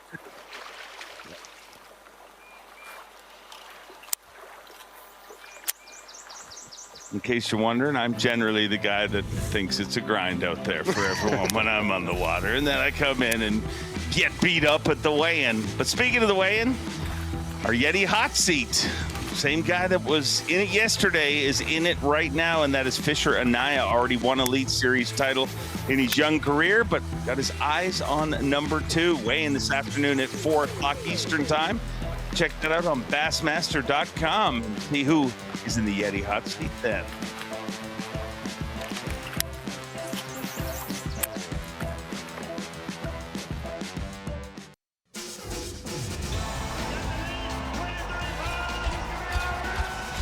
You're watching a B.A.S.S. presentation. Thanks for being with us here on Bassmaster Live, pushing on through.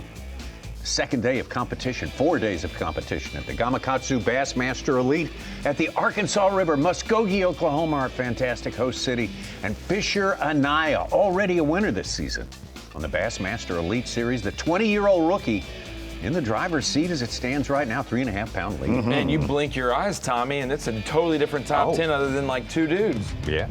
Old Bob Downey in there, Randy Howell moving up again. You want to get slapped in the face? What? I'm sorry. What? I don't know. It's Mike McInnes is always in my head. He's living rent free in my head. I'm just like Jason Christie. I'm mad at everything. Powerful. Let her rip.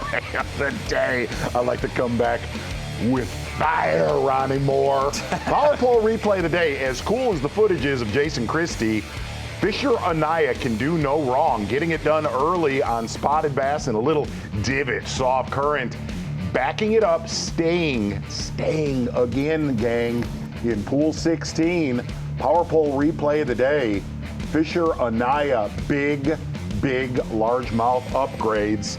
Tommy, I apologize coming out of the gate like that. Well, I do. You've been. I like to soft serve our midday report. I'll slow down a little bit more. Yeah, you'll get it evened out there. It'll be good. Most don't ask great. if you Why want don't we get out to Fisher Anaya live, Bassmaster? Let me think about that. Okay. Yeah, how about that? He's live and he's moving. He's so alive. I got a back issue. I'm on steroid packs. I've got problems. Okay. All right. Well, listen, Ronnie nailed it. It's all honesty here at the set. Okay. Transparency is what we're all about, as you put earlier. What a day for him. Oh man, he's got the second largest stringer today. Starts with the lead. Man, that's taking over the thing.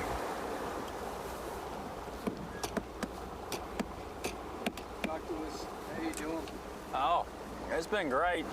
This morning was good. Run up to where I caught 2 big ones at yesterday late in the afternoon, and they just left. I guess the females just got done spawning. I caught them and hit them just right yesterday, so all what was left was bucks.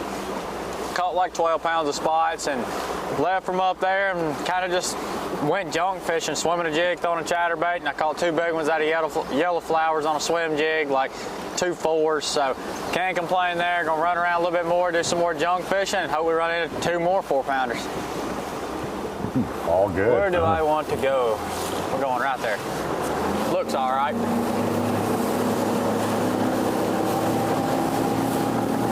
Now, didn't he say, when he landed at his spot this morning, he said, I looked around this lake and it's the only place I could find a scope. Yeah, that he was. I bet he's got some more places. Yeah. That he was hoping today that he could find another place kind of like it, because he knew that he's kind of leaning on it hard today for sure. Over to Matt Airy. So Matt, we got our limit. Yeah, took a minute and really had to slow down to catch them. You know, I caught them mostly on moving baits yesterday. I think I weighed in maybe 1 flipping fish yesterday, maybe 2, but I did catch a lot more on moving baits yesterday, swim jig, bladed jig, frog, things like that. But Fixing to go to a little heavier swim jig where I can slow it down a little bit more in the grass and see if that won't trigger a couple of these fish to bite. Because I've caught the majority of them flipping today, but that's not I know with this wind picking up like it is, they ought to be hitting the moving bait big time. And that's what we're making an adjustment for now. A little bit heavier moving bait, something that's got a little bit different flash to it, a little chartreuse in it, and see if we can't pick up another big one. I do need to check on my fish. I have not added my well guard today. And I tell you something about this stuff right here. Probably the best coagulant I've ever used, but yesterday I had one, that pulse fish live well treatment. Yesterday I had one, I actually ran into Cooper Gallant, and he, I'm gonna fill that cap up right there. Put one cap full, one little, that dude in there, and they'll be good to go. But I immediately put this on his wound. He's bleeding bad, and I basically called him dead. I mean, I thought he was, for like 2 hours. And I look in there about 12:45, and I'm a little upset because it's my smallest fish, thinking I'm not going to be able to cull. I look in there about 12:45, and that joker came back to life. Now, that's the second fish. The other guy, actually Drew Cook, uses that stuff, I believe. I know Patrick Walters uses it, but I'm a believer in it, and I tell you, I can't make this up. I've been doing this for 20 years, and I hadn't seen one that I pronounced dead at the scene and then saw him down there at the bottom of my live well kicking around about 2 hours later.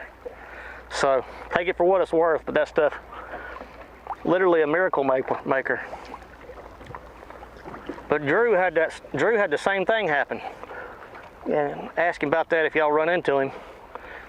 Last year, he actually had one that he said was dead, and it came back to life with that stuff. It's a good success story. That's the ultimate success story, right? It gets no better. Yes, literally. Absolutely. Lazarus. But we're going to stick with this swim jig for a minute, wait till this wind's picked up, and see if we can't trigger a big one to bite. Well, slowing down has been huge for Matt Airy today, because his area, like we talked about, I think we have 6 out of our top 12 leaders in that creek. Wow. Matt Airy. Well, let's take it from Matt Airy over to not far away. Veteran Randy Howell. Making some noise yet again this week. Yank lift, he's been across Lake Ontario a couple of times.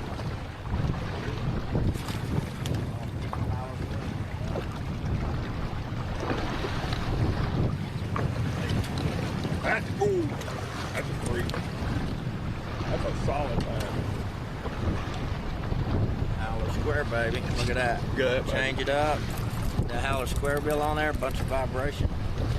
Same fish sitting there the whole time hitting my spinner bait.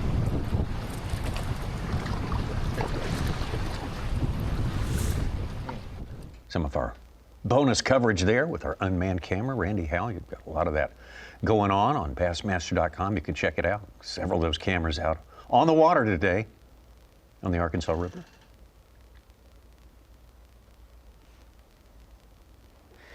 Before I went in there and jacked everything up, I wanted to make sure he was still on there. That's where that 20-pound P-line tactical comes into play right there. This will be a great call. We're gonna get rid of that peanut right there. Good thing is, these fish don't like being handled.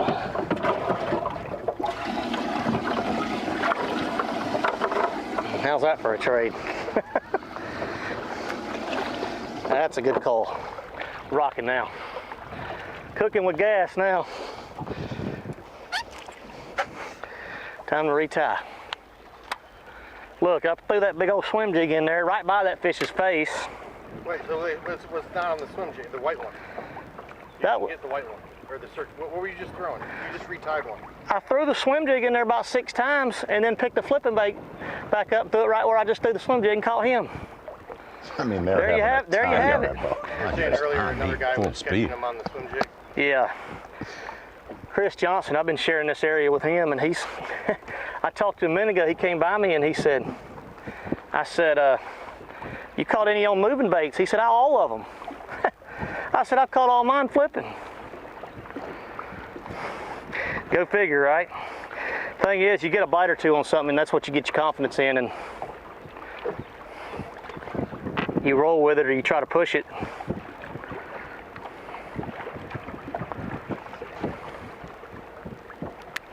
That 20-pound P-line tactical fluorocarbon don't play.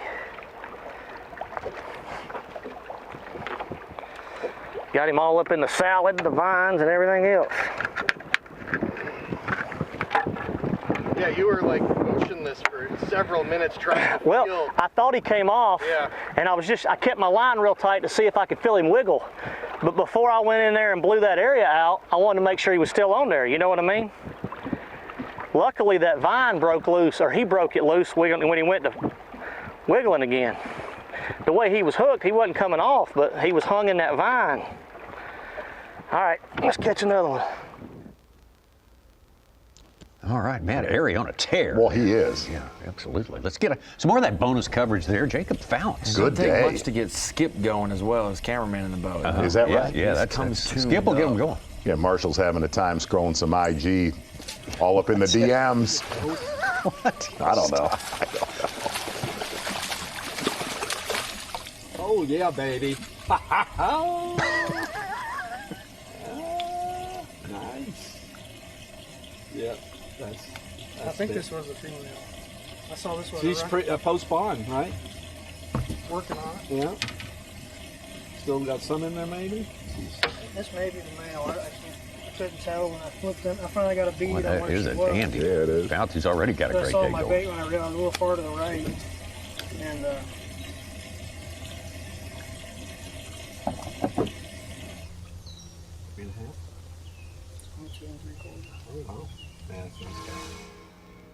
All right.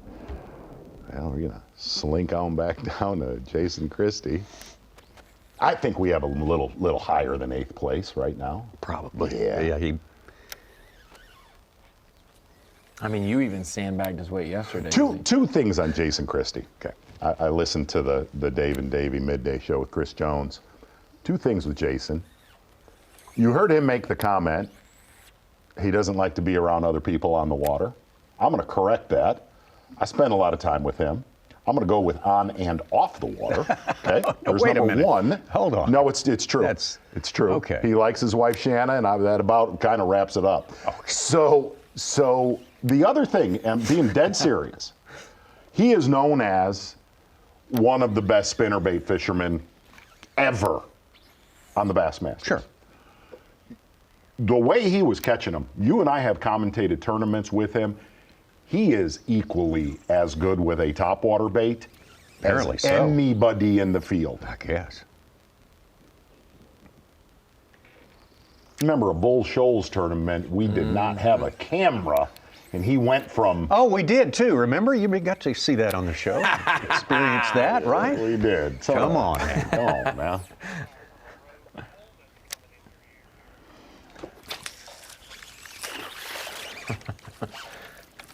That's why you went to college, Tommy. What? So that you can, pull some wool. Be over smarter. our I thought you were eyes. going to get into something I didn't want to talk about. No. Pull some wool over our eyes. Now, one thing I will say, it's not just Jason Christie. It's everyone who doesn't like to fish around anyone else, as far as my experience goes. Have you known anybody that likes to fish around other I will say, and I don't want this to be, I'm gonna take arrows for this. Okay. There's a lot of our younger anglers that tend to look like they enjoy being in crowds. Sitting in your living room. They like to Intermix. sort of be a little mini gang. Somebody brings you like a safety blanket. snack. I'm being serious. I though. guess you're right. And you take a bite and you get jerked out of your recliner outside. That's what it would be like to that last fish.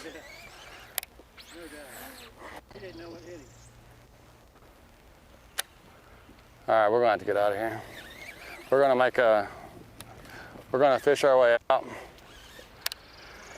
But hopefully the goal is to be out of here by 11:30.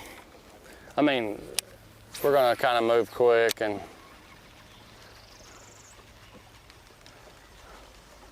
long day. Do you think he comes back and checks it in the afternoon? No, because I think he's going to, my thought was he was going to burn it today, but I heard during the midday show as well, there's so many fish in there, you've got to come back to that tomorrow. Yeah. I mean, he caught half of what we and the viewers saw from above. And with so many today looking more post-spawn and yesterday's look so pre-spawn that he knows there's so many stages going on.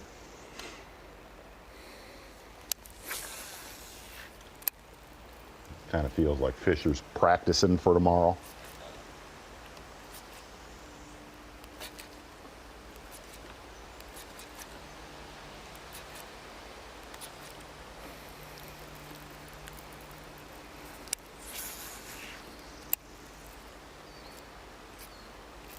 Another thing on this body of water compared.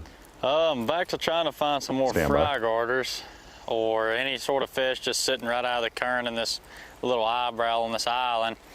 Caught one decent spot, like 2.5 pounder. Didn't quite help the cause, but know there's some big largemouth roaming around out here. I just got to find them, and it might just take me just throwing a chatterbait down the bank and whatnot. But I'm gonna try to find a couple like shallow ones like this, see if I can't scope some. If it don't work, we'll go back to just junk fishing.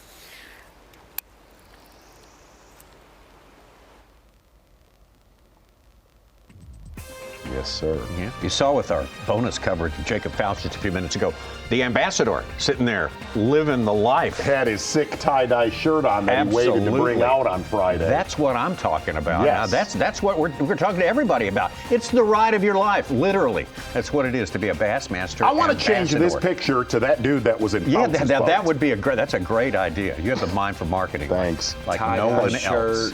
Brand new. Right. Get the QR code. Find a tournament close to you, get involved in it, become a Bassmaster ambassador.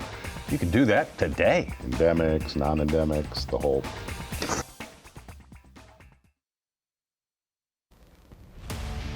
The Bassmaster Elite Series Gamakatsu Elite in the Arkansas River in Muskogee, Oklahoma, is sponsored by Ranger Boats, by Rapala, and by Mountain Dew. Fourth stop of the year for the Progressive Bassmaster Elite Series. Getting close to the midway point in this 9-event season of 2026. And man, for the second time in a row, we've got a challenging, new playing field for these elite anglers to face here in the Arkansas River. We've tried to do tournaments here with the elites before, but we got weathered out our one attempt, and now this one's coming off. In this region in general, Tommy, not only have we tried to be here and had to go to Fort Gibson, we tried to go to Fort Gibson, had to go to 10 Killer. Yeah. And then last year we were at 10 Killer and the lake rose 5 feet. So what are we doing when we come to East Oklahoma? East Oklahoma weather is wild.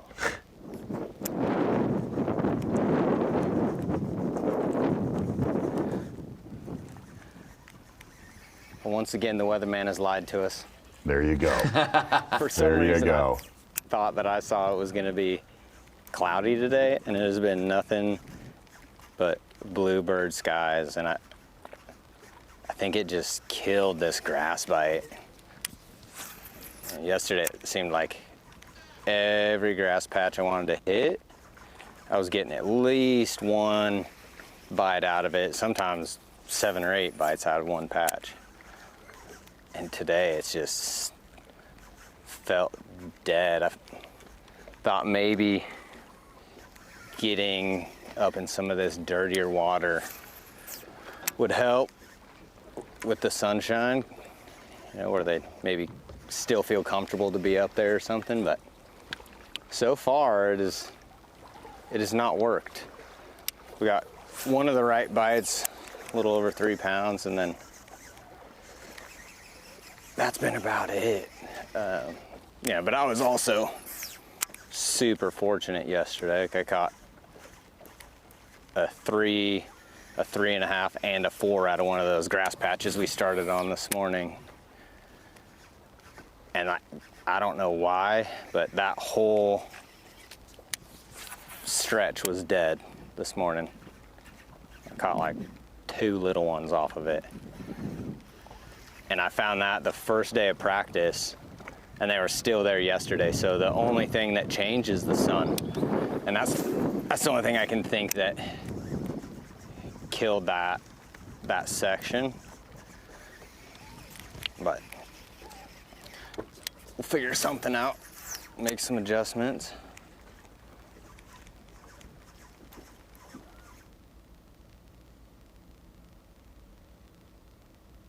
I'm going to drop some 6 stats on you right now. Hey, lay. Anybody that's really been following this tournament with us a lot of days. Wow, bonus footage right here. I mean, in an ocean. Wow.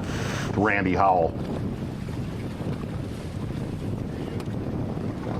I believe he's the only one we have seen doing some cranking in this tournament. Look at this. Man. Look out.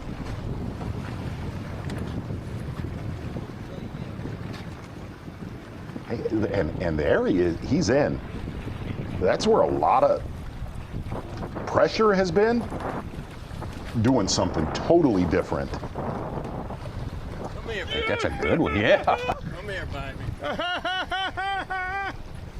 Got a pounder right there, baby. That's a 5. Oh, we eat all day. Belly. Look at that belly on it. Come on, Jesus. Thank you, Lord. Hot collar spinnerbait, baby. Little spinnerbait, last fish on a crankbait. Yeah, that's 5. That's easy 5. That's about 5. That might be 5.5. Call him 5, 6. Okay. Yeah, let's call him 5. Randy Howell up to second place right now as it stands. So 3 of our top 12 fishing in pool 16. The rest are out of pool 15. Okay. All right. Only a handful of anglers right now fishing up in 17. But the great thing about this compared to Tom Bigbie was really condensed as far as where anglers caught fish. If you look at your top 50 right now, they are spread out through the entire system. Top to bottom. Very, very. 70 miles. We were saying that there were 10 pools to choose from at Tom Bigbie, but they were such short, small pools. Here, there's 3 pools, and each one is so much more expansive to spread out in, That's a good one.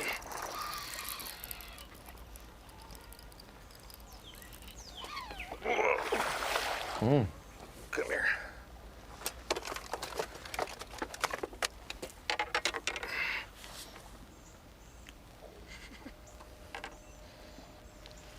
I love you.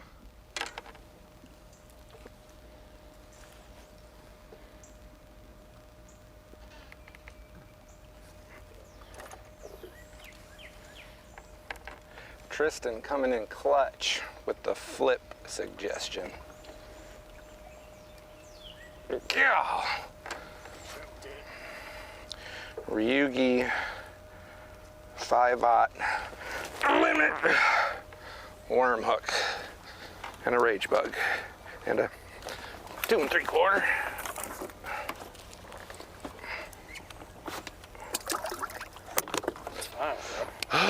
Now we gotta get rid of those 2 dinky ones and we'll survive the day.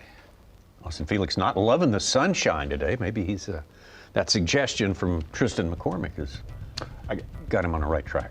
I'm going to get back to Caleb Hudson, who's lived in 16. The good thing is, looking at a body of water that traditionally has been very tough, I don't think it's a bass. the fish catches have been throughout really the entire system. We like that.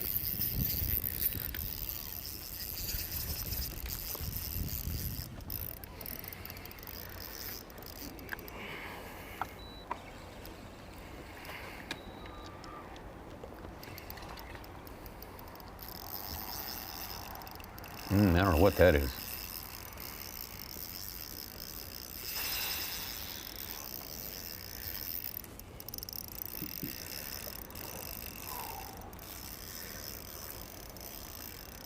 Oh, I'm horsing her and she's still freaking got me. She's trying to come up. Come up right here. Come up here.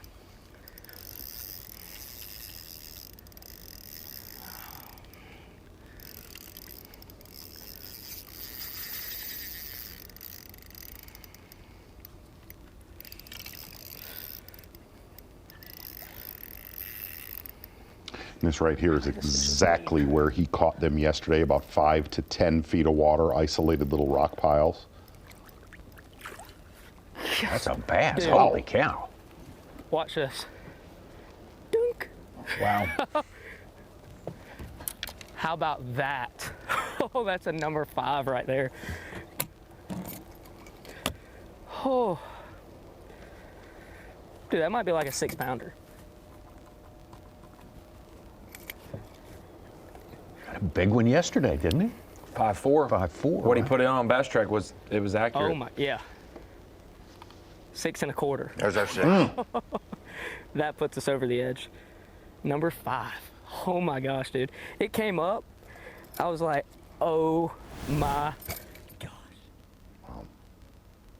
This is a good one right there for Caleb Hudson. All of it goes to the bottom line. Drop shot fish. From 19th with 4 fish up to 4th. And 311 back now. And it's half his weight. He's 13.4 and 6 1/4.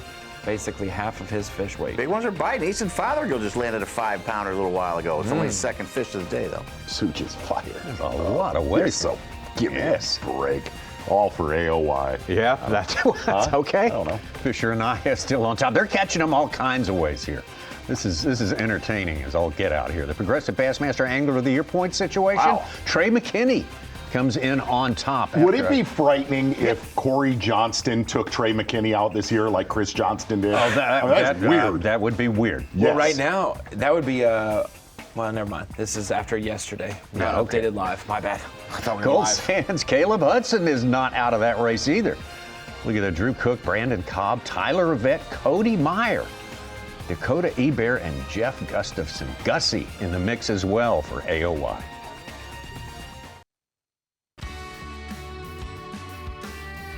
We're here at the Arkansas River, and everybody looks for the clean water because that's where the majority of the fish are, so everybody ends up piling together.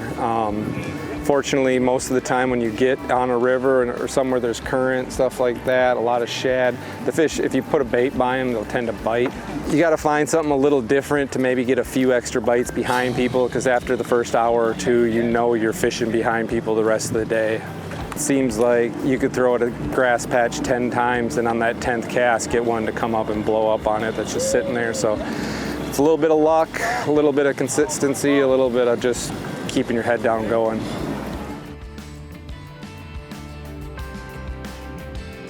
Austin Felix, a little rough start to his season this year. The first 2 events were tough on him, but he turned it around. Tennessee Tom Bigby got a 31st place. And the momentum continues. Look at him hanging in there, 6th place.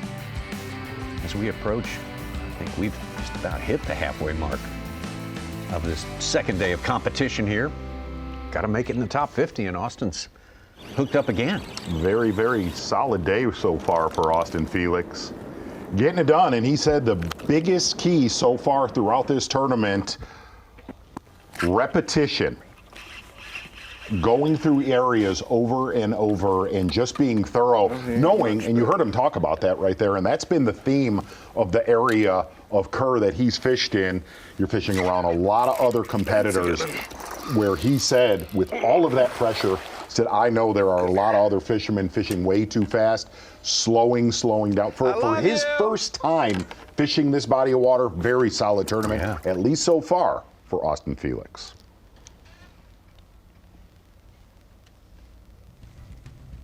Austin, his win with the Elite Series came a long way from here, Lake Oahe, way up in South Dakota. Just make for good TV if one just blew up on it right now, you know? It would.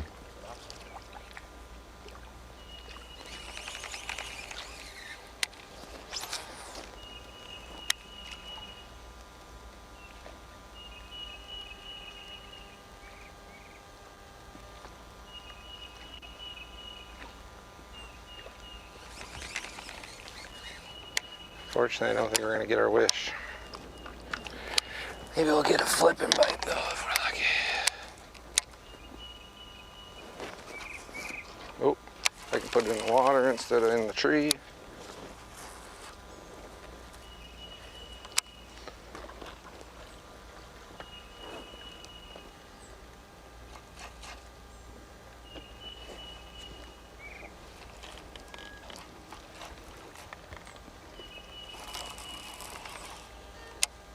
Yuck. A lot of gross stuff in there.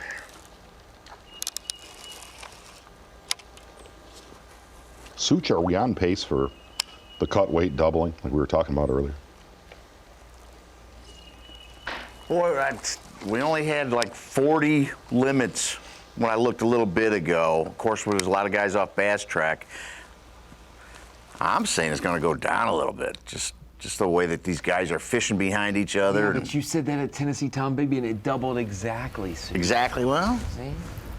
Maybe these guys are sandbagging on Bass Track, Roddy.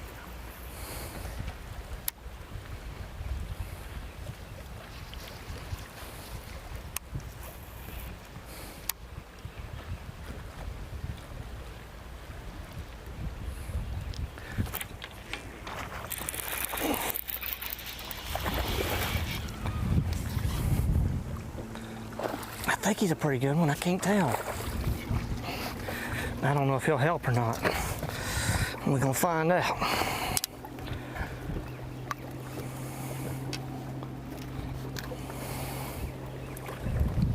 He's built right.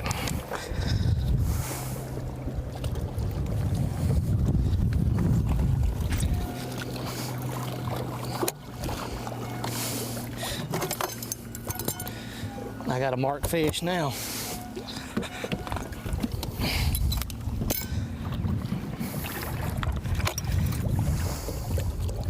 Blue's the new one.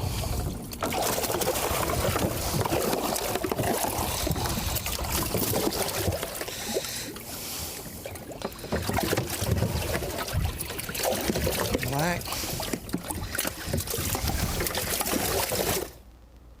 Another solid one for Matt Airy. Slowing down, picking a lot of that water willow apart. We have like 4 of our top 12 within 2 miles of that stretch right there. Yes. That close. It's a big body of water. I mean, it's not just a little. No, that's a big little arm pool that he's in the in. lake. Yes. Yeah.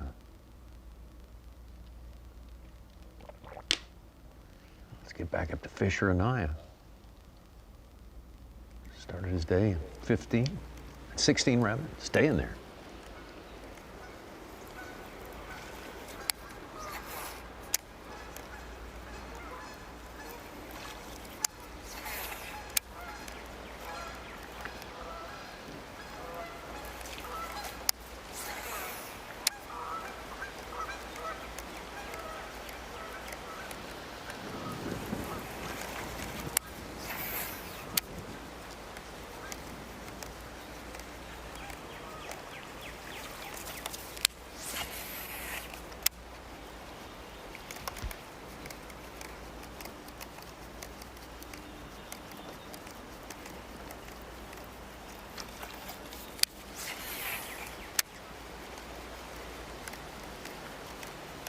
Well, and if you're looking at that leaderboard, one of the things that we closed the show with yesterday was, would a lot of these areas reload?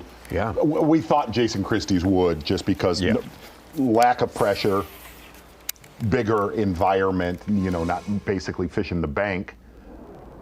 See Jason Christie right now moving from that primary area. It does seem like a lot of your leaders yesterday, even though they were around crowds, they're back in the mix now. Yeah. I think there's just a lot of fish in there.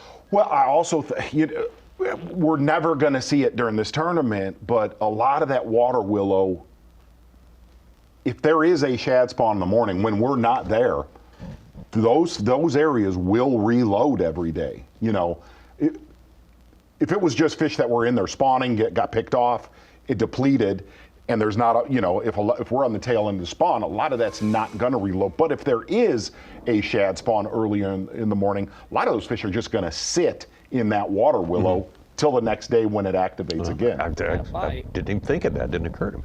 That wind.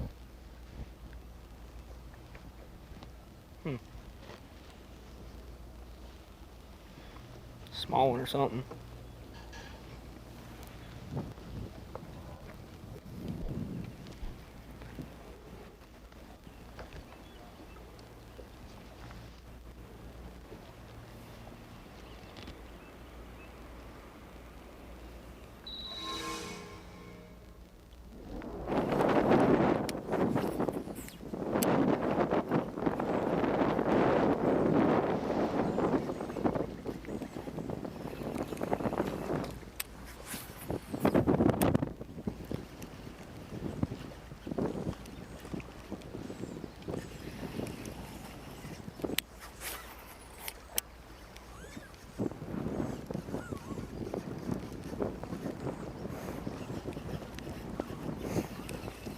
Definitely got a lot more bites yesterday.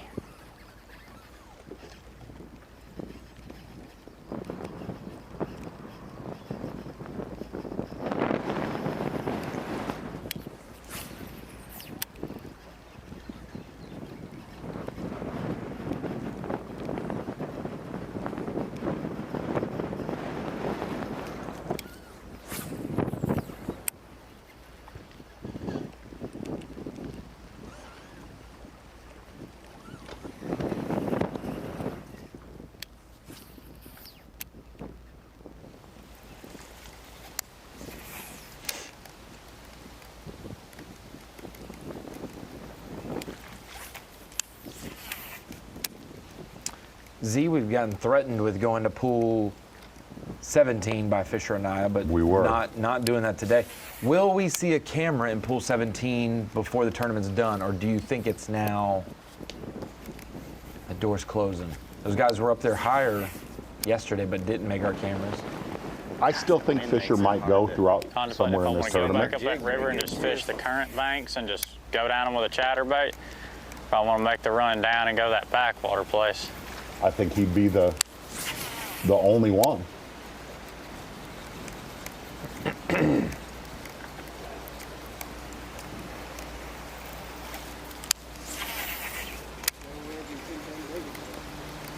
I get bit up there, it seems to be big.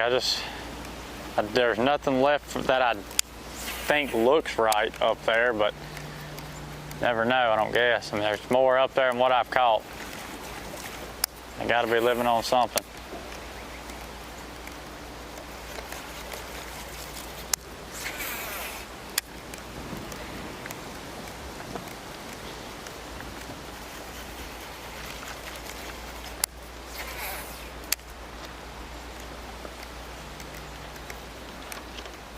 I really thought there'd be one living in this stuff.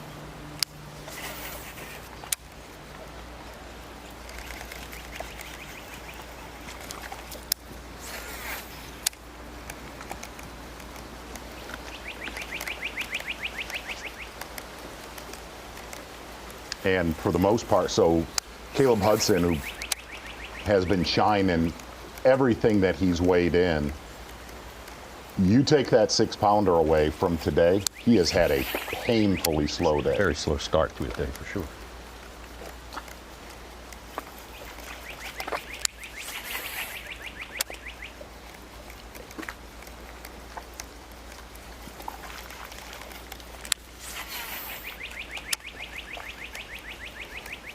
Carl Jacobson loving Oklahoma's again. He just landed a 4.5-pounder. Wow. It's up to 17 pounds, couple ounces on the day, from the 50s to close to the top 10, or right at 9th right now.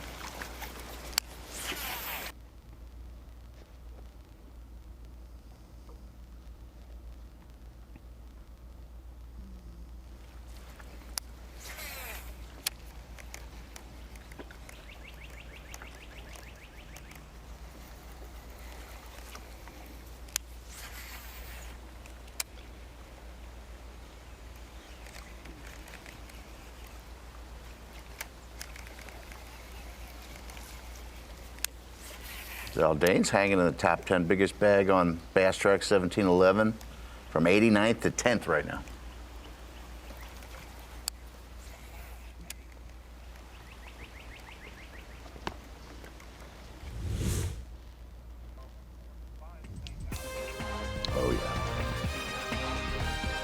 Well, not too early. Start thinking about weigh-in time. That happens at 4 p.m. Eastern Time, 3 local time.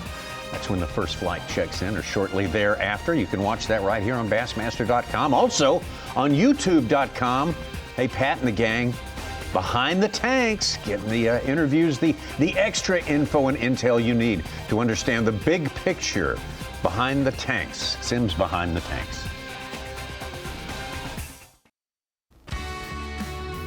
Almost into Friday afternoon here. The Gamakatsu Bassmaster Elite on the Arkansas River. When we hit noon, that means we got 3 more hours of fishing, minus run time, travel time, which is can be prodigious. As a matter of fact, depending on who you are and where you are fishing. Fisher Anaya, though, young man with the lead to start the day. Great day yesterday, over 20 pounds, is hanging on to it. Not just hanging on to it, I mean, he is entrenched in that lead. But it's weird, as good of a lead that he has right now. What do you do tomorrow? Like that area where he caught the bulk of it, take away the 2 4-pound largemouth that were total sick catches. Yeah. What do you do tomorrow to start? Yeah. You know what I mean? To get that 12 to 13 pounds. That's a good point. It happened quick for him this morning, less than an hour. It's almost like Anaya and Christie both have spots that they trust and have caught them, but feel like it's diminishing. Absolutely. Time. But you now have done enough work for 2 days that you got to go try again before you pivot. Keep it honest. Yeah, before you. Because if someone goes in there because you don't go in there, and it's good. Yeah, it's blowing. I don't think it's going to be too terribly bad as far as the ride, but I am a 3 o'clock check-in, unfortunately, which means I cannot chance that 2 o'clock lock. If there was some kind of little hiccup with the lock, there's a good chance I wouldn't make it. So we're going to take that 1 o'clock lock to be safe, get back in the Muskogee pool, and we'll have probably an hour of fishing time once we get back in there, roughly. Hopefully we can wrangle up a big one. We need a big one right now. We need a 5-pounder. That would give us a good day.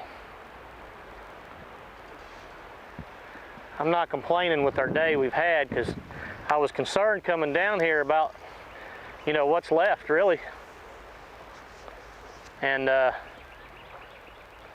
obviously there's enough. I know Chris got a decent limit, I think.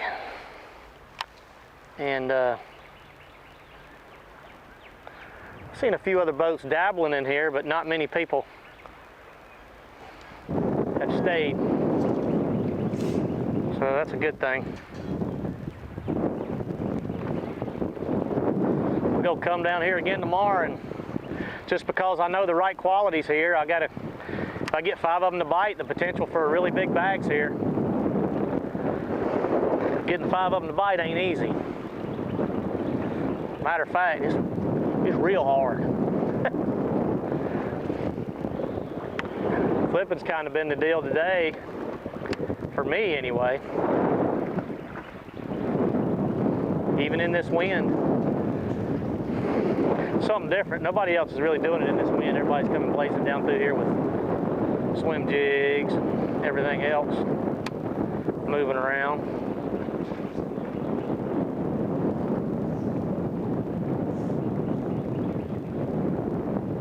Ron, you had a sweet stat during intermission. I did not know. John Cox. I'd give it a little heavier weight because of this wind, but hasn't made a cut this year.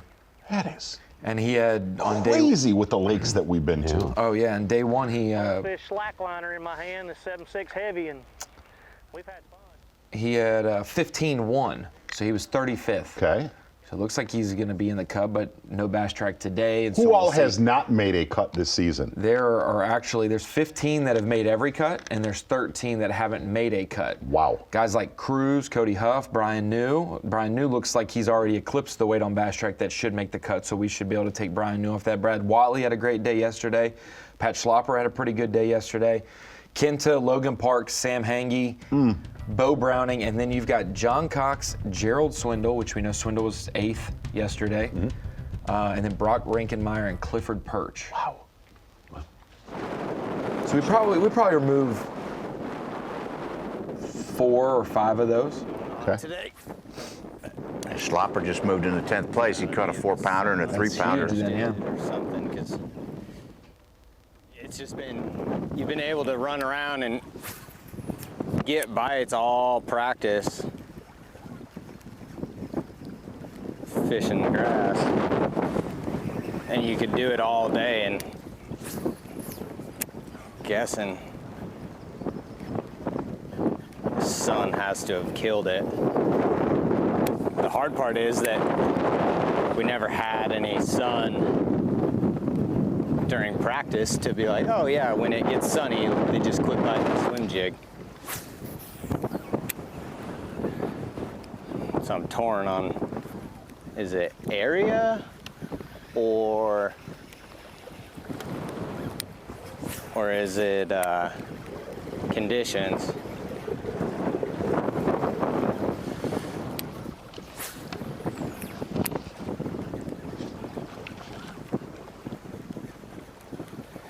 Beaver hut.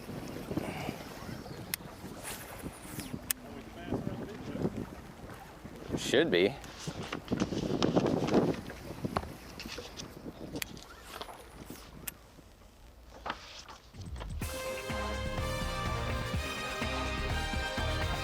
Brandon Polnick trying to figure it out as he goes along. He says we're going to get it figured out. He's got a little time to do that. Maybe not as much as he would like.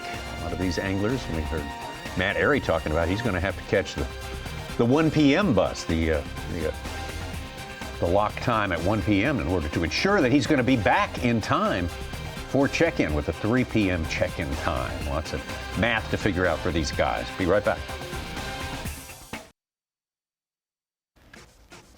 The Gamakatsu Bassmaster Elite coming to you from the Arkansas River, Muskogee, Oklahoma. The Bassmaster Elite Series has never been able to stage a 4-day tournament here on this river. It's always been a weather washout. It was back in 2010 when we went to Fort Gibson Lake.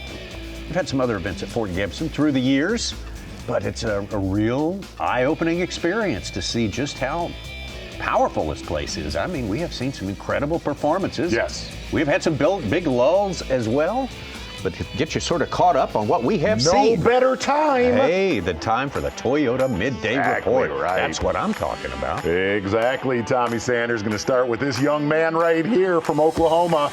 Jason Christie making the long run down to pool 15.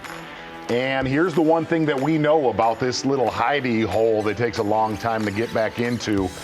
There are no lack of bass in here. It is fair to say that drone footage from our friend Wes Miller, a longtime dronesman. Is that a word? Dronesman. He is a journeyman dronesman. He's a dronesman. Yes. How can you not start here tomorrow? And not only that, we got to see what he caught, and I'm going to unofficially put him in the top 3. I'm doing it. Okay. Okay? If not, actuality is top 3 for you. Top 3 right now. I know he was a little light yesterday and the rest of his career on fast track, but yet another good day for Jason Christie. Most of his work done today, working a spook style bait as fast as you would see somebody on the old Spanish fly shows fishing it saltwater style, speed reeling it. Good day for Jason Christie. How about Austin Felix? Austin Felix from Eden Prairie, Minnesota, up there where they got a lot of grass in the water in that part of the country. Yes. You know, they're full catch and release up there now. They're all catch and release. Yes, they are catch and release. Usually you can't fish in Minnesota for bass legally until June. Not the case this time around, Ron Moore. Austin Felix, he said, biggest key down in 15, being thorough, getting in key grass patches, and basically out fishing who else is around you. And then today he got a hat tip from Tristan McCormick, who came by and said, hey, I think it's flipping now. And he picked up and started flipping, caught his best fish of the day, and said, I love you. There it is. Yeah, bing bong. Right on the money. How about that? Nice. Hey, guys. Yeah, whatevs. Matt Airy. Harry having his best tournament of the year, there's no doubt about that. Kind of keeping it slow, methodical, picking apart those little bits of vegetation. Just around the corner from Austin Felix and a host of your other anglers in the top 12 slowing down. We talked about it at the Bass Pro Shops. table of knowledge, I guess you would call that thing over there. Mm-hmm. Yes. Yeah. Matt Arey throwing a little creature bait, being slow, methodical, just like Austin Felix. Very solid day for Matt Arey. And one last thing. He was one of the few anglers that actually came back into 16 yesterday. Said he caught probably a dozen bass. So look for maybe a big afternoon for Matt Arey when he locks back through. He's going to lock back early, so he'll have a good bit of time there. In number 16, Matt Arey with 12-12. He'd love to have 15 before he gets to the weight. How about all of our forward-facing sonar kids out there? Yeah. Caleb Hudson living with it in the Greenleaf area. Funny about this area, so day one, a lot of his fish on a koiki and a jighead minnow, a 16th ounce. Said he had to be very, very slow and methodical. Only caught one out of, say, 5 or 10 that would look at that bait. This area, very conducive to the shine box, okay? But what a lot of the local do, a big one, biggest one we've seen on camera the whole tournament right there on a little hand-poured drop shot worm. Oh my a God, lot of the locals said that area, as great as it is one day, very hard to hold up. Well, could be true of many places here. We're going to find out more as we go along. For his struggle day, Caleb Hudson overall struggling. A 6-pounder goes a long way keeping him in it because this guy hasn't really let up today. No, he has not let up, starting in what he called a divot. You're just tuning in a Bassmaster Live just around the area from our takeoff in Muskogee, Oklahoma. Most of his work on it has been with a Maverick jerkbait from Rapala and big spotted bass early this morning. You have to wonder, a lot of those fish were fry garters or locked on beds. Said a few of those were yesterday. Can he duplicate that starting spot on day 3? Because after that spot right there where he caught all those big spotted bass, backed it up with big largemouth late morning. He was the first guy we found this morning to watch some fishing. We did not see any shad spawn activity. Maybe the water's not high enough in the vegetation in that spot. I don't know. I was talking about what guys are going to have to do tomorrow. I don't. Yeah, that is the Toyota. I do know we're going to get on the water right now. This is Bassmaster Live, and we're going out with Austin Felix unofficially in 8th place. Not as crisp as yesterday. Yeah, some rough edges. It's okay. It's all right. You can always knock them off later. Colton in the truck. Yeah. Not near as good a day as his day 1, 18-15.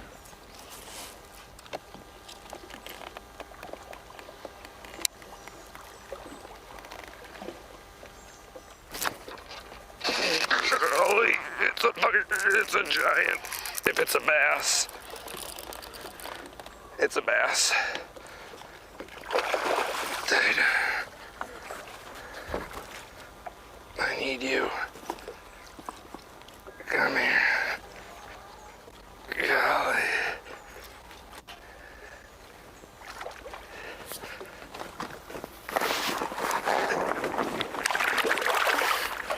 Yes.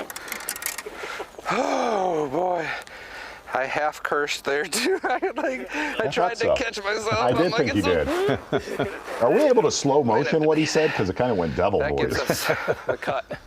We get to fish Saturday. You might be able to. Good one for Austin. Thank you, Lord. Rise of the Phoenix. That's the one he's looking for. Golly, he bound up on the backside of that freaking laydown too. Like I felt something. I'm like, ugh, that's such a bad position to be in. And then he started to ease away. So when I jacked him into the log, and it was just like, oh boy.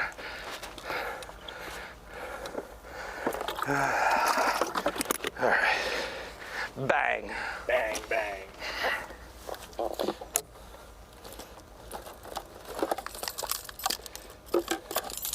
I gotta see if I have one that's just that much smaller than everything else, or if I need to. Let's see, we got yellow, green, big. That was a great fish catch. So she kind of slapped you back in the face when you were talking about it being only had off. 11. Whoa. Tell it to him, pal. 11 pounds. Now he's got about 15. Understand. 4-pound call.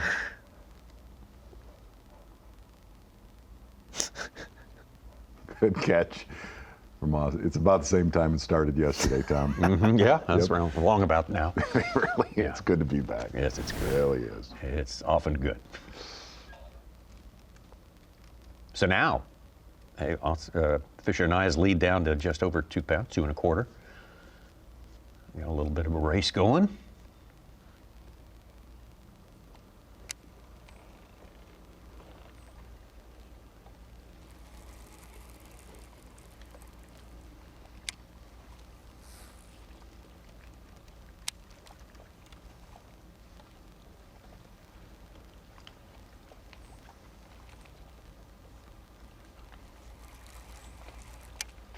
Just kind of feel that Jason Christie's got some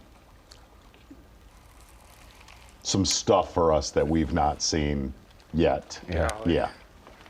I was so stressed at about 10:30, 11 o'clock. Yeah.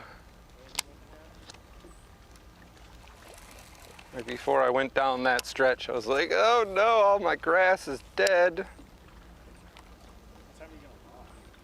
2.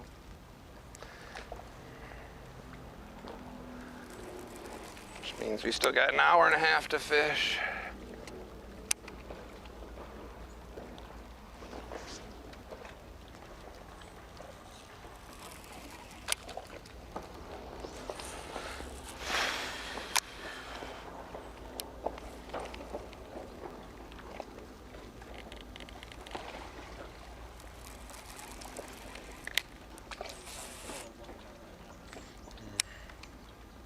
That's what I was thinking.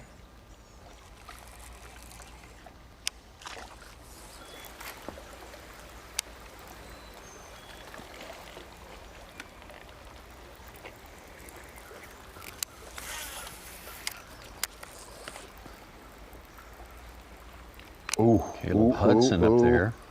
Y'all break down? That was a miss for Jason Y'all right there. broke down? Dang it. That's nice.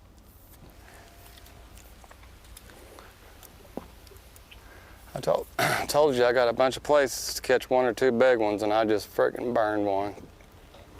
Like I saw him coming.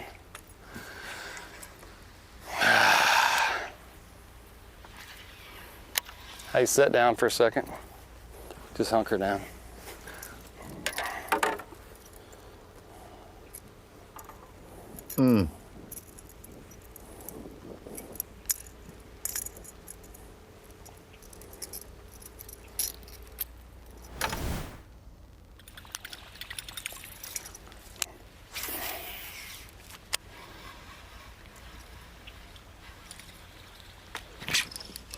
Oh, freaking giant. Golly, how did I know? Dang it.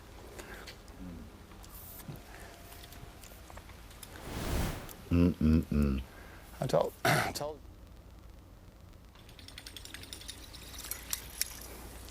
Didn't know who it was till I saw the side of the boat.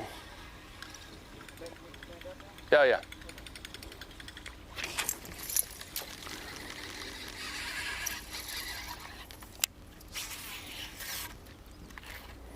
Weird part of me that he told a cameraman to sit down after he lost that fish. That's right. I had to think that over again. That's what I heard. That's coaching the whole boat up, okay? Yeah, that's right. Sit down for a minute. That's right. It's a team thing. Everybody take a seat. It was a pretty good explosion.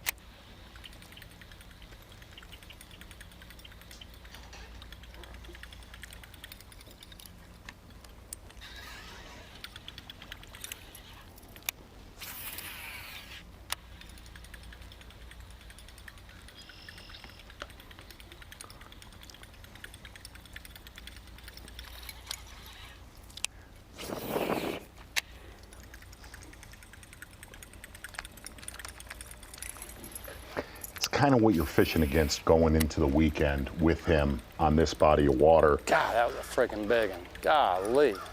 Is when he leaves primary areas, knowing stretches like this, where you're not going to get a ton of bites, but there's a big difference of knowing instead of looking at the screen of the other anglers and then wondering, am I in an area where I can catch a big one? This thing, see if I can get a bite.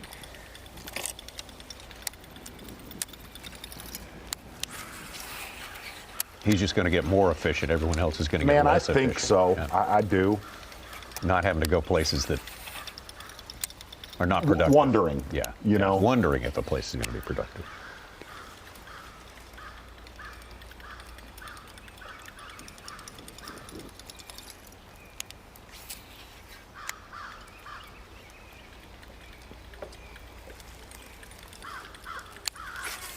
Eagle time.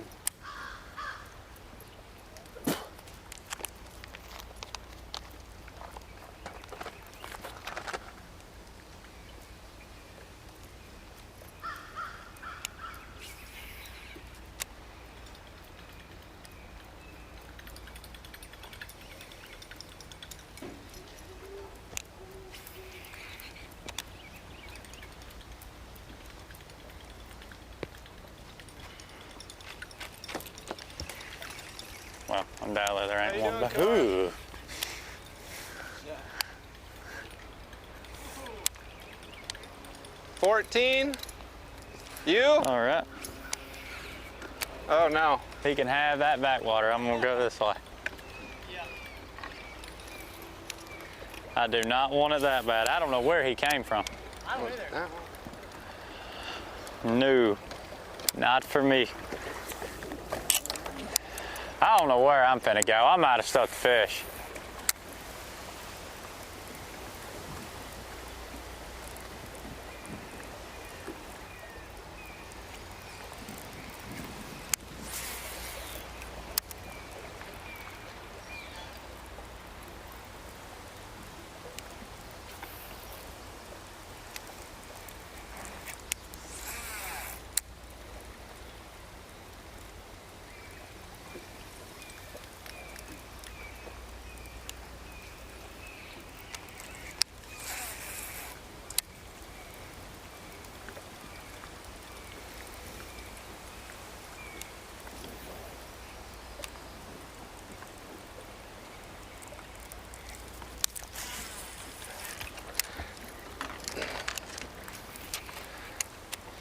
Weird.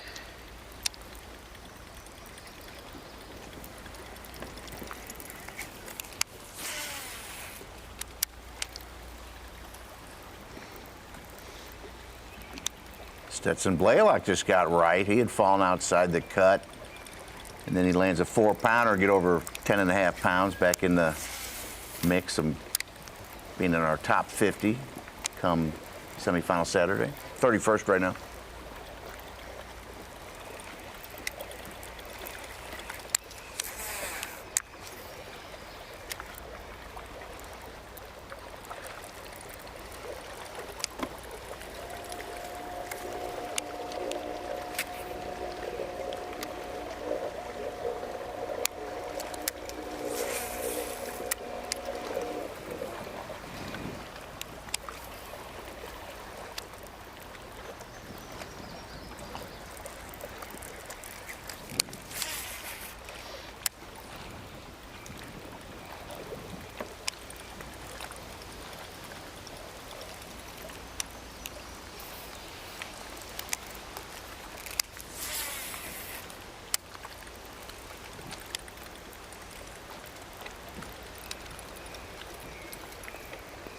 Is it possible we get another 20-pound bag today?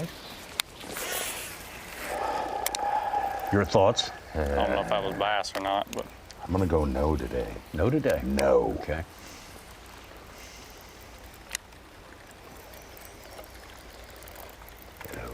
Are we going to 72 total pounds? No. There's another question there. Okay. I don't think 68? I don't think we break 70. Bait is a little better. 68. Yep. I got 68 written down. That's what I put on. no, you're right.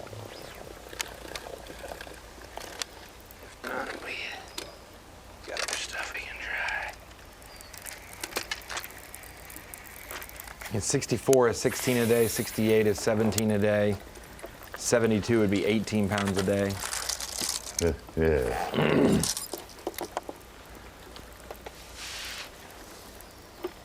Basically had 7 anglers have 18 pounds. If you can get in these little backwaters right yesterday. I like 68. I'm saying 20 today. You One yeah? bag. What? Yes. You think there's a 20? I think there's a 20 out there. I don't think there we is. see a 20 the rest of the week. Okay. Well, yeah, I'd say tomorrow would be today would be the day if we have another.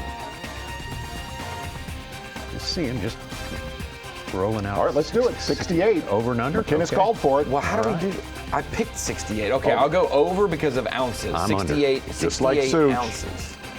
Easy. Come on. Easy. I need clear rules to this. Got a lot of money riding on this. Drag out my greasy scrawled list of prop bets to pass the time here. Fisher Anaya, though, has passed the time in fine style, still hanging on to that lead. I'll throw some pennies down.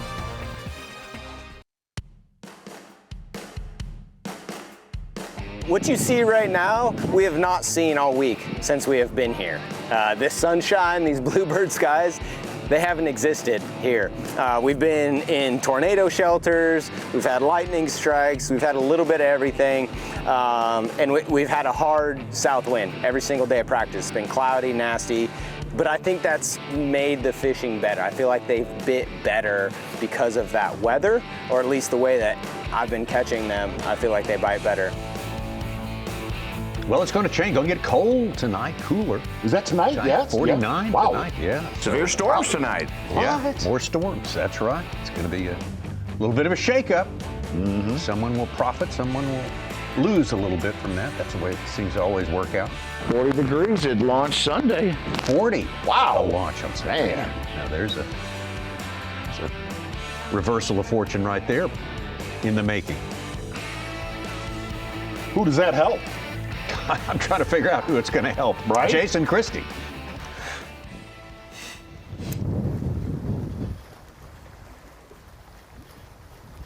I think that Greenleaf region would be less necessarily. You would think you know, a lot of those fish that Hudson caught yesterday, that area is getting a little bit throttled it's getting pounded, today. but yeah, by the time by a lot of anglers that were not there yesterday.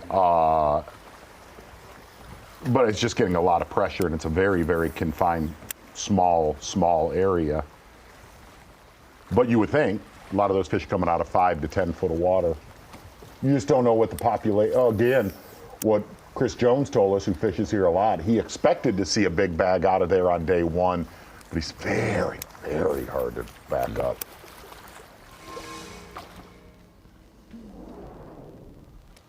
Man with a hot hand. Last few minutes, and Austin Felix, 5-pounder about 20 minutes ago.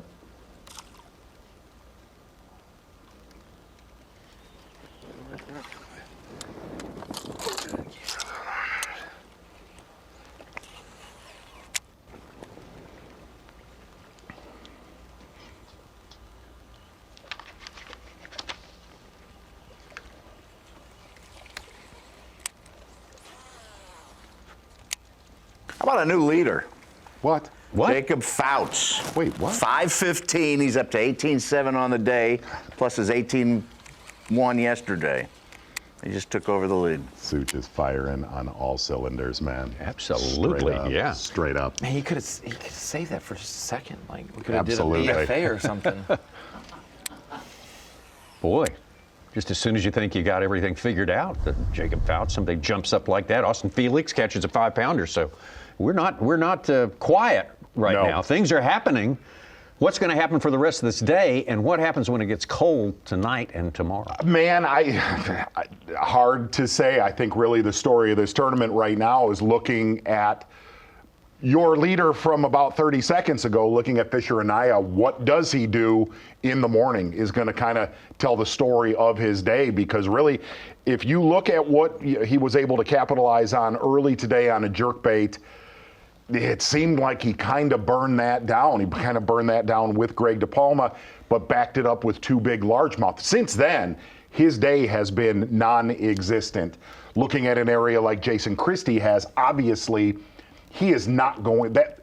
If he had cold temps tonight, he might have to adjust how he catches them tomorrow. We might not get to see the explosions that we saw in the drone shot. We will replay a lot of that tomorrow on Fox, I'm sure. But I think if he adjusts, he's still going to catch 13 to 15 out of there. So. And Ronnie, we still have some anglers who we haven't heard from yet. So they're going to be surprises, right? For sure, there's going to be definitely some prizes because anglers are also doing the whole battle of time fishing versus locking. Who's staying in 16? Do you go up to 17? Do you go down to 15? When we saw 60 anglers in the lock this morning for the pool 15 lockdown, that to me is just a lot of anglers that are either doing that in hopes of winning, or they had such a bad day yesterday, they've got to do something to change it. If you can stay in 16 and stay within that top 10, I really like you going on the weekend because 16 hours of fishing is way better than 7 to 8 hours of fishing. Hey, the other thing that you're going to have tomorrow down in 15 is you're going to have a lot less anglers, even though it's going to be a lot colder. We get that. Look, on day one, they mauled them, whether they were frogging or swim jigging, aggressive. Everything that was easy to catch got caught. If you combine the cold temps with the pressure that has been laid on those fish down in 15, I look for, outside of Jason Christie, I look for Flippin to be, again, major player like it's been today. And really, it's all a wild card, Tommy, because like he just said, outside of Jason Christie, we've only seen Christie fish one small area on this whole place. Depending on what he goes to, what card he pulls out of his hat for the next move and the next move, will really determine everything else we think about. Because if he goes to places that produce like that, it could be right in his hand all weekend. All right. Well, thanks for joining us. Also in the Bassmaster studio, sponsored by Yokohama, Mike Such. Sukon, how far behind are we of yesterday's pace, if at all? Well, there's less people reporting today. Yesterday, I said 70 people were on bass track and about 65 of them had limits. Today we got about 45 with limits and only about 57 reporting. So we'll see when these guys come in and put their fish in. We could get a lot more limits going. But I'm impressed with the 20-pound bag, 20-pound 4 ounces on day one. Now we got a big fish. It's beating our past events here in the Opens. And Tommy, I think you're going to get a 20-pound day with Jacob Fouts today, the way he's kind of got even numbers here, and he just got a 5:15. 6'4" by 6'4" by Caleb Hudson. How long does that hold up, Such? Today. I think it's today. Okay, today. Sounds good. This hour. Holds up now. Maybe the next 5 minutes. Kids just knocking the fire out of Sour Patch Kids. Oh, yeah. Maybe backing it up with a few Zins. Oh my God.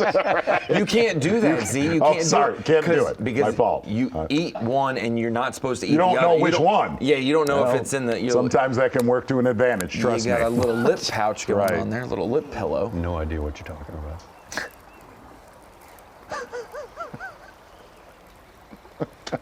about. What's also a good thing about Jacob Fouts is we've seen him sight fish. We've seen him throw a swim bait as well. So he's been able to mix in a few different baits. BK, little bonus coverage right here. Do you spell coverage with a K? Doesn't matter.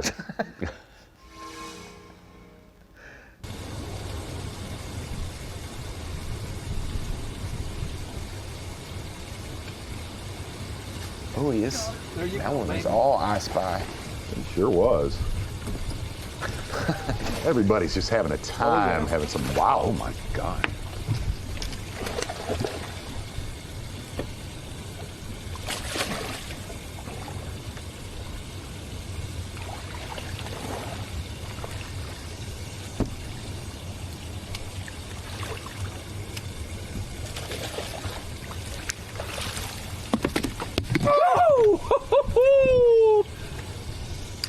Yeah. Come on. Yeah, baby. Woo! How about that? Let's go. It's big. That's a big one. That's a huge one.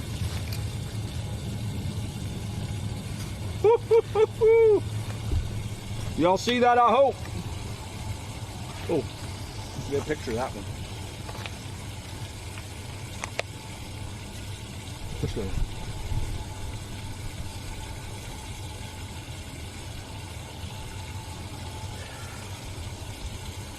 Let your heart rate come down.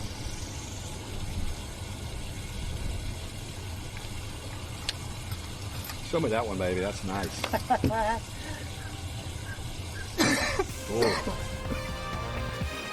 That's how you get to the top of the leaderboard. You unseat Fisher Anaya with about a 6-pounder. Don't drop your oranges, Tommy. Don't drop your oranges. Don't drop your oranges. Marshall, he didn't drop his oranges. He his little tangerines. That ambassador is an MBA. That's the most valuable ambassador today. That's a team working out there. Yeah, exactly. Yeah. That is a unit. They're Starlink before Starlink. Yes, absolutely. Yes. Jacob Fouts on top. Jacob Fouts, what a charge during the course of this day. Fisher Anaya now relegated to 8 ounces back. Austin Felix hanging in there. Randy Howell, Caleb Hudson with the 6-4. Still holding on with the Phoenix Boats. Big bass of the day. And Harry Bob Downey. Carl Jochimson has moved up in there. Seth Fider hanging in there after a big rush right at the start of the day. And Corey Johnson, a player and Progressive Bassmaster Angler of the Year.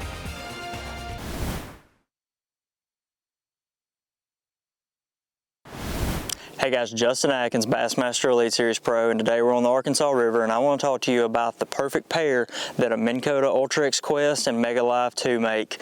The responsiveness of the Ultra X Quest is going to allow you to cover a lot of water, but dial right in. The trolling motor doesn't oversteer or lag. It's going to put right on the object that you're trying to look at and hold it right there. And with the way the Mega Live 2 mounts perfectly to the Ultra X shaft, it's always going to be in line with the head. And so by using that head, you can cast perfectly to the object that you're seeing on the screen. And the clarity of Mega Live 2 is absolutely unbelievable. You're going to be able to see the fish and see your bait splash and get right to him to make that perfect cast every time. Full day on the lake, Justin Atkins.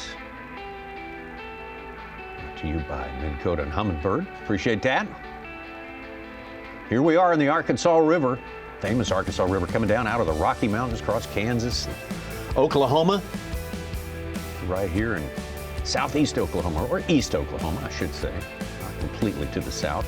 Our live coverage presented by Yamaha on this day. We got a new change in leaderboard. Yes.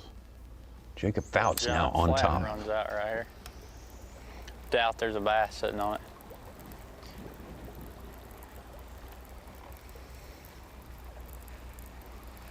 Fouts had the biggest bag on bass track of the day, 18.7. It's just been passed twice. Carl Jochimson with a 4.12. Wow. 19 pounds, 3 ounces. And Seth Fider had fallen in the 20s.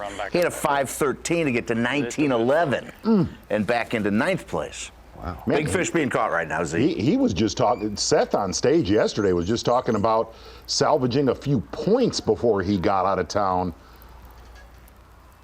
He started the day 95th. Oof. He's in 8th. Carl was 56th. He's in 5th. Like always, there were a lot of anglers who came in, whether they came in above the cut, like Mullins at 16 pounds or Carl at 13, 14 pounds, who thought they were in a good spot, and they're either below the cut line or they thought they'd be top 10, and now they're 25th. I've noticed like this river, pretty wild. there's not a lot to fish up here. How good it's fishing. You go to Kerr, there's grass, there's everything else fish. You go in the pool above us, there's grass. Here it's rivers and banks and a lot of current. So you're kind of just screwed once you hit your stretches that you know has got fish on them.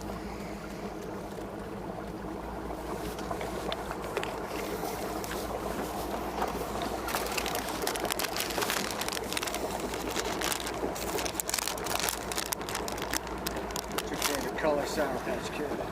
I don't like that one. No yellows? Nah, yellow, green, wrong way. Rest of them's all right.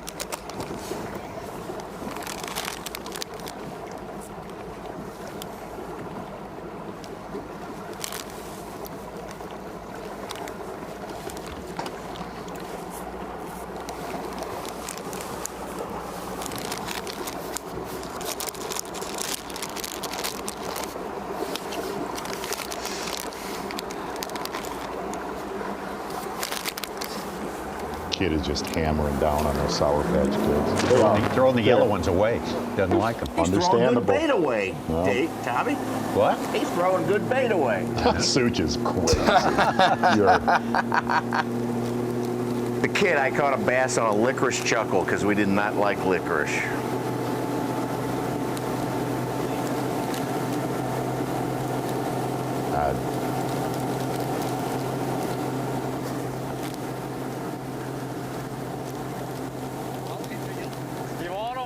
That's wild.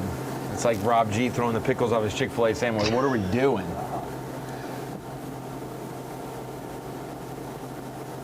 Now, I'm one to avoid some purple. Skittles, no, avoid What? it. It tastes like grape medicine, and I just, every time I've had grape, it's been when I've been sick, so I Chase just the now it's rainbow, stuck, you know. guys. Fisher Anaya has just, he's back in the easy seat today. Yeah, he is. Right? We need to have him a little more pressure on him tomorrow. Yeah. Drinking it all in.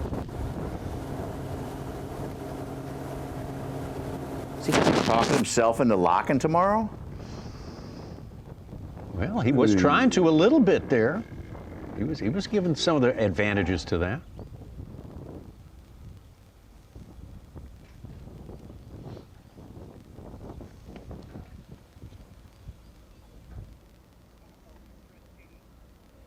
And we're going to slink back down into 15. Probably not a ton of fishing time left for a lot of our anglers, at least the ones that are in first plate. Got to hear Matt Airy talk about that. Back to Jason Christie live. Yeah, Matt Airy's probably getting ready to leave right now. Jason Christie's got till 4:30 till check-in, so he's got some time.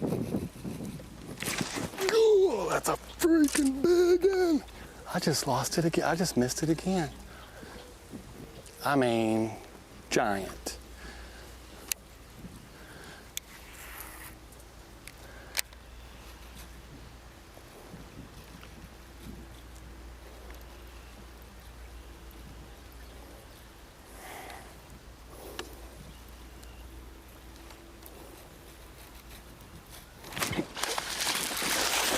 Get in here. Uh-huh.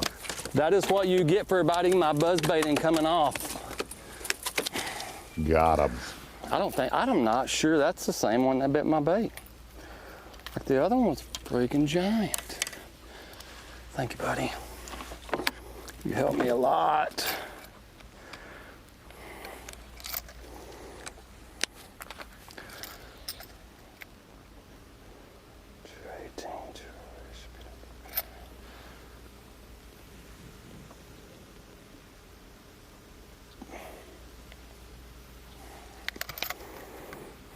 I'm not 100% sure that's the same fish, because the one that just followed my jig out looked like a 6 or 7 pounder.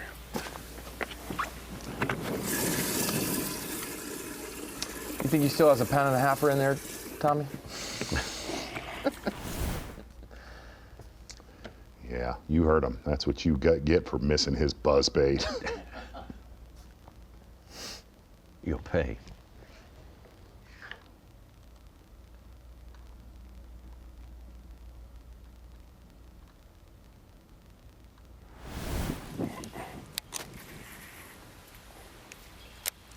He oh boy. It.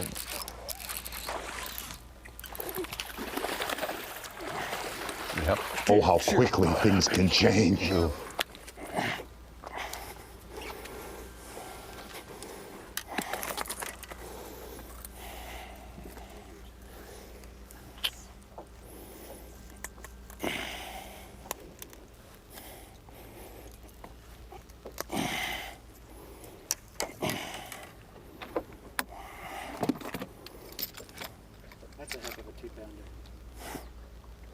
It's a solid 1.5 pounds. Yeah. Look at that.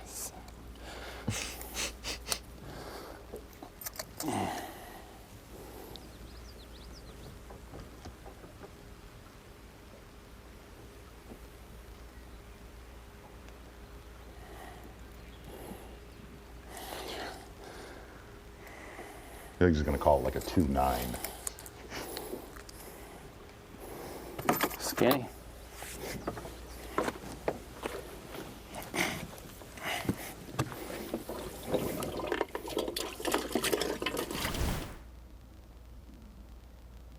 Gosh, look how fast that fish was. Watching his line cut the surface.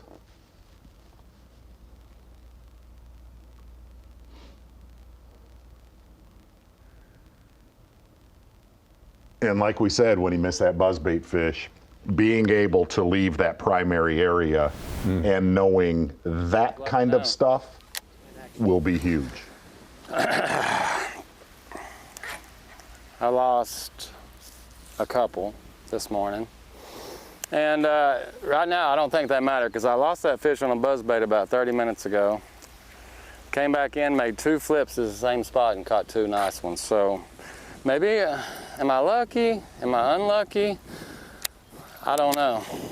But I still think there's another one there that's 6 or 7 pounds. Like when I swam my jig through there, she looked like she was as wide as she was long. And maybe I know there's probably a bed right there.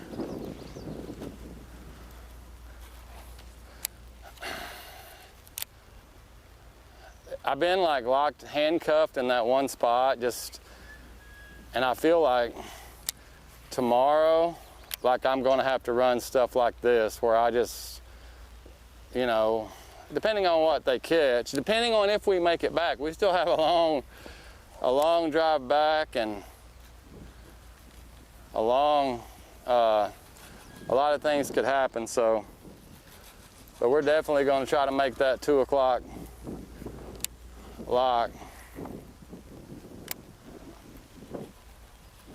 What happens is I've been waiting right here. I've been waiting to fish here. So there's grass all in this pocket, but it's not the right kind of grass. And I know they swim around in it, but literally 12 o'clock, it gives them a foot of shade down through there. And like I've seen it happen so many times. You can go down a stretch here and not get a bite until everything gets right. Sometimes that's current, sometimes it's sun position, sometimes you just get lucky. I ain't gonna lie, sometimes you just get lucky. And I feel like we got a little bit lucky losing that fish and then catching it, and then catching his partner.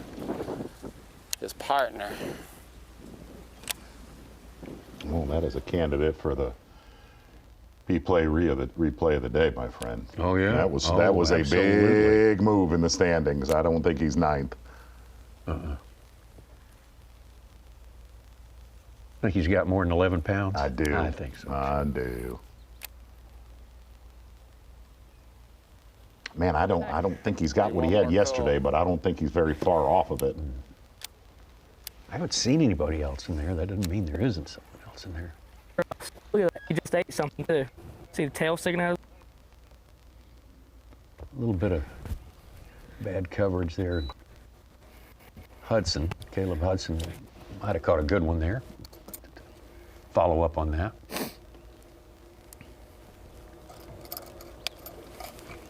That's pretty good. He's got a small one in there too, 1.4. 2.19. Cole's a 138 though. So 2 blue. 2 blue. I think it's on this side. Mess up just in case.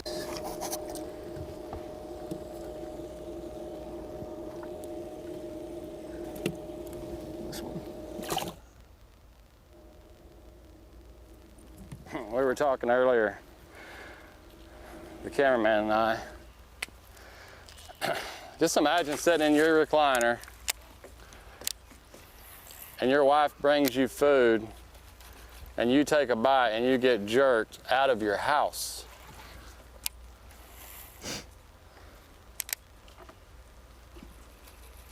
I'm gonna catch another big one. I just got that feeling. He's flowing. I haven't even got to the best stretch of it yet. I went down it with the buzzbait on the outside just to make sure they weren't swimming around in that grass, and literally made one cast to where I thought there for sure would be some fish, and then lost that one. So I would not have slept tonight if I hadn't caught that fish.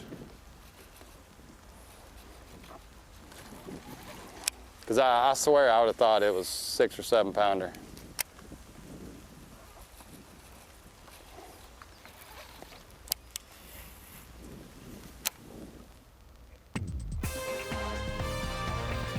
Jason Christie says, "Boy, I like to. Another reason I like to be by myself, so I can let these fish rest, come back around again and That's catch the them." best mood he's been in the entire event. Yeah, right? He told his talking favorite about story eating food, twice. getting snatched up out of the living room. That's right. That's a Jason Christie we want. Yeah, that's right. Jacob Fouts, though, the man on top. Jacob Fouts, Fisher Anaya, Austin Felix, Randy Howell, and Caleb Hudson are our top 5. We're going to soon enough take a look at that full 50 list and see what the standings is at that important spot, 50th place. Really just a couple of hours left, fishing time. You take away some of the travel time, and that doesn't leave a whole lot of time for some of our anglers here. Exactly. The more far-flung among them, all the way down into Kerr Reservoir from our fantastic host city of Muskogee, Oklahoma. There's the takeoff, Three Forks Harbor. That's where the weigh-in will be today as well. That's coming up right after those 2 hours have elapsed. And we will get it going and get our field trim down to 50. Here's our leader, Jacob Fouts.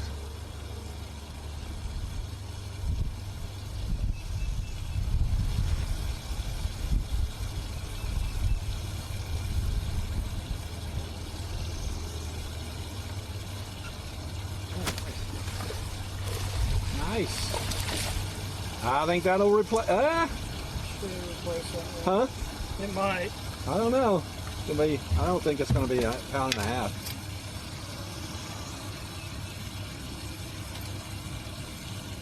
Spawning, huh?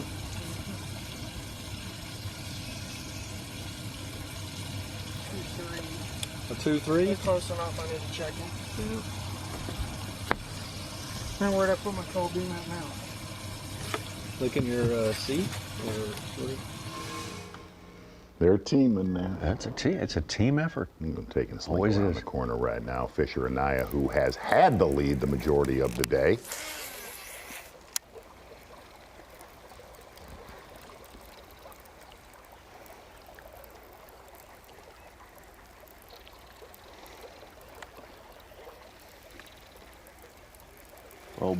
Bo Browning's Bass Track just fired. He's got 14 pounds. He's up to 14th place. Easton Fowler goes down in Kerr and second boat out today. He's got to be in early. Just caught his second 5-pounder, but he's only got 3 fish on the day. There's got to be a current eddy or something up here that's got them. There's something that's just washing the current around right. And they're just set up in it waiting for something to come by. If you find that, it can be nasty if there'll be a bunch of them in it.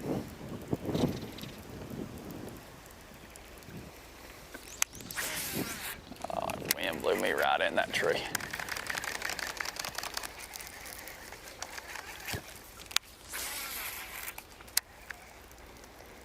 They're getting some bites. Yeah, and it seems for the first time in this tournament, it looks like Jacob Fouts really concentrating on some fish that whether he's looking at them or looking at them with his landscape mode, definitely some spawning activity, at least where he's at.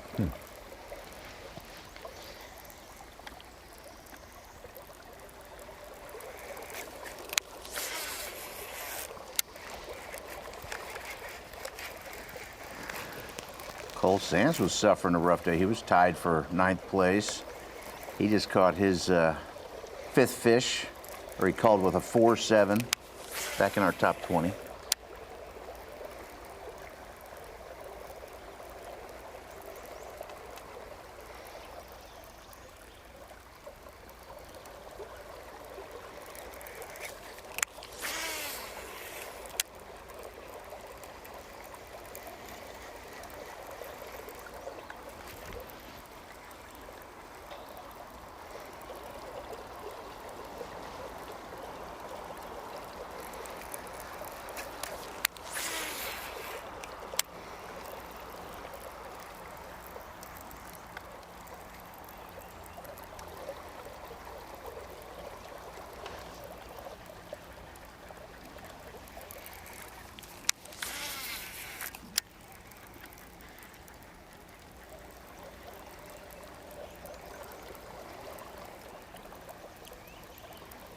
people may want, I wonder if Jacob Fout's going to lay off his area, or is the shallow fish or the bedding fish. But Tommy, if you're talking about cold front coming in and lows in the 40s and 50s and stuff, God, something hit it right they're there. already not reliable, those shallow bed fish day to day. So with the cold, I mean, you just, if Better you go. know the weather, you just need to catch what you can catch Go today. get it. Go get what you can get.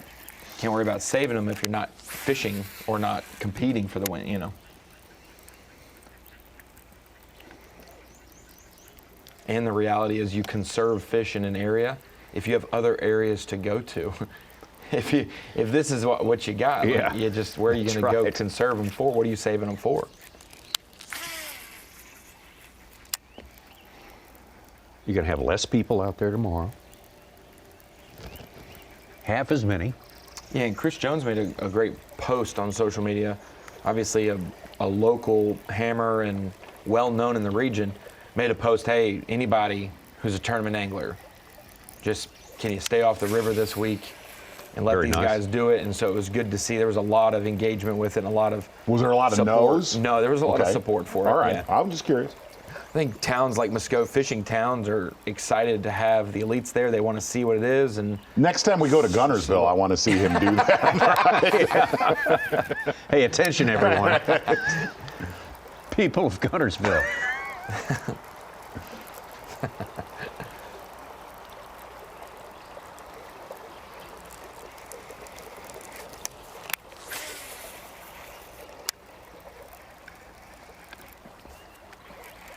Good day for Jacob Fouts, man.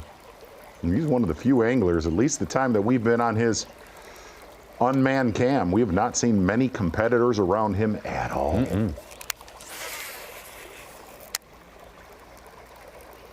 Kind of hard to say where he is, but I guess that's his privilege.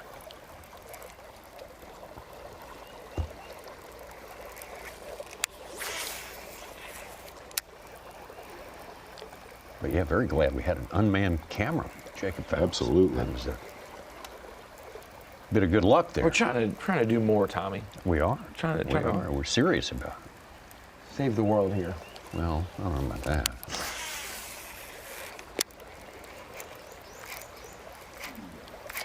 Come on. There it goes.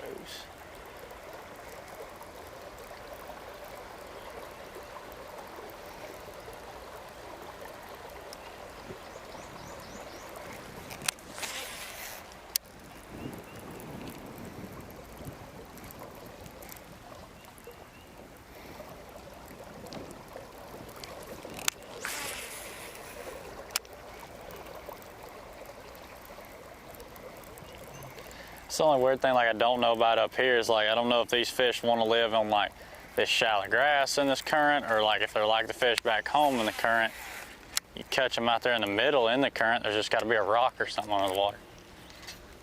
But I did that in practice and never got a freaking bite. Yeah, just fishing rock piles and rock veins. Most of the time you can go like back home, you can catch them big ones just drifting a jig or a big swim bait around out there. 3 pound, 6 ouncer puts Seth Fighter's bass track over 20 pounds on the day. 20 pounds, 3 ounces. The world just blew up on the bank up there. Pretty good move from Maybe 95th it's to an 9th. 8-pound largemouth. 20 pounds will do it, won't it?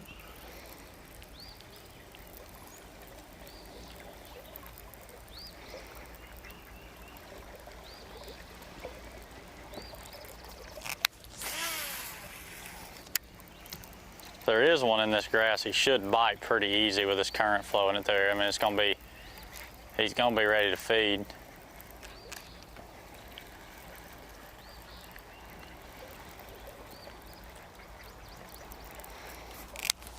Should be laid right there in that little gap that's blowing that current through. That stuff right there, hang on your chatterbait, you can't get it.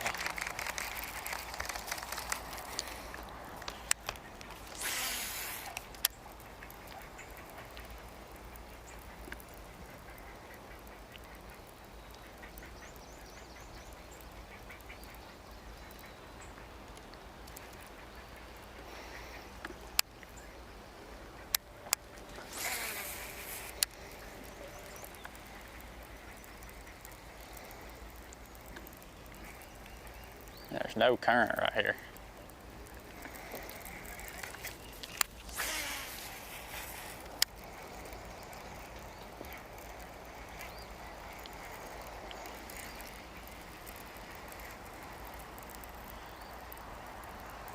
I mean, that is a definition of a hidey hole right there with Jacob Fouts and that Bass Ambassador. Mm-hmm.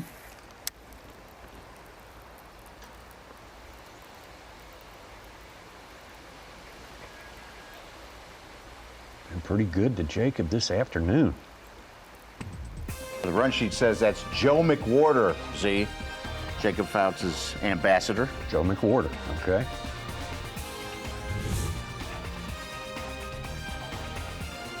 Thanks, Joe. Jacob Christie. Thank you, Joe. Jacob Christie on the move right now. Heading for another spot. He's got some time, as we say. He won't be catching the 1 o'clock. He'll be catching the 2 o'clock. Yes. So he's got another hour before he has to be on that 2 o'clock lock. Yeah. Newport Bassmaster Kayak Series coming at you in 2026. Got a big tournament going on right now. That one's in progress. Northwest Louisiana, May 30th and 31st. That's the next one on the schedule. There's Santee Cooper Lakes, Clarendon County, South Carolina. Hit the QR code, register today. Get involved in it. It's a great way to get yourself involved in the competitive bass fishing, the Newport Bassmaster Kayak Series.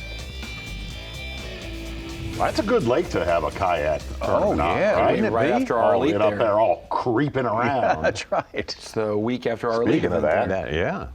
You see that cottonmouth right there? There we Nope. go. See the leaves all in full Yeah, we bloom. are. It's getting real hidey-hole like looking now. Gosh, I mean, it looks like he's on a different body of water. Again, no other competitors wherever he's at. Our tracking system has had him in Muskogee all week long. Yeah, he's right downtown. I don't think that's where it is. What do you think you needed to get up?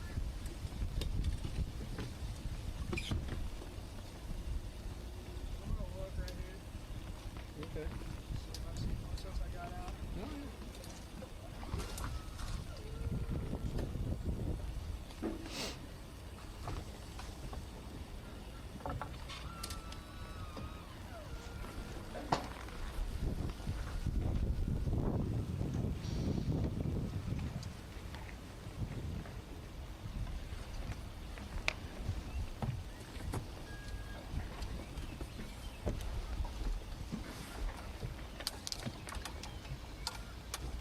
I didn't know if I could do that, so I didn't.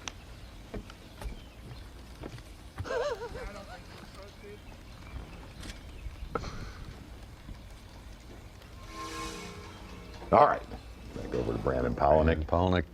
Rough day on Brandon Polinick of everybody we've had on camera. Still looking for fish number 5 with Polinick. Definitely has fished the most off-colored water we've seen. That's true. Come on, stay on there. We need that bite. It's not very big, but it'll cull. Well, it's like exactly where I caught that 3-pounder yesterday. That's not fish number 5. I wonder if they're on the bed right there.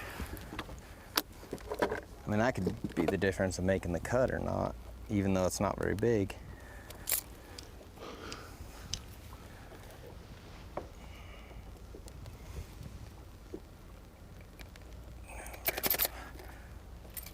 Yeah, that fish could be the difference of either making the cut or not.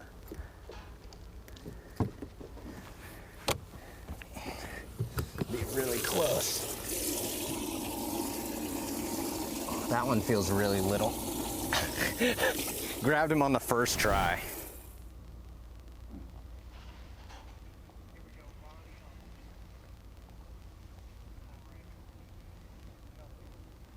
Not only do you have guys going to pool 15, Tommy, you've got guys staying in the takeoff pool, you have people fishing some backwater areas that maybe have spawning fish, and I'm going to show you a little bit of Lowrance Sea Map to show you when you're on that main river drag, especially in pool 16, there's not many chutes that you can go off of there, but when you get around the spawning season, all this green right here, all this green, this is all land, and when you look at a point like this, that stops the river flow. The river's flowing from the north to south direction here. When you have a point like that that really kicks that main current down, you're able to get up here and find some spawning fish. You could get back in a creek and do that as well, or you can go to the other side, and in this situation you have a great opportunity with multiple islands and shallow areas that do butt up right against the shoreline, and also the current flows right there, the channel as well. You do have depth and access to it and protection. The biggest thing this time of the year, unless you get way up a creek, is being able to find shallow spawning possibilities for these anglers, and having all these islands, having a big point going into a creek, it deflects a lot of that current, and in the spring, current can be volatile for those fish trying to spawn. They may spawn later in the season because of it. So if you didn't get into a little hidey hole, you can still pick up fish that are in pre-spawn, post-spawn, and spawn in those same island protected regions on the main river. Good stuff. Thank you, Ronnie. Little mapping subtleties that everyone needs to be aware of right there. And we got Davey Height, I believe, standing by. Some great stuff from Davey this morning. Hey, Davey. Whoa. How's it going out there from here in the Bassmaster studio, sponsored by Yokohama Tires? Tomorrow, I wanted to kick this off with, we don't know what's going to happen to the rest of today. A lot is going to happen, I'm guessing. But tomorrow we go down with half the size field. What happens now? Who benefits when we go down to just 50 anglers versus 100? Well, Tommy, I think the main thing is the guys that are fishing around other anglers where there's groups of anglers. We have seen the guys with hidey holes, Jacob Faust, Fishery, Anaya, Caleb Hudson. Those guys have seemed to really excel on day one and day two. The guys that are around groups of people like a Matt Airy, I think they will have a chance to kind of spread their wings and not just protect those areas where there, in some instances, 8 or 10 other boats. Davey, big front coming in, friendo. We're going to dip down into the 40s. You have seen a lot of the footage so far. You've basically seen every single technique that our leaders are using. Who does that hurt? Who might that help? So I can't help but keep thinking about and keep talking about Jason Christie, the obvious. He's won so many events. He knows how to close the deal. He knows how to win. I can promise you he's been thinking all week, looking at the weather forecast, planning towards that. I really think day one and day two here today, he's been fishing areas that like, hey, I'm going to catch everything I can here, and then I'm going to have another plan to go somewhere else. And go into the hidey holes like we've seen of Jacob Faust and some of these other guys fishing day one and day two. I don't know if those places can hold up for 4 days, because when you look at guys with so much experience here, like a Luke Palmer, like a Jason Christie, it's like they wanted to fish around the crowds, those bigger areas of vegetation, day one and day two, and then when things get a little tougher with the weather change especially, they're going to go in these little small areas. I would think that's certainly what Jason Christie has plans for Saturday and Sunday. I'll agree with you, but during your midday report with Mercer, Jason caught half of what we got to see from that drone footage from Wes Miller. Granted, I thought he was going to utilize another area day 3. How do you not go back to that, at least for the first 90 minutes? So that's a great thought there. We were sitting there talking with Chris. Obviously, he knows a whole lot about this fishery and all. And it would be hard not to go there because I think it may have even surprised everyone how many fish are there. I really think Jason Christie probably thought, I'm going to catch everything I can catch there today. There's not that many more fish there. I think that's part of the reason you didn't see Luke Palmer go back there, because, hey, there's not enough for both of us. You go there and catch what you can catch today and go to plan B. But I'm with you, Z, especially the footage. And I'll be curious to talk to Jason and just, you have to listen. You can't really tell him what you saw from the aerial footage. But it'll be interesting to, if he tells stories about all the fish that were swiping at his bait and how many that he knows are there and how many of those that he really couldn't even see. We had advantage of the eye in the sky. How many of those fish did Jason Christie see? Davey, we watched Jason all last event there at the Tennessee Tom Bigby, and he kept stressing again and again, I got to get to a point where these fish are allowed to rest. He's obsessed with that. That's very important to him to be able to really clean out one of his special spots right there. It should help him tomorrow in the situation he'll be in with less anglers, right? Yeah, Tommy, and you know, we talked about this morning how Jason Christie is a closer. When he's within reach, when he's, you know, within 20 pounds or so, you know he's always got a chance because he's always planning towards that. Being able to be patient enough and know when you need to let these fish rest is a big key to his success, in my opinion. Unfortunately, because he has so much knowledge of this area, I think he's been letting places rest that he will go to on Sunday that not give him a 30-minute rest, but he has not gone to him at all come Sunday. That's not real good news for the rest of the field. No, that's really not. Thank you. It's good to talk to you, though, Davey. Yes, Hi, sir. great stuff. As always, we will see Davey in the studio tomorrow. I believe he will be here. That's wonderful. Going to He be couldn't have probably timed it better to leave when the tide's going to be 50 in the morning. Yeah. Like he's going to be good to go. Doesn't have to sit out there and shiver and shake. Oh, here we go. Fisher and Anaya. They're not bad fish, they're just not quite big enough. There's a spot on the James River that looks just like this, Tommy. Thought he locked through to Virginia. Well, I don't know. He's pretty good. We're going to have a really good mix going into this weekend.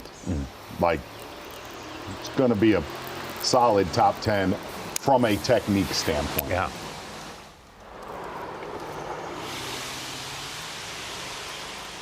There's some daggum hot rods driving around right here.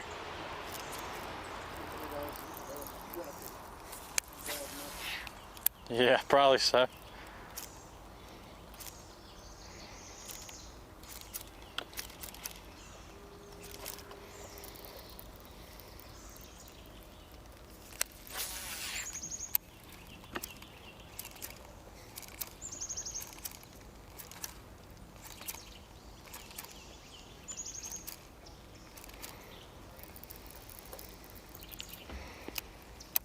All I'm looking for is one big largemouth up here, and if I catch her, I'm done. I'm gonna go weigh in at 3 o'clock.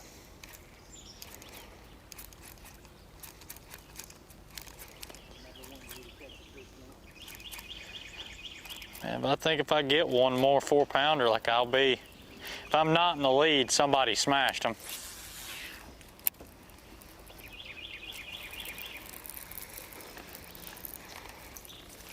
No creep hole right there. Yeah, all that is. We've seen a lot of new real Yes, estate we this have. past hour, that's for Indeed, sure. All of our friendo. guys sort of reaching around, looking around corners, looking at something hidden treasure somewhere.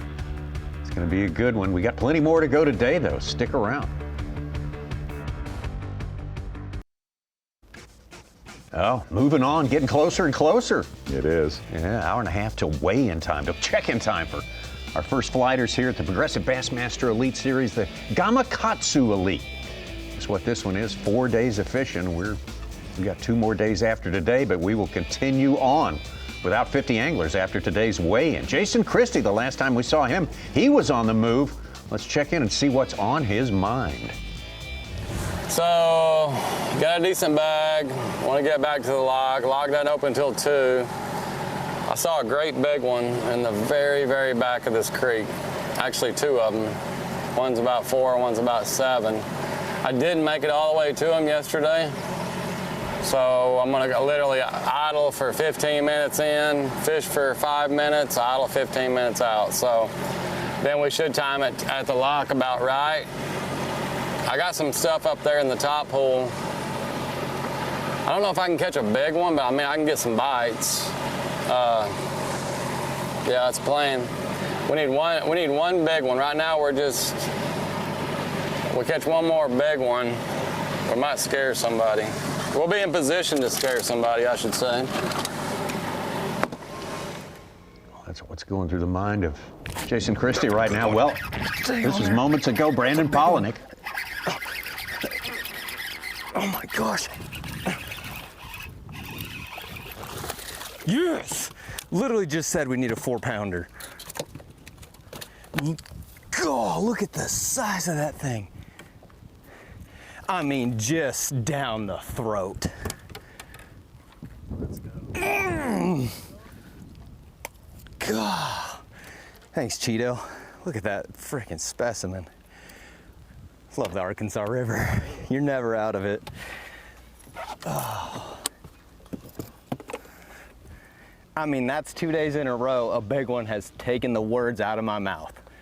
Yesterday I was talking, man, any one of these casts could be a 4-pounder, just bam, and I caught a 4.5-pounder. That one's almost 5. It's 4 3/4.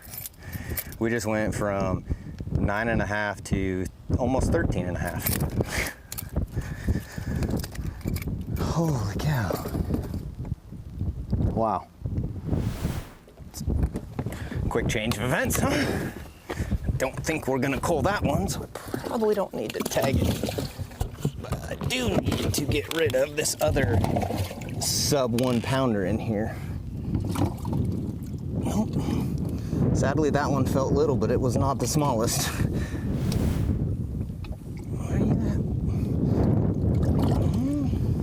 at? I mean, straight up has been some great fish catching. Oh yeah, you feel real little. I mean, that's a coal right there. I mean, I'll take the minute just to appreciate this, just so we can give you a scale of. Oh, that's not the big one. Just give you a scale. That's our trade-off.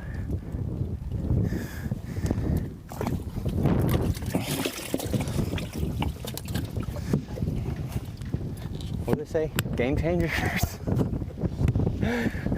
For us it was. Let's do it again. Up to 8th place. I mean, that fish got it too. Well, he wasn't liking the wind, wasn't liking the lack of sunlight. He said we're going to figure something out, so he apparently figured something out.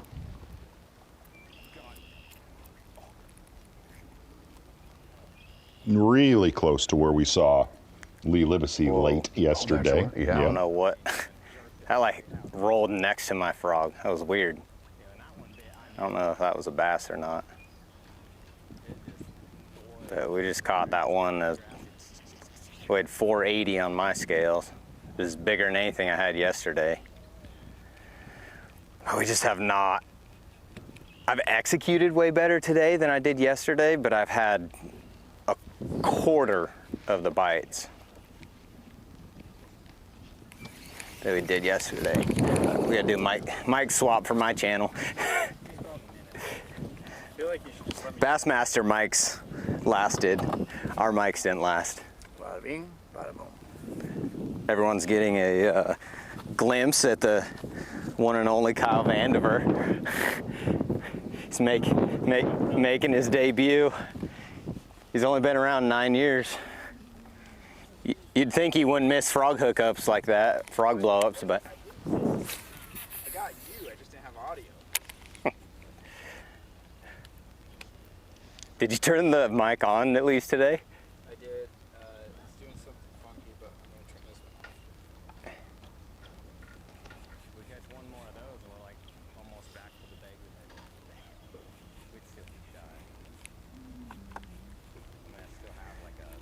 It's like you don't know where you're gonna get a bite. Could be like any cast 360 degrees around me right now. Could be another 5-pounder.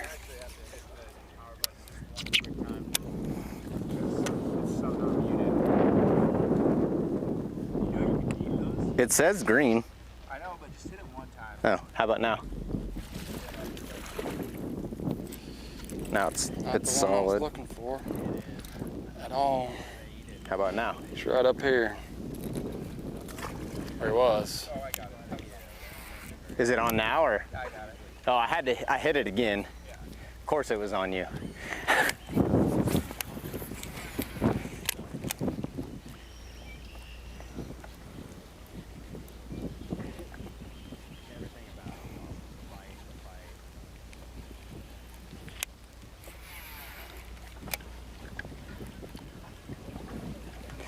I've kind of figured it out. Like, I caught a 3.5 right there yesterday. That 5-pounder came right here. If you look, you pan over right there, you can see how that is like a thicker mat. And it seems like all my bigger bites, they come when you have that little bit of mat stuff right there, that's just like starting to put the little pieces together. Kind of try to key in on some of those places. Yesterday I had 5 minutes of fishing time left and I cooled up a pound. Come off. We got about 15 minutes left today and just cooled up.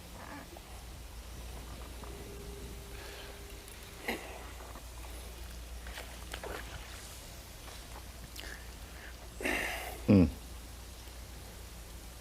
it. Luckily that wasn't the one I saw, but that would have helped.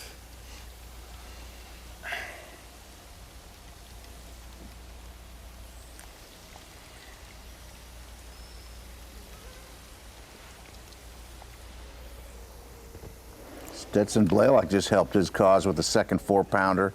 He had his first an hour ago. He started 44th. He's probably right near the cut at 27 pounds, 4 ounces.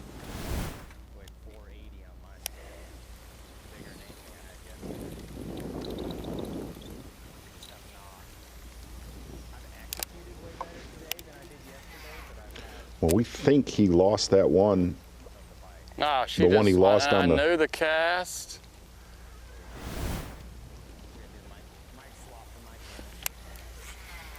He caught the one that he lost on a buzzbait more than likely, but that one might be one for tomorrow. Mm.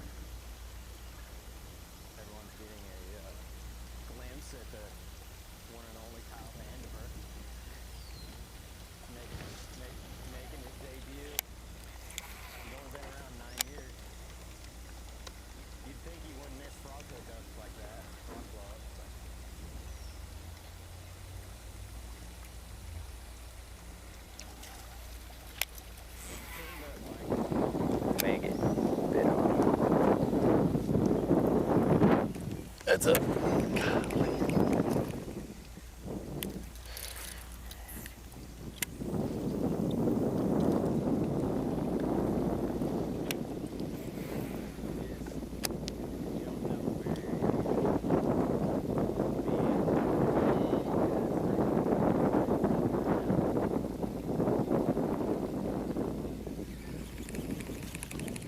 Gosh, it's hard to slow down because there's so many targets.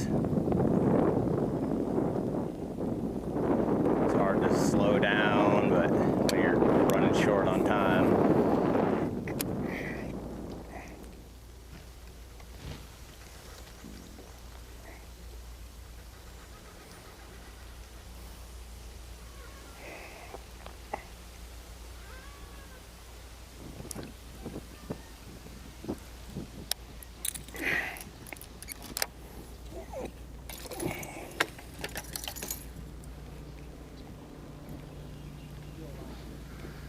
Awesome.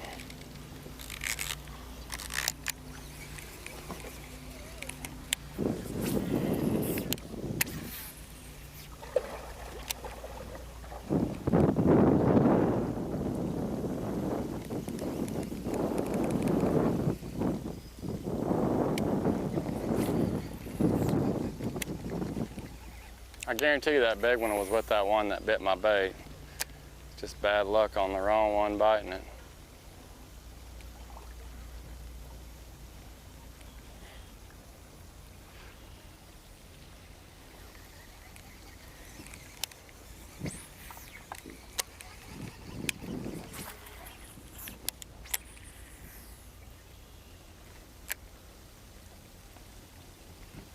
Come on, right by that stick.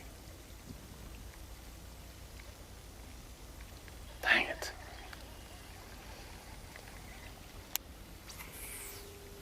No. Good looking spot.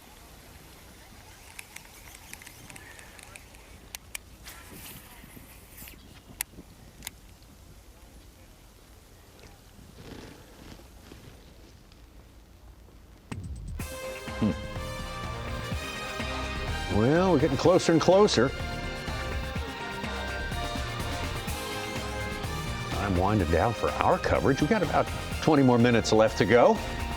These guys will go on till 3 o'clock's check-in time. Checking in on our live coverage here. Bassmaster Elite Series Gamakatsu. Bassmaster Elite at the Arkansas River. This is a very important day. You got the full field of 100 out there fishing today, but only 50 are going to emerge from the weigh-in at the end of the day and be able to fish on Saturday. Semi-final Saturday. Jacob Fouts, fifth-year angler, in our top spot right now. He's a young man who went on a big long run of making cuts. 24 into 25. Yes. And then fell off the pace a little bit. He is back. Almost won Angler of the Year. Yeah, he's got very close to that. Fisher Anaya, the rookie, 20 years old, started the day with the lead. Busted 20 pounds yesterday, 20 pounds and 4 ounces. We got Austin Felix, Randy Howell, the veteran. Caleb Hudson, another rookie in there. Carl Jockinson, who's won in Oklahoma. Matt Airy, Brandon Polinick. We just saw him catch a good, almost a 5-pounder. A few minutes ago, Bob Downey and Pat Schlopper. Yeah, and kind of looking at the weights here, we're talking about it earlier. If you were hanging here with us on day 2, Arkansas River, would the weights double going into semifinal Saturday? I'm still going with it's going to be pretty close. Right near that number. There. Right near that number. Jason Christie, 13th place there. Bo Browning hanging in there. Cole Sands got Cole up near the top at one point yesterday. Jeff Gustafson having a good year so far. I knew Gerald Swindle. We've had a unmanned camera with him all day today. Stetson Blaylock, we followed him around yesterday, and Such tells us that he's making some headway. Well, and the other thing you're also seeing, taking a look at the list of this top 50, you're seeing a lot of anglers in there today that were not in there this morning. Yeah. Will Davis Jr. trying to come back a little bit from a slow patch. JT Tompkins, Easton Fothergill. We heard that he had a couple of 3 big fish, but just 3 fish. The last time we heard, we'll have to check in with that a little bit later. Slaney in, Wagner. And they're the last man in as it stands right now. We got some fishing time for all of these guys. Lee Livesey in there, hanging in there in the top line. Who's out now? We can look right below there and see David Gaston, Bill Lowen, Austin Cranford, Patrick Walters. Patrick Walters not making as many cuts this year as he usually does. From Walters down, there's no bass track on most of them. Okay. Yeah. The very unofficial right there. Very unofficial. What's very unofficial. Which is fine. Got boats coming in. It's going to be a bumpy one for some guys. It is. That is a live shot from Wes Miller's drone. If you think about the guys who made the 1 o'clock lock to come back, they should be out of that lock. Yep. And those who are doing the 2 o'clock lock should be getting enough pad to get close to it now. Looks like JT Tompkins, 77th on day 1. A little tough day after having a good classic just a few weeks ago.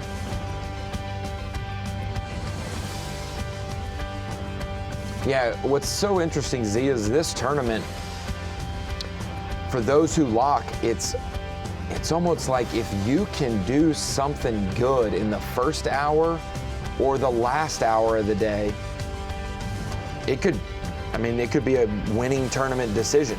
First hour or last hour, if you're one of those guys locking. That is a good one. A point very, very well made. But we're going to get back out on the water right now, Ron. Bassmaster Live with Brandon Polinick. He is. I'm pretty much just trying to get out of here now. We can make that 2 o'clock lock time. Should be all right, but gates close at 2:15, so we don't have a whole lot of time. But I just felt like I needed to give myself as much time down here because I had a better chance of catching a 4 or 5 pounder down here than I do up there for me. You see that beautiful submerged grass off the right-hand side of Pollitt. You hope that grass holds here for a while. I heard Chris Jones talking about that today when they were not for this tournament, but for this fishery. Absolutely, man. Really, that has made such a big difference from years in the past. Fisher and Anaya live.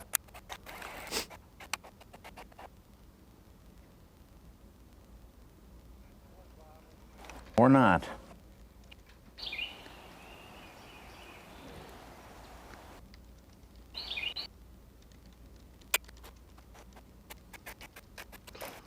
A little sketchy service right She's there. rubbing.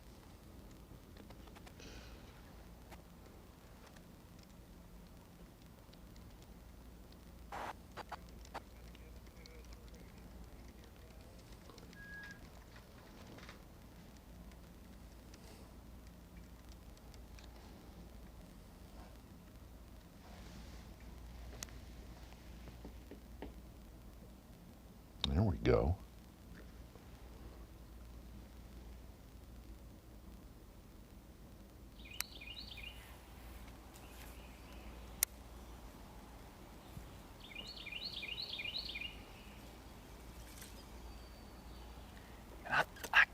I want to say it's 3-pounder, but then I see her, like when she rolls on her side, she looks wide, but when she's sitting straight up and down, I don't think she's that big. I'm not a good light fisherman like at all. This little reel is not pitching this light bait very well. She's gonna be hard to catch. I can tell you that off her actions. She acted good. The first level I flipped it in there and hopped it next to her, she spun around on it real hard. She's pretty wide when she looks at you.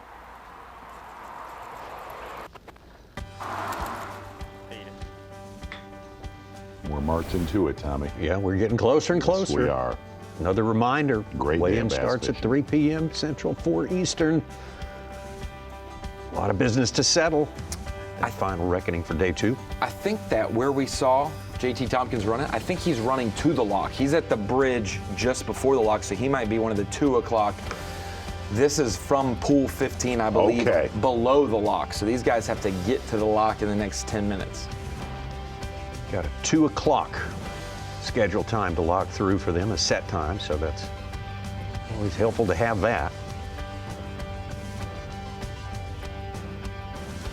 All right, we got a little more fishing left to go there in our coverage. Our coverage goes all the way up till 3 o'clock Eastern time, and then we'll let it coast.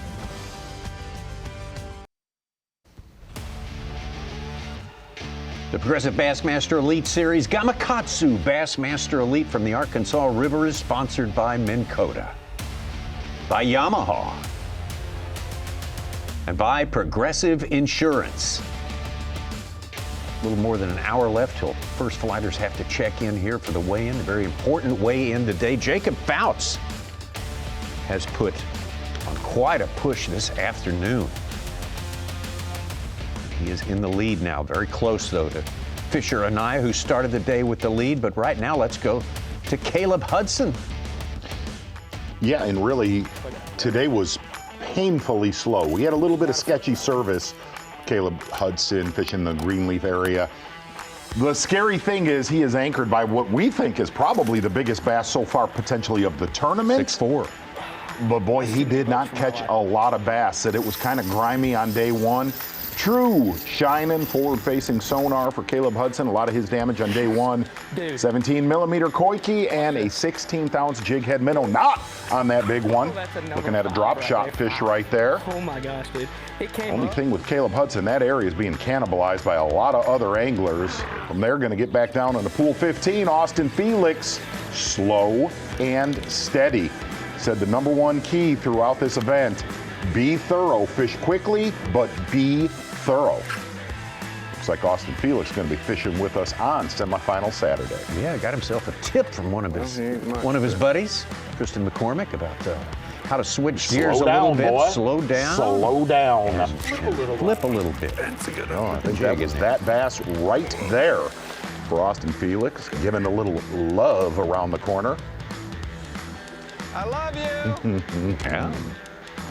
Indeed. Another good one right here. Did not catch a lot of fish, but quality in the live well, leaving pool 15 for Austin Felix. That gets us the cut. We get to fish Saturday. He's a 5-pounder.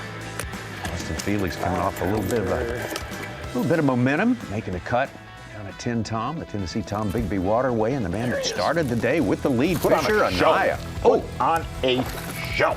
started early. Gave us lots to look at early on today. Some big spots to start her out. Yeah, great big spots. And Fisher Anaya predominantly doing his work on a Rapala Maverick. Jerkbait. Unreleased. What's that? Unreleased. Brandon. Unreleased, Yeah. exactly right. It's a 135 jerkbait. Said there's 2 on Earth. 2 of those jerkbaits on Earth. One of them in his boat, one of them in Jacob Wheeler's boat. Getting it done with a lot of good spotted bass this morning. Curious to see if he starts in that area tomorrow with Greg DePalma. But he had about a 12 to 13 pound limit, I'm going to say, in the first 90 minutes. Got to see him do some magic on that forward-facing sonar that backed it up. A couple big largemouth mid-morning. Absolutely. Wow. He's an impressive angler. Very impressive. Did a lot of exploring this afternoon, sort of preparing for a little bit of a. We'll have an option there too. Always going into semifinal Saturday, you kind of figure somebody's game plan out pretty well. I don't know what Fisher and Aya's game plan is going to be, but the story of the day: Jacob Fouts not around a lot of company. I spying this big one after our midday break. Just missed having a camera with him by 3 ounces, so he started the day in 7th with 18-1. Big day today. This is a 5.5 pounder. And Z, it's good. We've got a couple of our guys. Fisher It is Anaya, good. Well, Fisher and Anaya, Jason Christie, him relatively left alone. Yes. Swinging it, Jacob Fouts. Big tournament here so far. Yeah, baby. Unofficially, your current leader. Let's go. It's big. That's a big one. That's a huge one. Tomorrow's going to be a big one too. A big day for Jacob Fouts. Y'all see that, I hope. Started out locked in a battle at the top of the leaderboard. Can't beat that.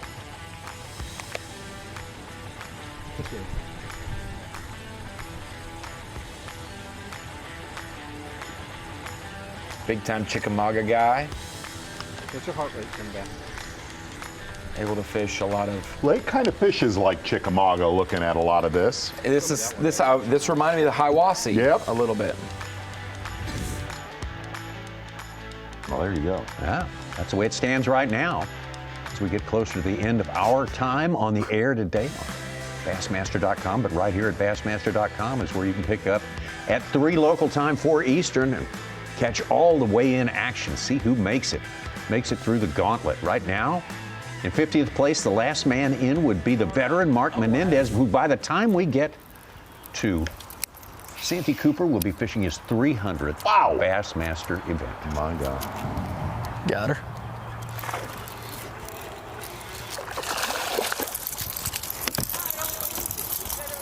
Tough. If that's tough, man. Of course, any guy that's got someone videoing him is going to tell you that, right? Right. If I can find. That's the smallest one you caught this morning, right? Yeah, it won't help me. I got 5 more bigger than her, but I need 1 more big bite and I'll be all right. Wow. I had the lead after yesterday, but they shrunk on me a little bit today. What is it, a tournament? Yes, sir. Bassmaster Elite Series. Wow. Well, I'll get out of y'all's hair. I'll let y'all. No, don't worry. We don't mind watching you. Oh, you're good. I done fished all in there and back out to here now. Oh, no wonder why we haven't caught anything.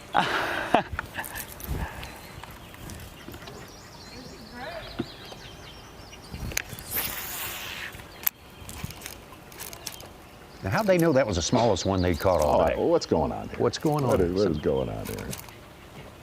Word gets around, I guess.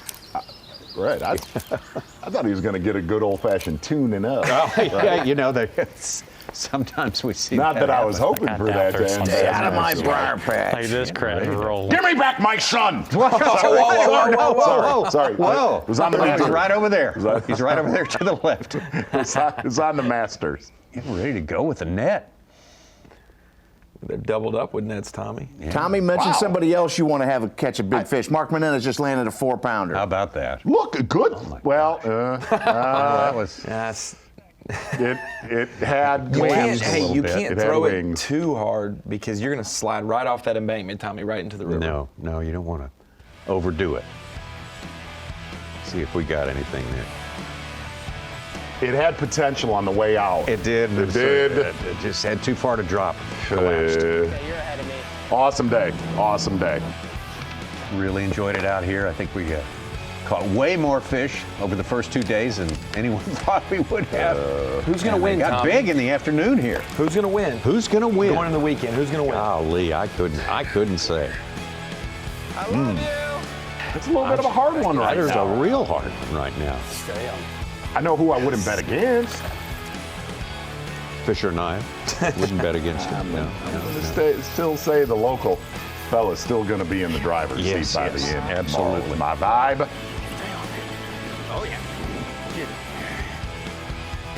I can tell you that there's going to be 10 anglers come Sunday. Don't want him creeping around. No. I would say. We'll have a lot more Great room fishing, to do so. man. Great fishing. Arkansas River definitely has shown up in a big way from years past. Now the weigh-in will tell the tale, and the weigh-in, as we tell you, is coming up at 4 Eastern Time, right here on Bassmaster.com. Tomorrow, our coverage begins at 7 a.m. Central, 8 Eastern Time, and we are going to be on FS1 for 4.5 hours, beginning at 8 a.m. tomorrow. 5 hours on Sunday on FS1. They found out Z was in studio. They said we're going to do a little extra tomorrow. Yeah, I'm sure that's exactly what did not happen. We will see you 8 a.m. tomorrow, FS1. Be there.